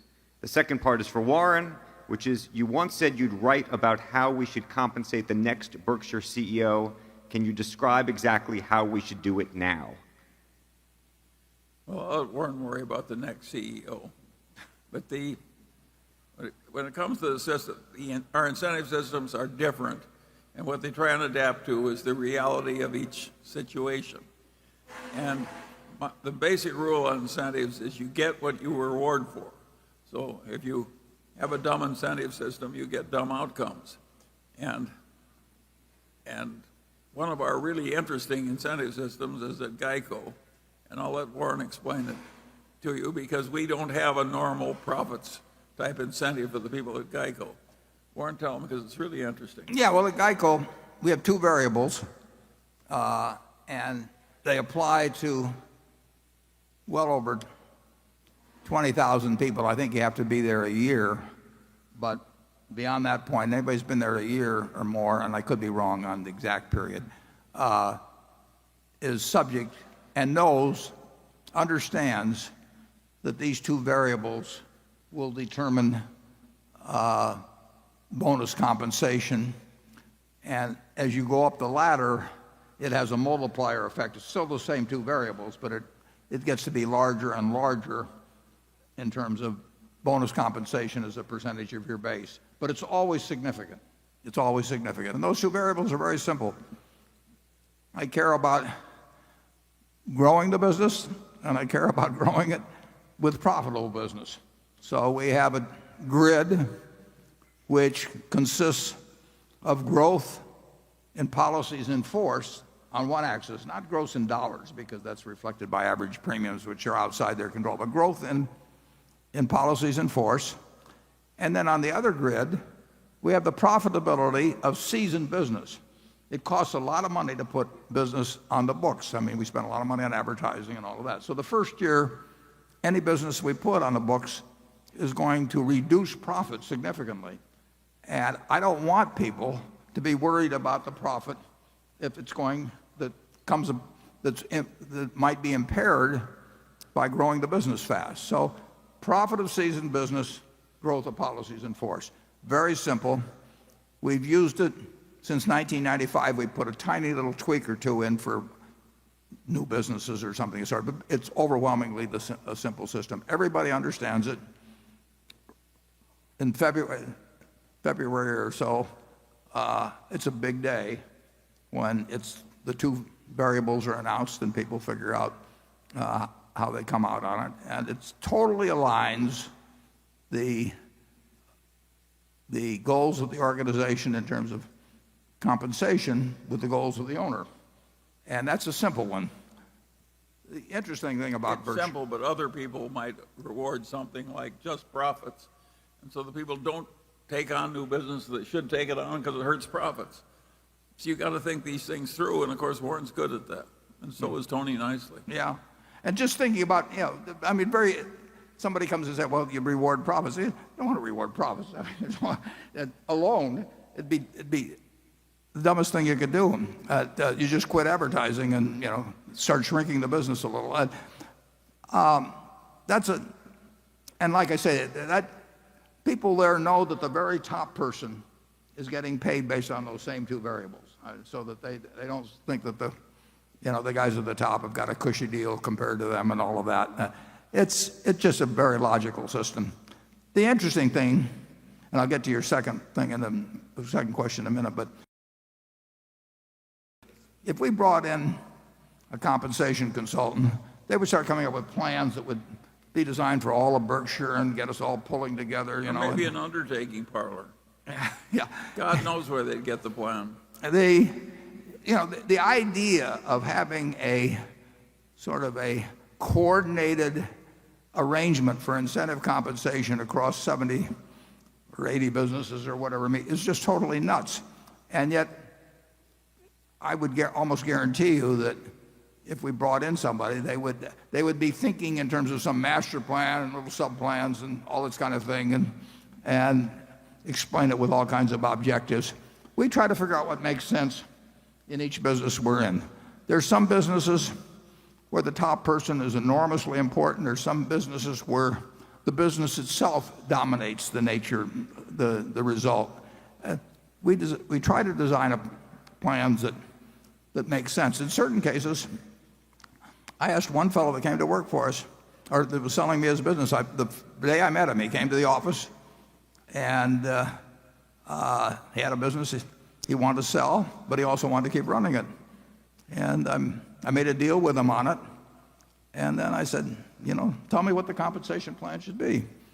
And he said, I thought you told me that. I said, no. I said, I don't want a guy working for me that has a plan that he thinks doesn't make sense, or that he's unhappy with, or chewing at him, or he's complaining to his wife about, or whatever it may be. You tell me what makes sense. And he told me what made sense, and it made sense. And we've been using it ever since. Never changed a word. we have so many different kinds of businesses. Some of them are very tough businesses, some of them are very easy businesses. Some of them are capital intensive, some of them don't take capital. I mean, you just go up and down the line, and to think that you'll have a simple formula that can be sort of stamped out for the whole place, and then with some overall stuff for corporate results on top of it, you'd be wasting a lot of money and you'd be misdirecting incentives. So we think it through one at a time, and it seems to work out pretty well. In terms of the person that succeeds me, it's true. I have sent a memo in fact, I sent 2 memos to the board with some thoughts on that. Maybe I'll send a third one, but I don't think it would be wise to disclose exactly what's in those letters. But it's the same principle as I've just gotten through describing. And he wanted more bad examples. A lot of the bad examples of incentives come from banking and investment banking. And if you reward somebody with some share of the profits, and the profits are being reported using accounting practices that cause profits to exist on paper that are not really happening in terms of underlying economics, then people are doing the wrong thing, and it's endangering the bank and hurting the country and everything else. And that was a major part of the cause of the great financial crisis, is that the banks were reporting a lot of income they weren't making, and the investment banks were too. The accounting allowed for a long time a lender to use as his bad debt provision his previous historical loss rate. So an idiot could make a lot of money by just making way gamier loans at high interest and accruing a lot of interest and saying, I'm not going to lose any more money on these because I didn't lose money on different loans in the past. That was insane for the accountants to allow that. And literally insane. That's not too strong a word. And yet nobody's ashamed of it. I've never met an accountant that's ashamed of it. Another thing, possibility, is when you get the very greedy chief executive and who wants an enormous payoff for himself, and to justify it, designs a pyramid so that a whole bunch of other people down the line get overpaid in some relation, or get paid in relation to something they have no control over, just so it doesn't look like he's all by himself in terms of that fantastic payoff he's arranged for himself. There's a lot of misbehavior. You saw it in pricing of stock options. I mean, people that, I literally would hear conversations in a boardroom where they hoped they were issuing the options, at a terribly low price. Well, if you get people interested in having options issued at a terribly low price, they may even occasionally do something that might cause that. And it's certainly, what can be dumber than a company looking for a way to issue shares at the lowest price? But compensation isn't as complicated as the world will like to make it, but if you were a consultant, you'd want to make people think it's very complicated, and that only you could solve this terrible problem for them that they couldn't solve. We want it simple and right, and we don't want it to reward what we don't want. If you have those of you with children, just imagine how your household would work if you constantly rewarded every child for the bad behavior. The house would be ungovernable in short order. Okay, Greg. During the past several years, Burlington Northern has spent more than just about every railroad on capital expenditures. While the company reduced its CapEx budget from $5.7 billion during 2015 to $4.3 billion this year, it still represents around 20% of annual revenue, which we believe is at least a bare minimum for most railroads to continue to invest indefinitely. Other than maintenance CapEx, which is likely to account for around 60% of that total, what do you believe are the most likely additional investment opportunities for BNSF, realizing that the secular decline in coal, which has accelerated of late, and the complicated nature of crude oil shipments, where BNSF has already invested heavily the past few years, are likely to push it more towards other parts of the business? Yeah, as I mentioned in the annual report, in the case of all railroads, merely spending their depreciation expense will not keep them in the same place.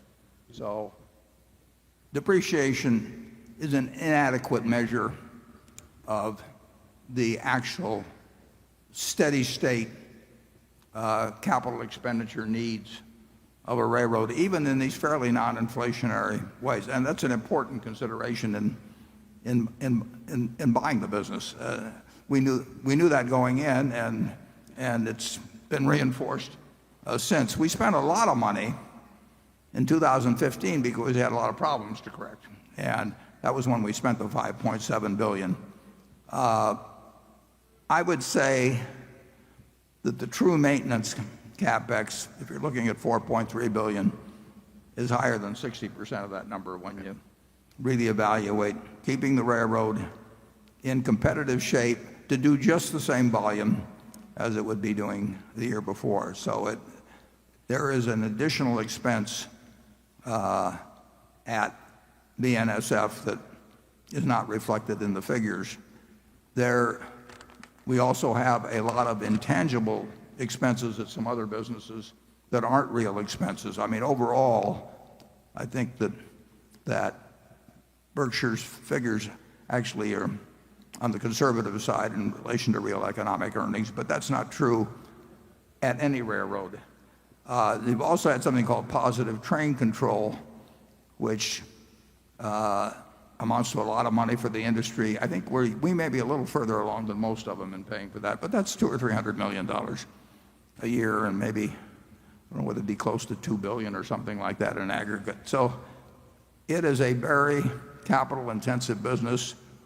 We run at the BNSF, we run far more gross and revenue ton miles than any other railroad in North America, and that has obviously is a factor on capital expenditures.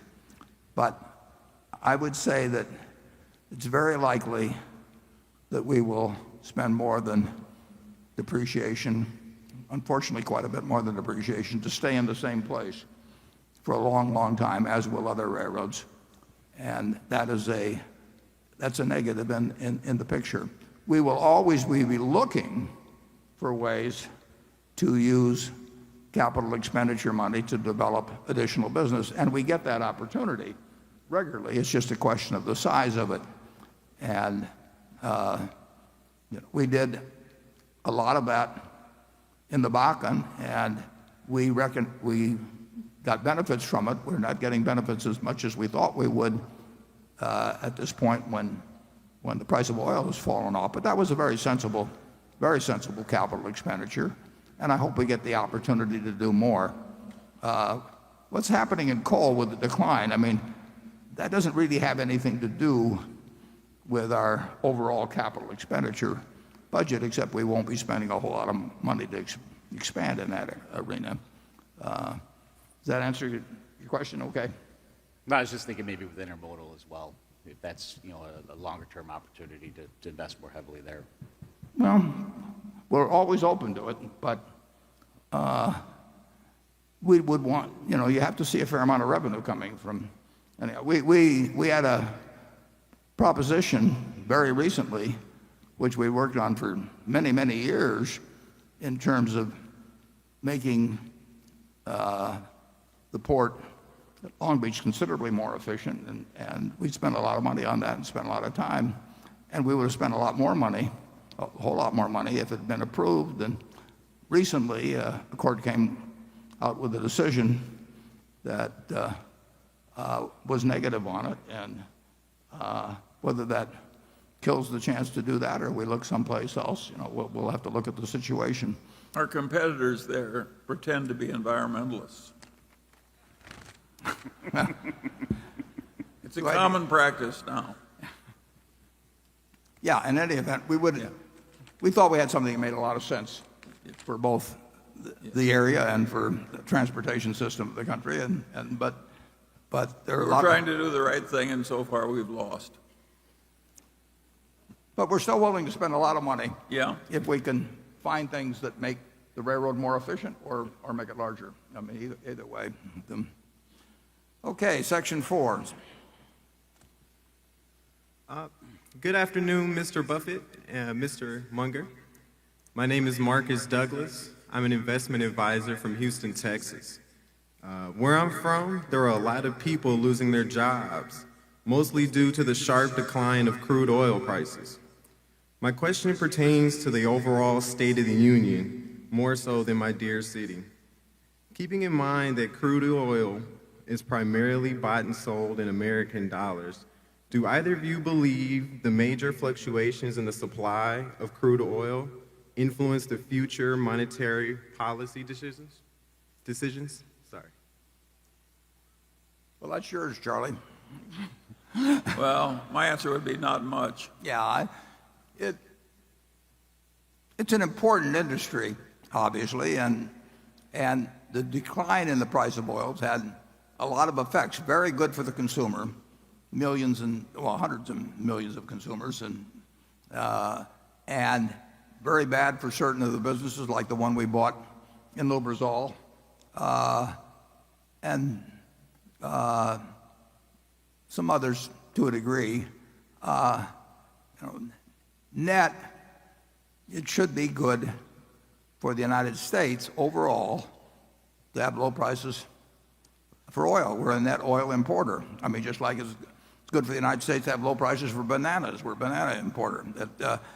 Anything we net buy is a plus when prices fall. But the oil is big enough and extends into so many areas that it also hurts plenty when the price of oil falls, and it particularly hurts capital values. So the consumer gets the benefit when he or she goes to the filling station, every 2 or 3 weeks or something like that, and it comes in relatively small increments. The capital value contraction, which is huge if you project out lower price oil for a while, hits immediately. I mean, an oil field that was worth X may be worth half X or a third of X or no X overnight. And so there are certain big factors. Well, in terms of our chemical operation, people just stop ordering. So you have this big impact on capital values immediately, and you have the benefits move in over time. But net, the United States is better off, and Saudi Arabia is worse off when prices of oil are lower. Oil is a big part of the economy, but our economy has continued to make progress overall during the oil price decline. But obviously, given regions suffer disproportionately, just like they boomed. They got a real boom during the period when it was at $100 and when fracking came in big time. Charlie? Well, I think that will do it for this subject. Okay, Carol. Thank you. The question is from Larry Lebowitz of Boston.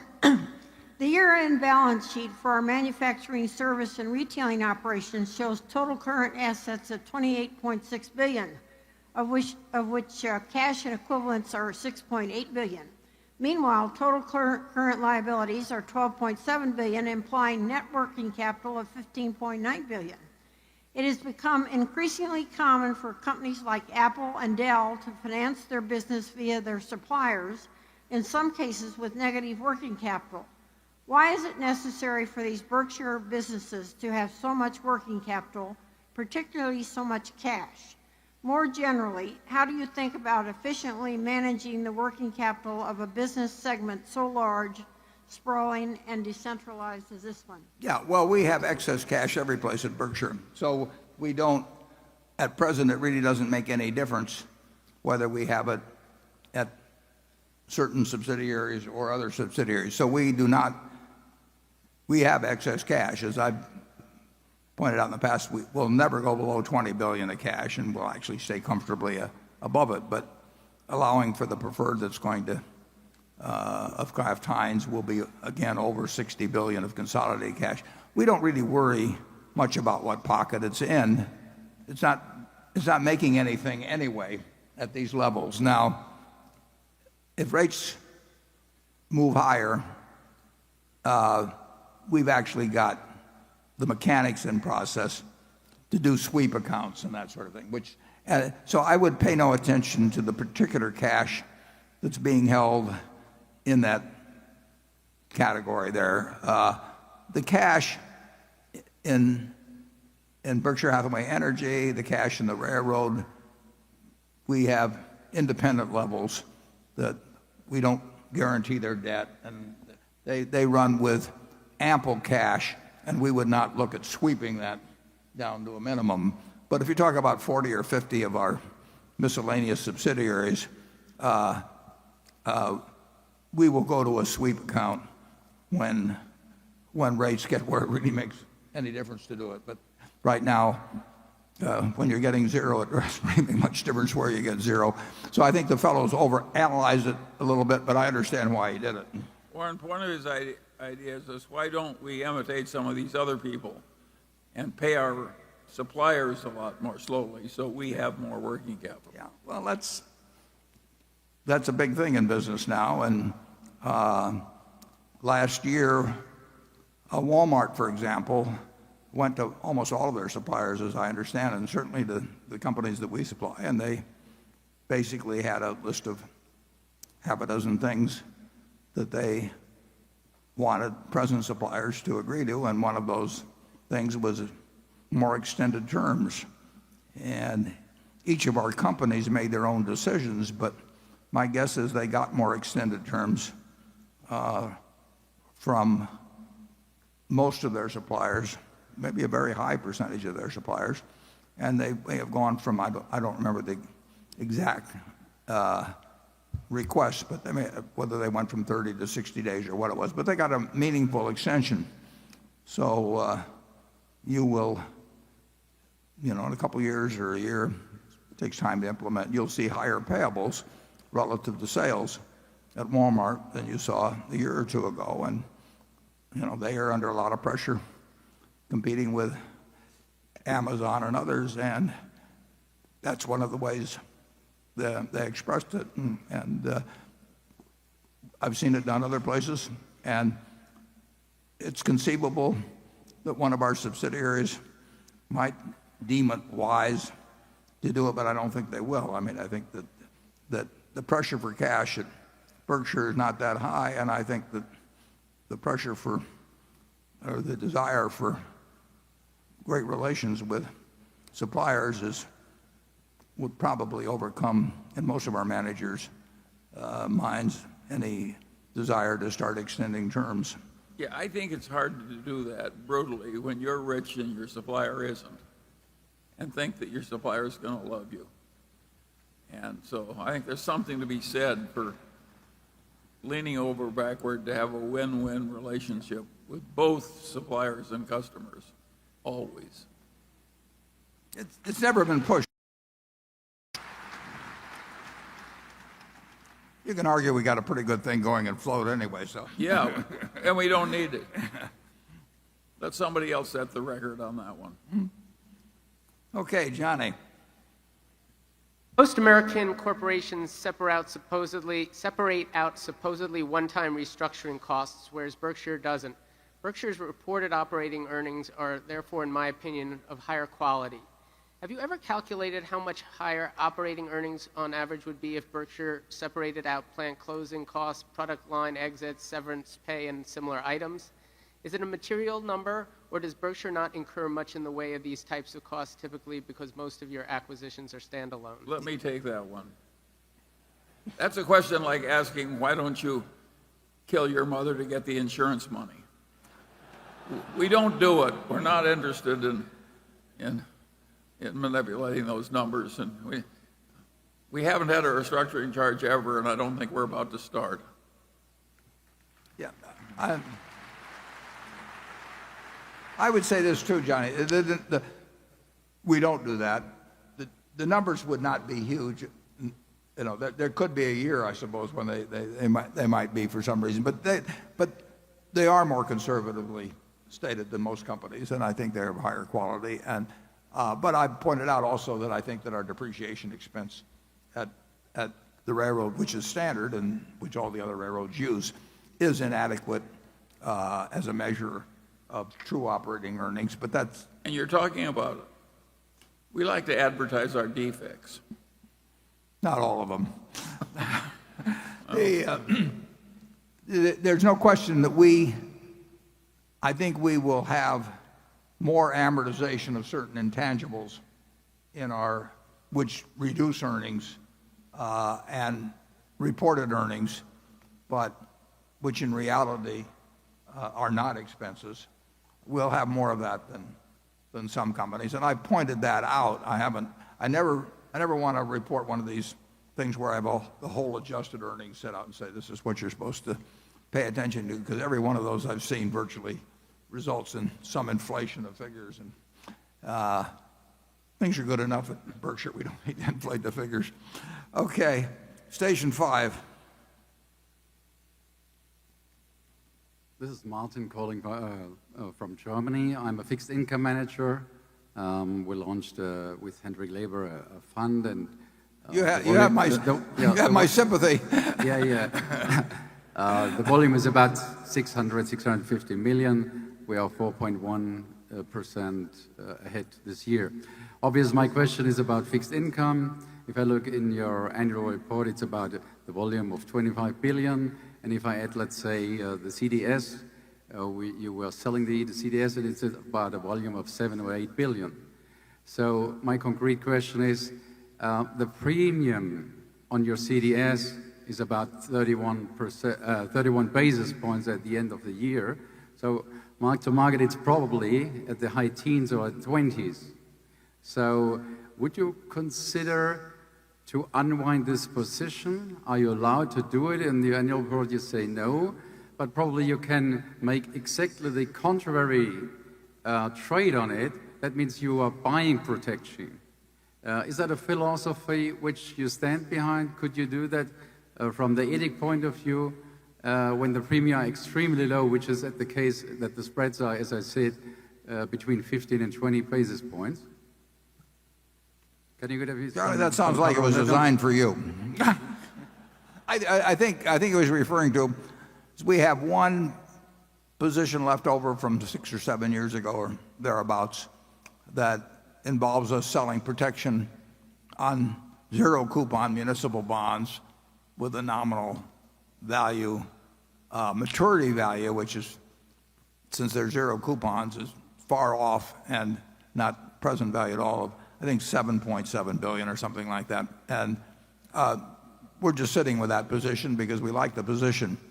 And the gentleman mentions that our CDS is, that's an insurance premium against our debt that people buy. There's a fair amount of activity in it from time to time, and I think that's partially caused by the fact that we neither collateralize that municipal contract that he refers to, but we don't collateralize, with minor exceptions, the equity puts that are still out there. So the counterparties have to buy. I believe this is the case. I think the counterparties have to buy protection on Berkshire's credit through CDSs. Now, the people they buy it from, their credit probably isn't as good as Berkshire. So, I mean, I think but it's probably in an internal rule at some of these firms that are on the other side of the contract. And so, but that really doesn't make any difference to us. Back in 2008 and 2009, our CDS prices went up to a crazy level. And I even commented here at the annual meeting that I would love to be selling them myself, except I wasn't allowed to. But what goes on in the CDS market really isn't of any particular interest to us, and it's too bad for the other guys. They didn't get collateral from us, and we wouldn't have given it to them. And so they have to buy these things that, like I say, from our standpoint, they're wasting their money, but they probably have internal rules that make them. I think I've addressed your question, but Charlie, do you think I've addressed his question? Well, the truth of the matter is that we don't pay much attention to trying to get an extra 2 basis points by being gamey on our short-term things, and that credit default position is a weird historical accident, and we don't pay much attention to it either. It'll go away in due course. Yeah, all of our contracts are just going to expire. We're not now we do a few operational contracts in our energy company. I mean, there's a couple of places where they, for their own reasons, and sometimes because the utility commissions want them to, they do certain things, but it's peanuts. And the positions that I instituted 6 or 7 years ago are basically all in a runoff position, and the first big runoffs will be in 2018, in a couple of years. We're basically not in that. We don't fool around with our own credit default swaps at all. No, never. No. But I would have liked to have sold them in 2008. They actually got up. People were paying, I know, it was 500 basis, but 5% in terms of betting that Berkshire would go broke, which was totally crazy. But I couldn't take advantage of it. I wanted to, though. Becky. This question comes from Tom Hensley, a longtime shareholder from Houston, Texas, who says, over the years, you've been effusive in your praise of Ajit Jain and his contributions to Berkshire. In the 2009 chairman's letter, you wrote, if Charlie, Ajit, and I are ever sinking in a boat and you can only save one of us, swim to Ajit. My question is, what if we don't get to Ajit in time? Please comment on the impact on national indemnity in Berkshire and whether or not there's another Ajit in the House. There's not another Ajit in the House. I didn't hear the part immediately before when you were, but there's not another Ajit in the House. The impact on national indemnity, I guess the impact on the insurance companies as a result. If we lost him, yeah, it would be very significant, and that would be true of some other managers at some other subsidiaries. But it's quite dramatic with Ajit's operation, because literally there were a few years when we had like 25 or so, or 30 people, where that operation, it was an unusual period to be in, but where its earning potential under Ajit was fantastic. That probably won't happen to that degree again, and wish it would, but he's done a tremendous amount for Berkshire. But I could, you can start with Tony. You go to there have been a lot of managers that have created billions and billions of dollars of value for Berkshire. I mean, and maybe you can get into the tens of billions. It's having a fantastic manager that has a large potential business available to them, and who makes the most of it. It's huge over time. You don't see it necessarily in a week or a month or anything of the sort. But when you're building capital value, I mean, think of the value of Jeff Bezos to Amazon. I mean, that it wouldn't have happened without him. And you're looking at huge values. And I could name other situations. The value of Tom Murphy and Dan Burke was the difference between zero and what they ended up with. I mean, they built that thing from a bankrupt UHF station in Albany. It wasn't that they didn't invent television or anything of the sort. They just managed it so well.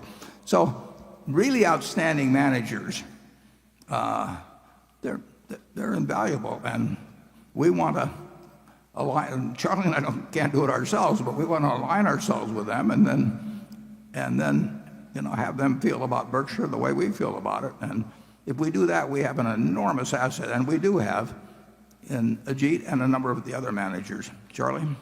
Yes, and Ajit has a longer shelf life than we do. He'd be particularly missed. Well, let's not give up here, Charlie.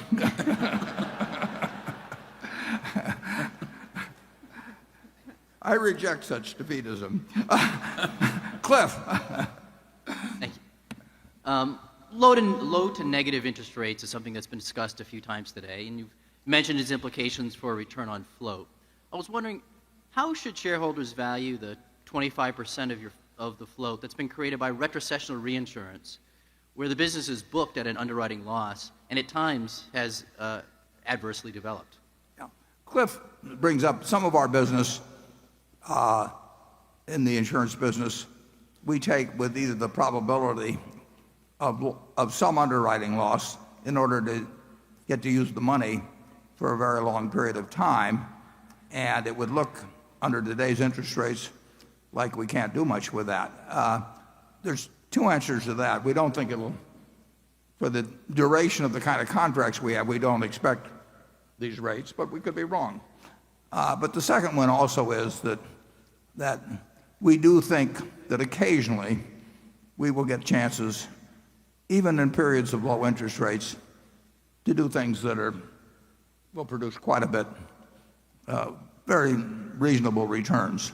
And so we are not measuring it against, double A corporates or anything of the sort. We're measuring it in the potential utility to us with our really pretty unusual flexibility in respect to the deployment of funds and this long period when we'll have an opportunity perhaps to come up with one or two things where we can deploy money at a rate that may be quite a bit higher than other people assume now that money can be deployed. Charlie? Yeah, we're willing to pay a little money now to have the certainty of having a lot of money available in case something really attractive comes up in a bit difficult time. It's an option cost. It's an option cost, right. And that option came in handy in 2008 and 9, for example. Did it ever? Okay, station 6. Hi, Charlie and Warren. My name is Mindy Jensen, and I'm from Longmont, Colorado. I work for the largest real estate investing social network online called BiggerPockets.com. We're seeing investors starting to get concerned that the real estate market is a bit frothy, similar to the run-up of 2005, 6, and 7 that led to the crash in 2008. Warren, in 2012, you told Becky Quick that if you had a way to easily manage them, you'd buy 100,000 houses and rent them out. How do you feel about the real estate market today? It's not as attractive as it was in 2012. We're not particularly better at predicting real estate markets than we are stock markets or interest rate markets, but there's certainly, and it's driven to some extent by these low interest rates, but there are certainly properties that are being sold at very, very low cap rates that strike me as having more potential for loss than gain. But again, if you can borrow money for very, very little and you think you're getting into some very safe asset 100 basis points or 150 basis points higher, there's a great temptation to do it. I think it's a mistake to do that, but I could be wrong. I don't see a nationwide bubble in residential real estate now at all. I think in a place like Omaha or most of the country, you are not paying bubble prices for residential real estate, but it's quite different than it was in 2012, and I don't think the next time around the problem is going to be a real estate bubble. I think that it certainly was the cause in a very large part of what happened in 2008 and 9, but I don't think it will be a replica of that. Charlie? Nothing to add. Okay.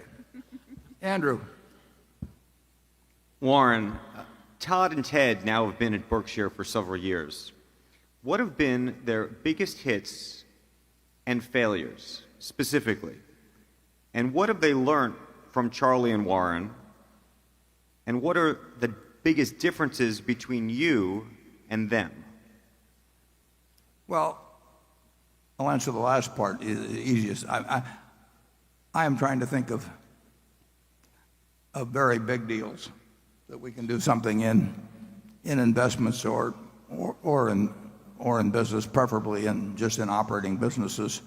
I mean, they still are, their primary job is working on each has a $9 billion portfolio, and one of them has, I don't know, perhaps 7 or 8 positions, and the other one has maybe 13 or 14, but they have a very similar approach to investing.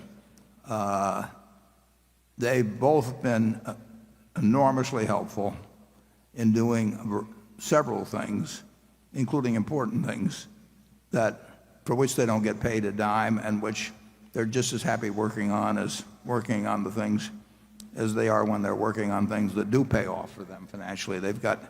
They're perfect cultural fits for Berkshire.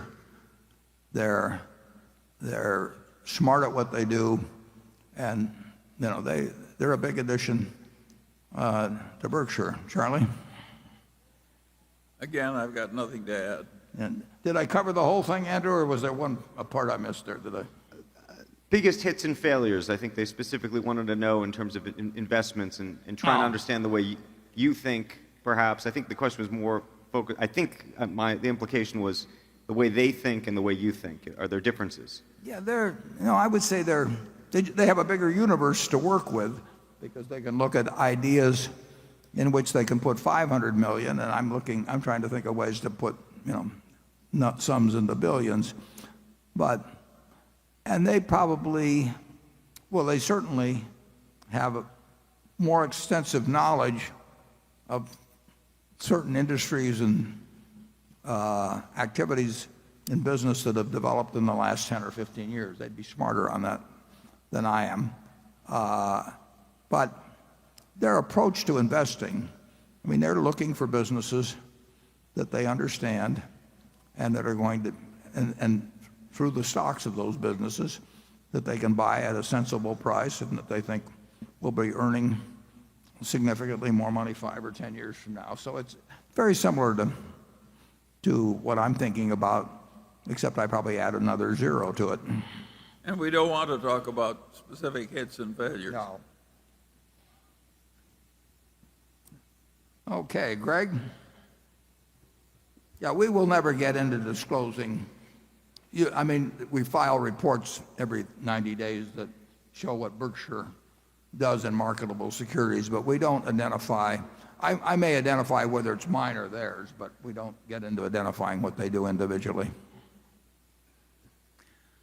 Looking at Berkshire's finance and financial products segment, there was a fairly significant increase in the amount of cash carried on the group's books last year. After holding steady between $2 and $2.5 billion during 2012 through 2014, the amount of cash held at the segment spiked up to $5.4 billion at the end of the third quarter of last year and $7.1 billion at the end of 2015. This incidentally coincided with your acquisition of GE's railcar leasing unit, as well as the acquisition of several railcar repair and maintenance facilities. Sales and profitability were fairly solid last year, but don't really seem to account for the magnitude of the change in cash. And investments, debt, and other liabilities do not look to have changed significantly enough to account for the difference, perhaps accounting for about $1 billion of the increase. Just wondering where the additional $3.5 billion in cash came from, and whether or not the elevated level of cash at the end of last year is excess to the business or a new required level of cash for the operations. Well, I can't tell you where it came from. You'd think I would, $3.5 billion, but I can tell you why we were funneling money into the parent company and into the finance company.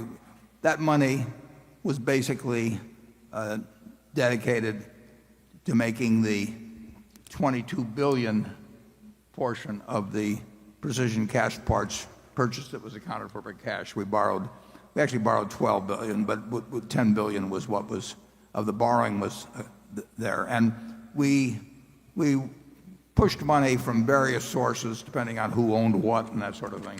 We pushed money into those two entities and eventually into the parent company to take care of the $22 billion that was coming due.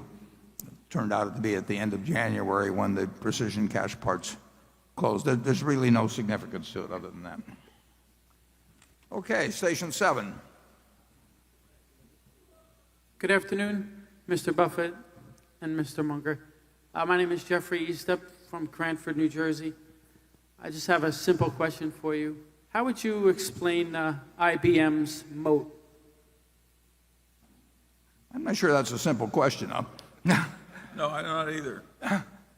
Well, it has certain strengths and and certain weaknesses. And I don't think we want to get into giving an investment analysis of any of the portfolio companies that we own. I think I probably better leave it there. Charlie? Yeah, it's obviously coping with a considerable change in the computing world, and it's attempting something that's big and interesting, and God knows whether it's going to work modestly or very well. Yeah. I don't think Warren knows either. No, we'll find out whether the strengths are strengths. Yeah. But, But it's a field that a lot of intelligent people are trying to get big in. okay, we're going to go to section 8, and then we will adjourn for 15 minutes prior to the formal meeting of the company. Are you ready? Station 8. Hello, everybody. Good afternoon.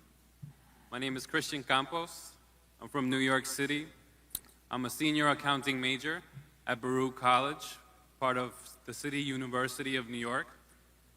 And Mr. Buffett, in your annual shareholder letters and during interviews, and even today, your sense of humor always shines through. Where does your sense of humor come from? Please tell us. Thank you. That's just the way I see the world. It's a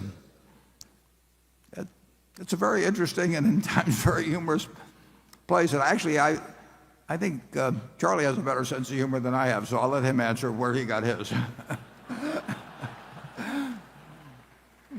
I think if you see the world accurately, it's bound to be humorous because it's ridiculous.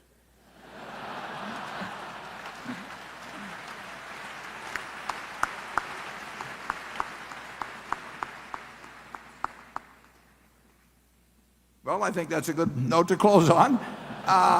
We will reconvene in 15 minutes for the formal part of the meeting. We have one proxy item to act on, and so I hope that those of you who are interested in learning more about actually the insurance aspects of climate change will stick around and we'll have a discussion then, and I'll see you at 3:45. Thank you.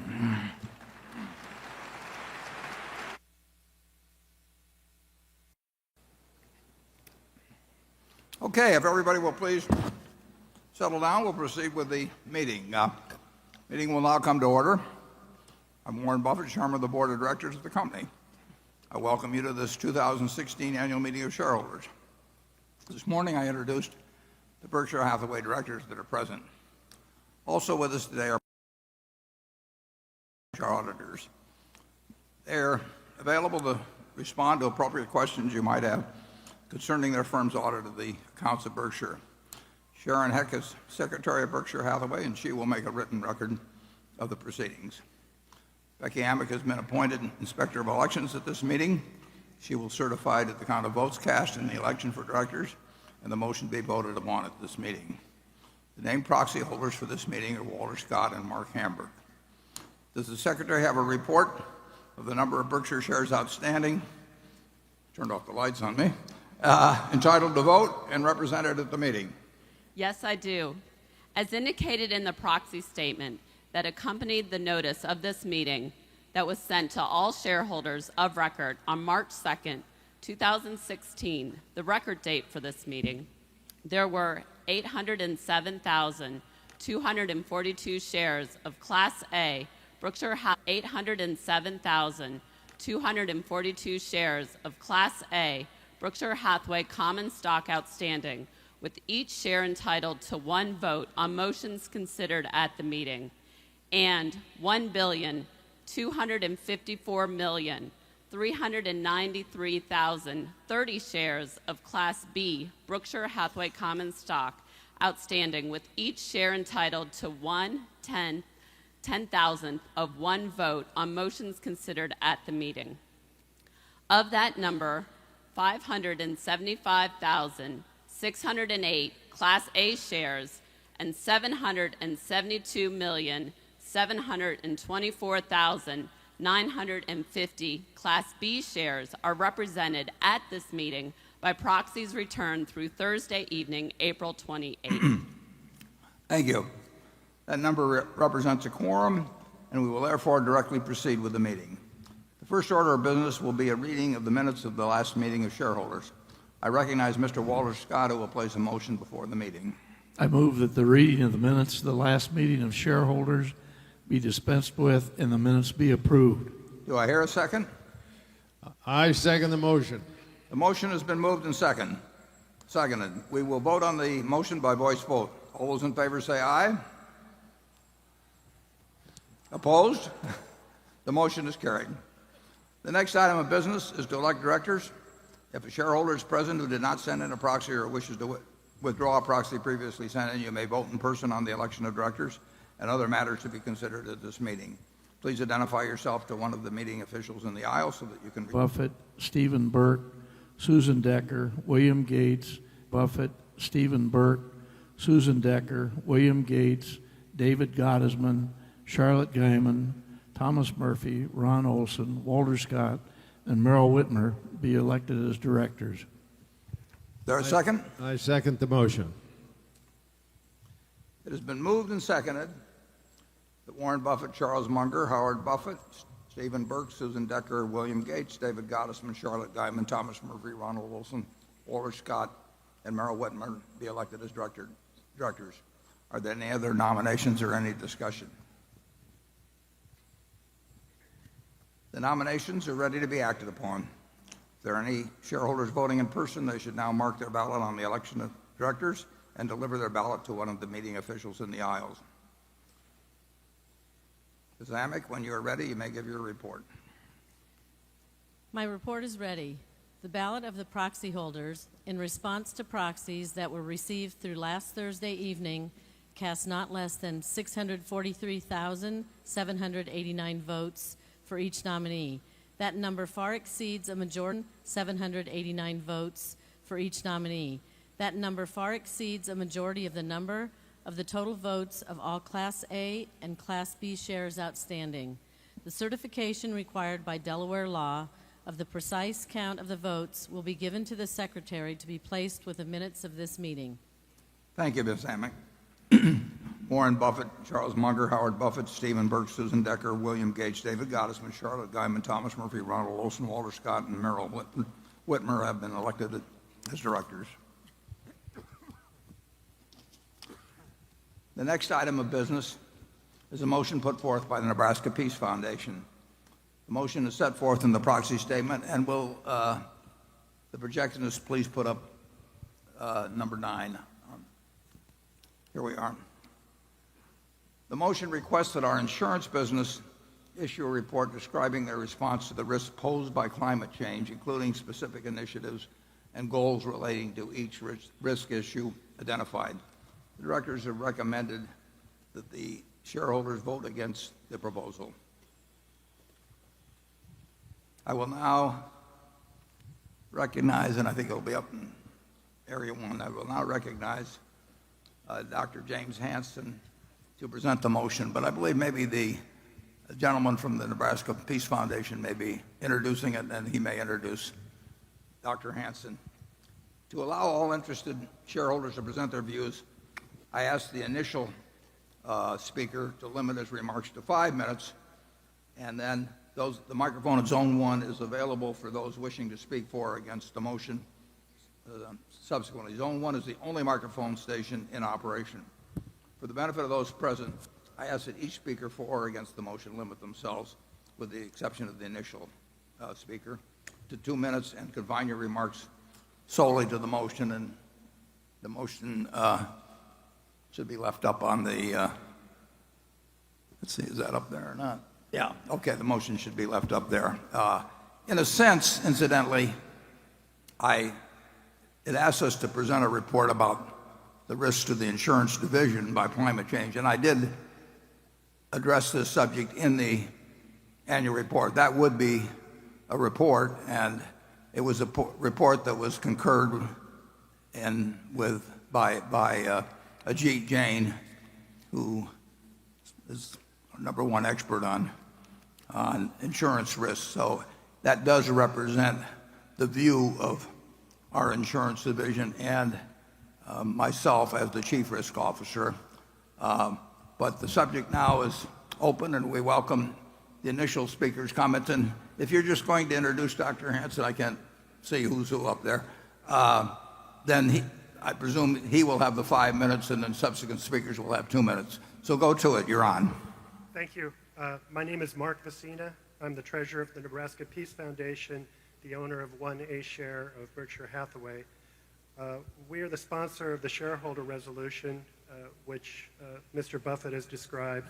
In so doing, making the recommendation to develop a risk analysis and report on it, we're following the lead of the Bank of England, which last September published a comprehensive report on climate change risks facing the insurance industry and recommended that its regulated companies conduct reviews of the risks and make this available. The Bank of England regulates the UK insurance industry, which is the third largest global insurance market. I'll turn the rest of my time over to world-renowned climate scientist, Dr. James Hansen. Thank you for this opportunity. I want to make a suggestion that I hope you will ponder. Some aspects of climate have become clear. Humans are changing the atmosphere, and we can measure how this is changing Earth's energy balance. More energy is coming in than going out. So the ocean is warming, ice sheets are melting, and sea level is beginning to rise. We are now close to a point of handing young people a situation that will be out of control, with ice sheet disintegration and multimeter sea level rise during the lifetime of today's young people, which would mean loss of coastal cities and economic devastation. Sea level rise would be irreversible on any time scale of interest to humanity. The other irreversible effect of rapid climate change would be extinction of a substantial fraction of the species on Earth. The bottom line is that we cannot burn all fossil fuels. And the economic law of gravity is that as long as fossil fuels appear to be the cheapest energy, we will keep burning them. So my request, given the respect and the trust the public has in you, is that you reflect upon the possibility of a public statement in favor of a revenue-neutral, gradually rising carbon fee. A carbon fee is needed to make the price of fossil fuels honest, to include the costs to humanity of their air pollution, water pollution, and climate change. A rising carbon fee is needed to spur effective investments by the private sector in clean energies and energy efficiency. Most important, it will steadily phase down fossil fuel use. So I'm not asking you to endorse a carbon fee on the spot, but I hope that you will reflect upon it and perhaps provide a clear statement in your next report. It could be your greatest legacy. It could affect everything, even the course of our future climate. Thanks. Thank you, Dr. Hansen. I might say that although we may differ on some specifics, and I don't know, I am no expert on this subject whatsoever, I don't think you and I have any difference in the fact that it's important that climate change, since it's something where there is a point of no return if we are on the course that you think is certain and I think is probable, that it's a terribly important subject. But the motion that was put forth was relating to the insurance aspects of it. And we have discussed, believe me, we have thought and discussed insurance aspects. And I've, in effect, given a report which was asked for by this within the annual report. So it is really not the issue before the shareholders is not how I feel about whether climate change is real or whether a carbon tax is appropriate. It's whether it poses a risk to our insurance business. And I recognize the Bank of England read that report, but we respectfully disagree with them in terms of, not in terms of the importance of climate change, but in terms of the risk to our insurance business. We don't write policies for a long period of time. We're not forced to write a policy on anything. So our judgment is made as propositions are presented to us, usually as to whether for 1 year we are willing to accept a given risk for a given price. And that obviously, climate is enormously important in our activities, hurricanes being the most important probably, although we also get involved in earthquakes. But that is what the proposal is about, and we've given a response to that. And it does not mean that we differ on the importance of climate change to the human race. So with that, I'd be delighted to hear from the various seconders. Hello, my name is Jim Jones. I'm the Executive Director of the Cady School of Insurance at Illinois State University. I would like to express my concerns based on 3 hidden risks associated with climate change. The first relates to stranded assets of insurers investing in fossil fuels. The second is a more insidious risk related to climate change. This risk is associated with the long-term liabilities associated with property, life, and health lines of business. And I realize that a number of intelligent people and experts don't see a long-term liability, but they're missing one important part, is that primary insurers are not able to withdraw or reprice entire books of business. Following hurricanes Katrina, Rita, and Wilma, new hurricane models were developed in Florida, and they attempted to get the recommended rate approvals for that. They were not allowed to, and so many insurers began to withdraw from that market. 10 years later, that about 40% of the underperforming business is still on the books of those insurers. And this could play out in several other states that are exposed to climate risk. For a reinsurer, the value of reinsurance with their customers is a long-term business.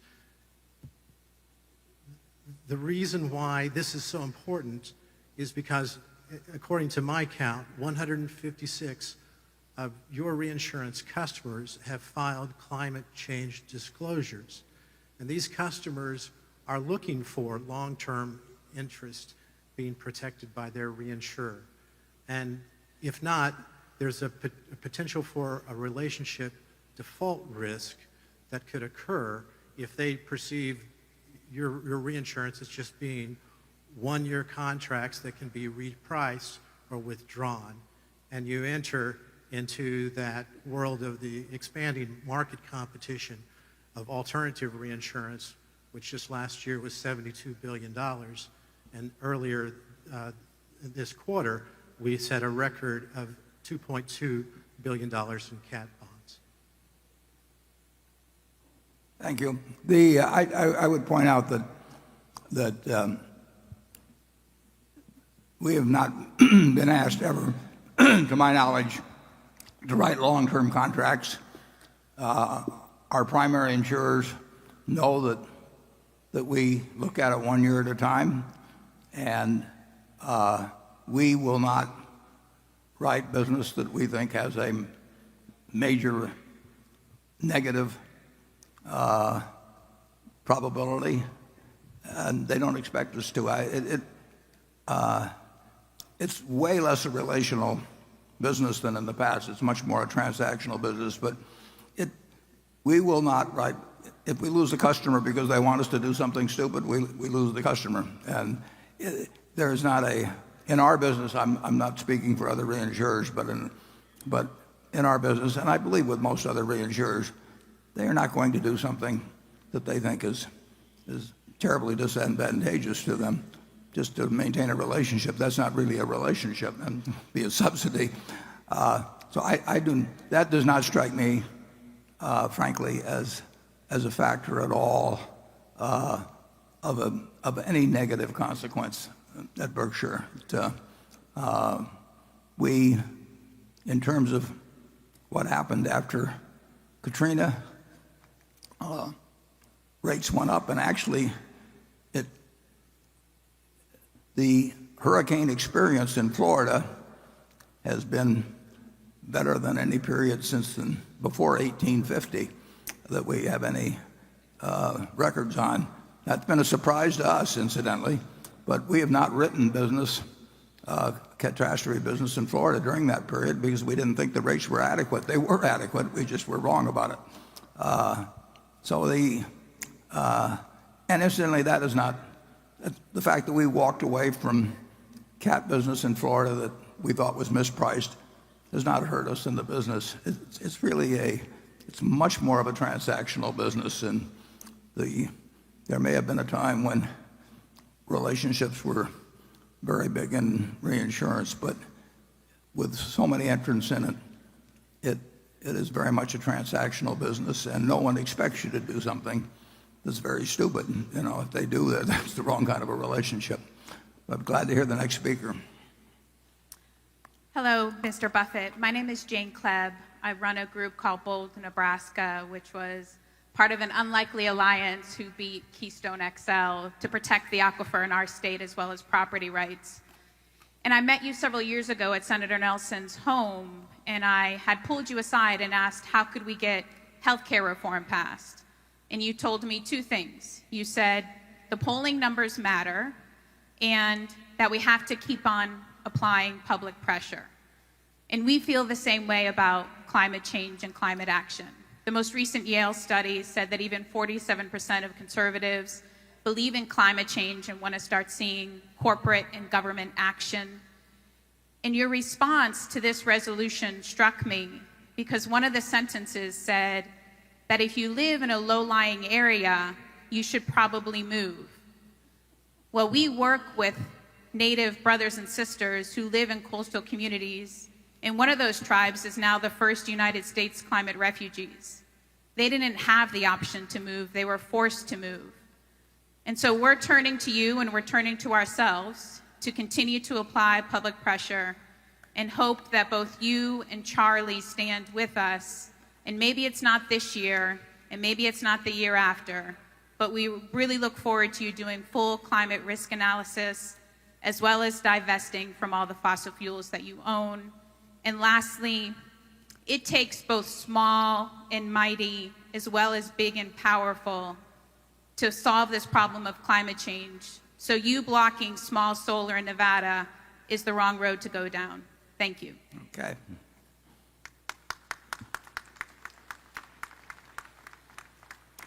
I think you'll have a reasonable time to move, but I would say if you're making a 50-year investment in low-lying property, it's probably a mistake. I actually said you may, as a homeowner in a low-lying area, you may wish to consider moving. And I would say that if you expect to be there for 10 years or so, I don't think I would consider moving. But if I thought I was making a 100-year investment, I don't think I would make it. And I think it gets to the question, we have a shareholder proposal that says what are the risks to the insurance division from climate change. We're not denying climate change is an incredibly important subject. We're not denying its existence, but it will not hurt our insurance business, and it's immaterial compared to other things that could affect our insurance business. And that is the issue before the meeting. I'll be glad to hear from the next speaker. Good afternoon, Mr. Buffett. My name is Kay Karn. I've been a shareholder for more than a decade, basically my investing life. Today, someone said that you think ahead of the crowd. With regards to this resolution, you're saying that the Berkshire insurance business will just raise rates the next time the policy is renewed, and that makes sense. But you agree that climate change poses a major problem for our planet. I would say that climate change poses a major problem for the stability of our global financial markets if the political action continues at its current pace with regards to this issue. I personally agree with Dr. Hansen that a carbon fee is the solution to address this issue. I'm wondering if you can tell us what you think the solution to address this issue is, and whether you think the Berkshire businesses more broadly than just insurance will be impacted by this issue in the next decade or two.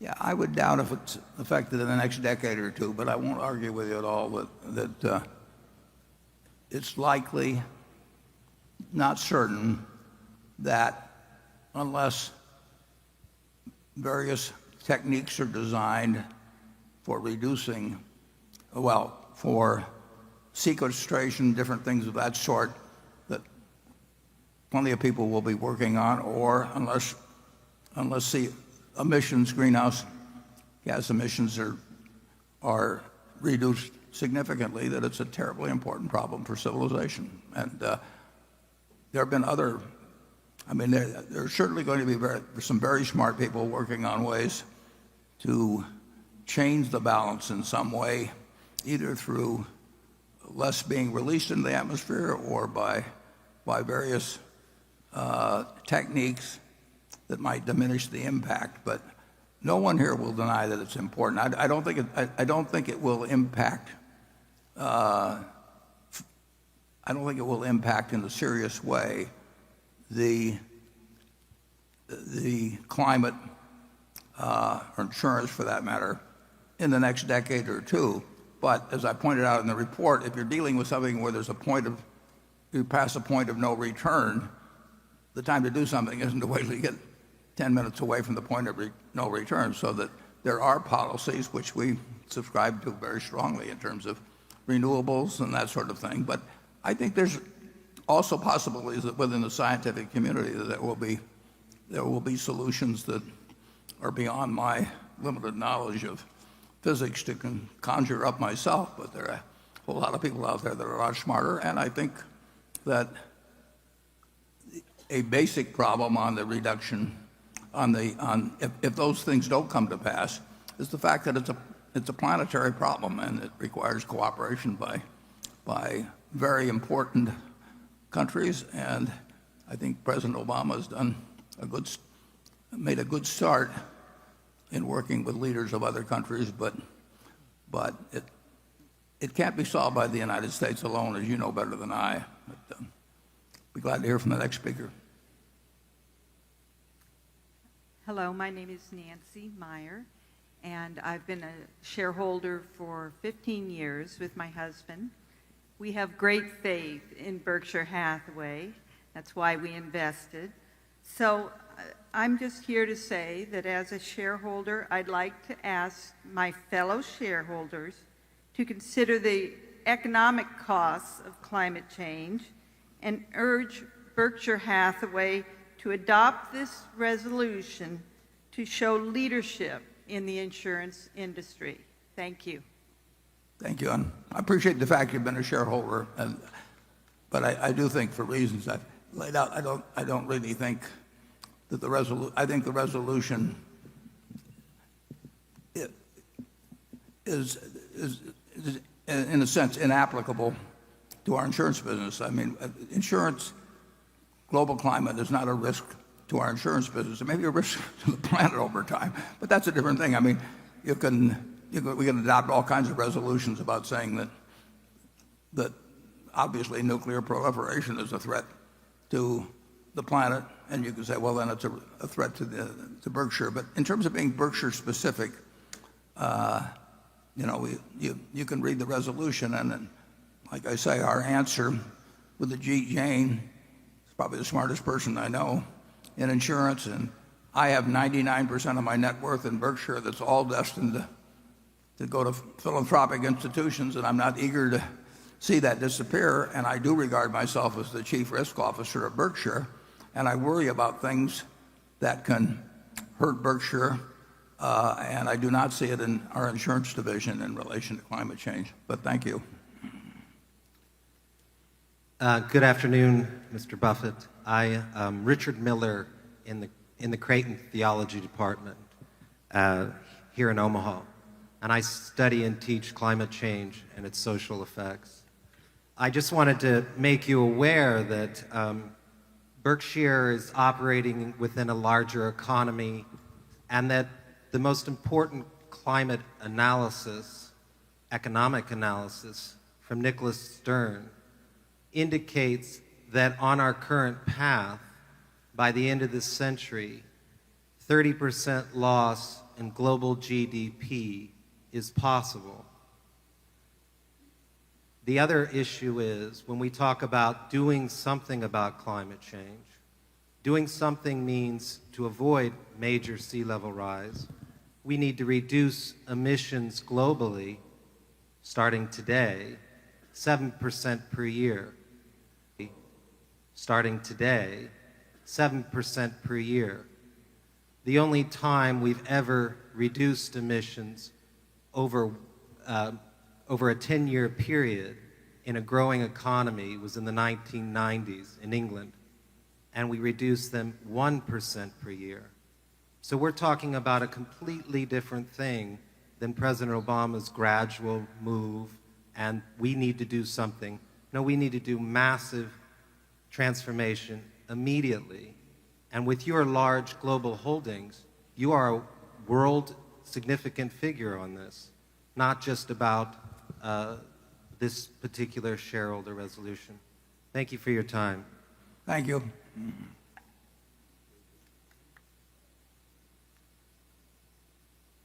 Is that complete the speakers? Say that again? Are you the final speaker? Yes, I think those are all the speakers. Okay, well, thank you. Charlie, do you have anything you want to say? Well, yes. We're in Omaha, which is considerably above sea level, and we have no big economic interest in this subject in our insurance companies. We don't write much of that catastrophic insurance we used to write many years ago. So we're asked as a corporation to take a public stance on a very complicated issues. We've got crime in the cities, we got 1,000 complicated issues that are very material to our civilization. And if we spent our time at the meeting taking public stands on all of them, I think it would be quite counterproductive. And I don't like the fact that the people that constantly present this issue never discuss any solution except reducing consumption of fossil fuels. So there are geoengineering possibilities that nobody's willing to talk about, and I think that's asinine. So you put me down as not welcoming. Yeah. You know what? I have a political rally. The motion is now ready to be acted upon. If there are any shareholders voting in person, they should now mark their ballots on the motion and deliver their ballot to one of the meeting officials in the aisles. Ms. Amick, when you are ready, you may give your report. My report is ready. The ballot of the proxy holders in response to proxies that were received through last Thursday evening cast 69,114 votes for the motion and 531,724 votes against the motion. As the number of votes against the motion exceeds a majority of the number of votes of all Class A and Class B shares properly cast on the matter, as well as all votes outstanding, the motion has failed. The certification required by Delaware law of the precise count of the votes will be given to the Secretary to be placed with the minutes of this meeting. Thank you, Ms. Amick. The proposal fails. Does anyone have any questions for our audit firm before we adjourn? If not, I recognize Mr. Scott to place a motion before the meeting. I move this meeting be adjourned. Mr. Olson? And I second it. Motion to adjourn has been made and seconded. We will vote by voice. Is there any discussion? If not, all in favor say aye. All opposed say no. The meeting's adjourned. Thank you.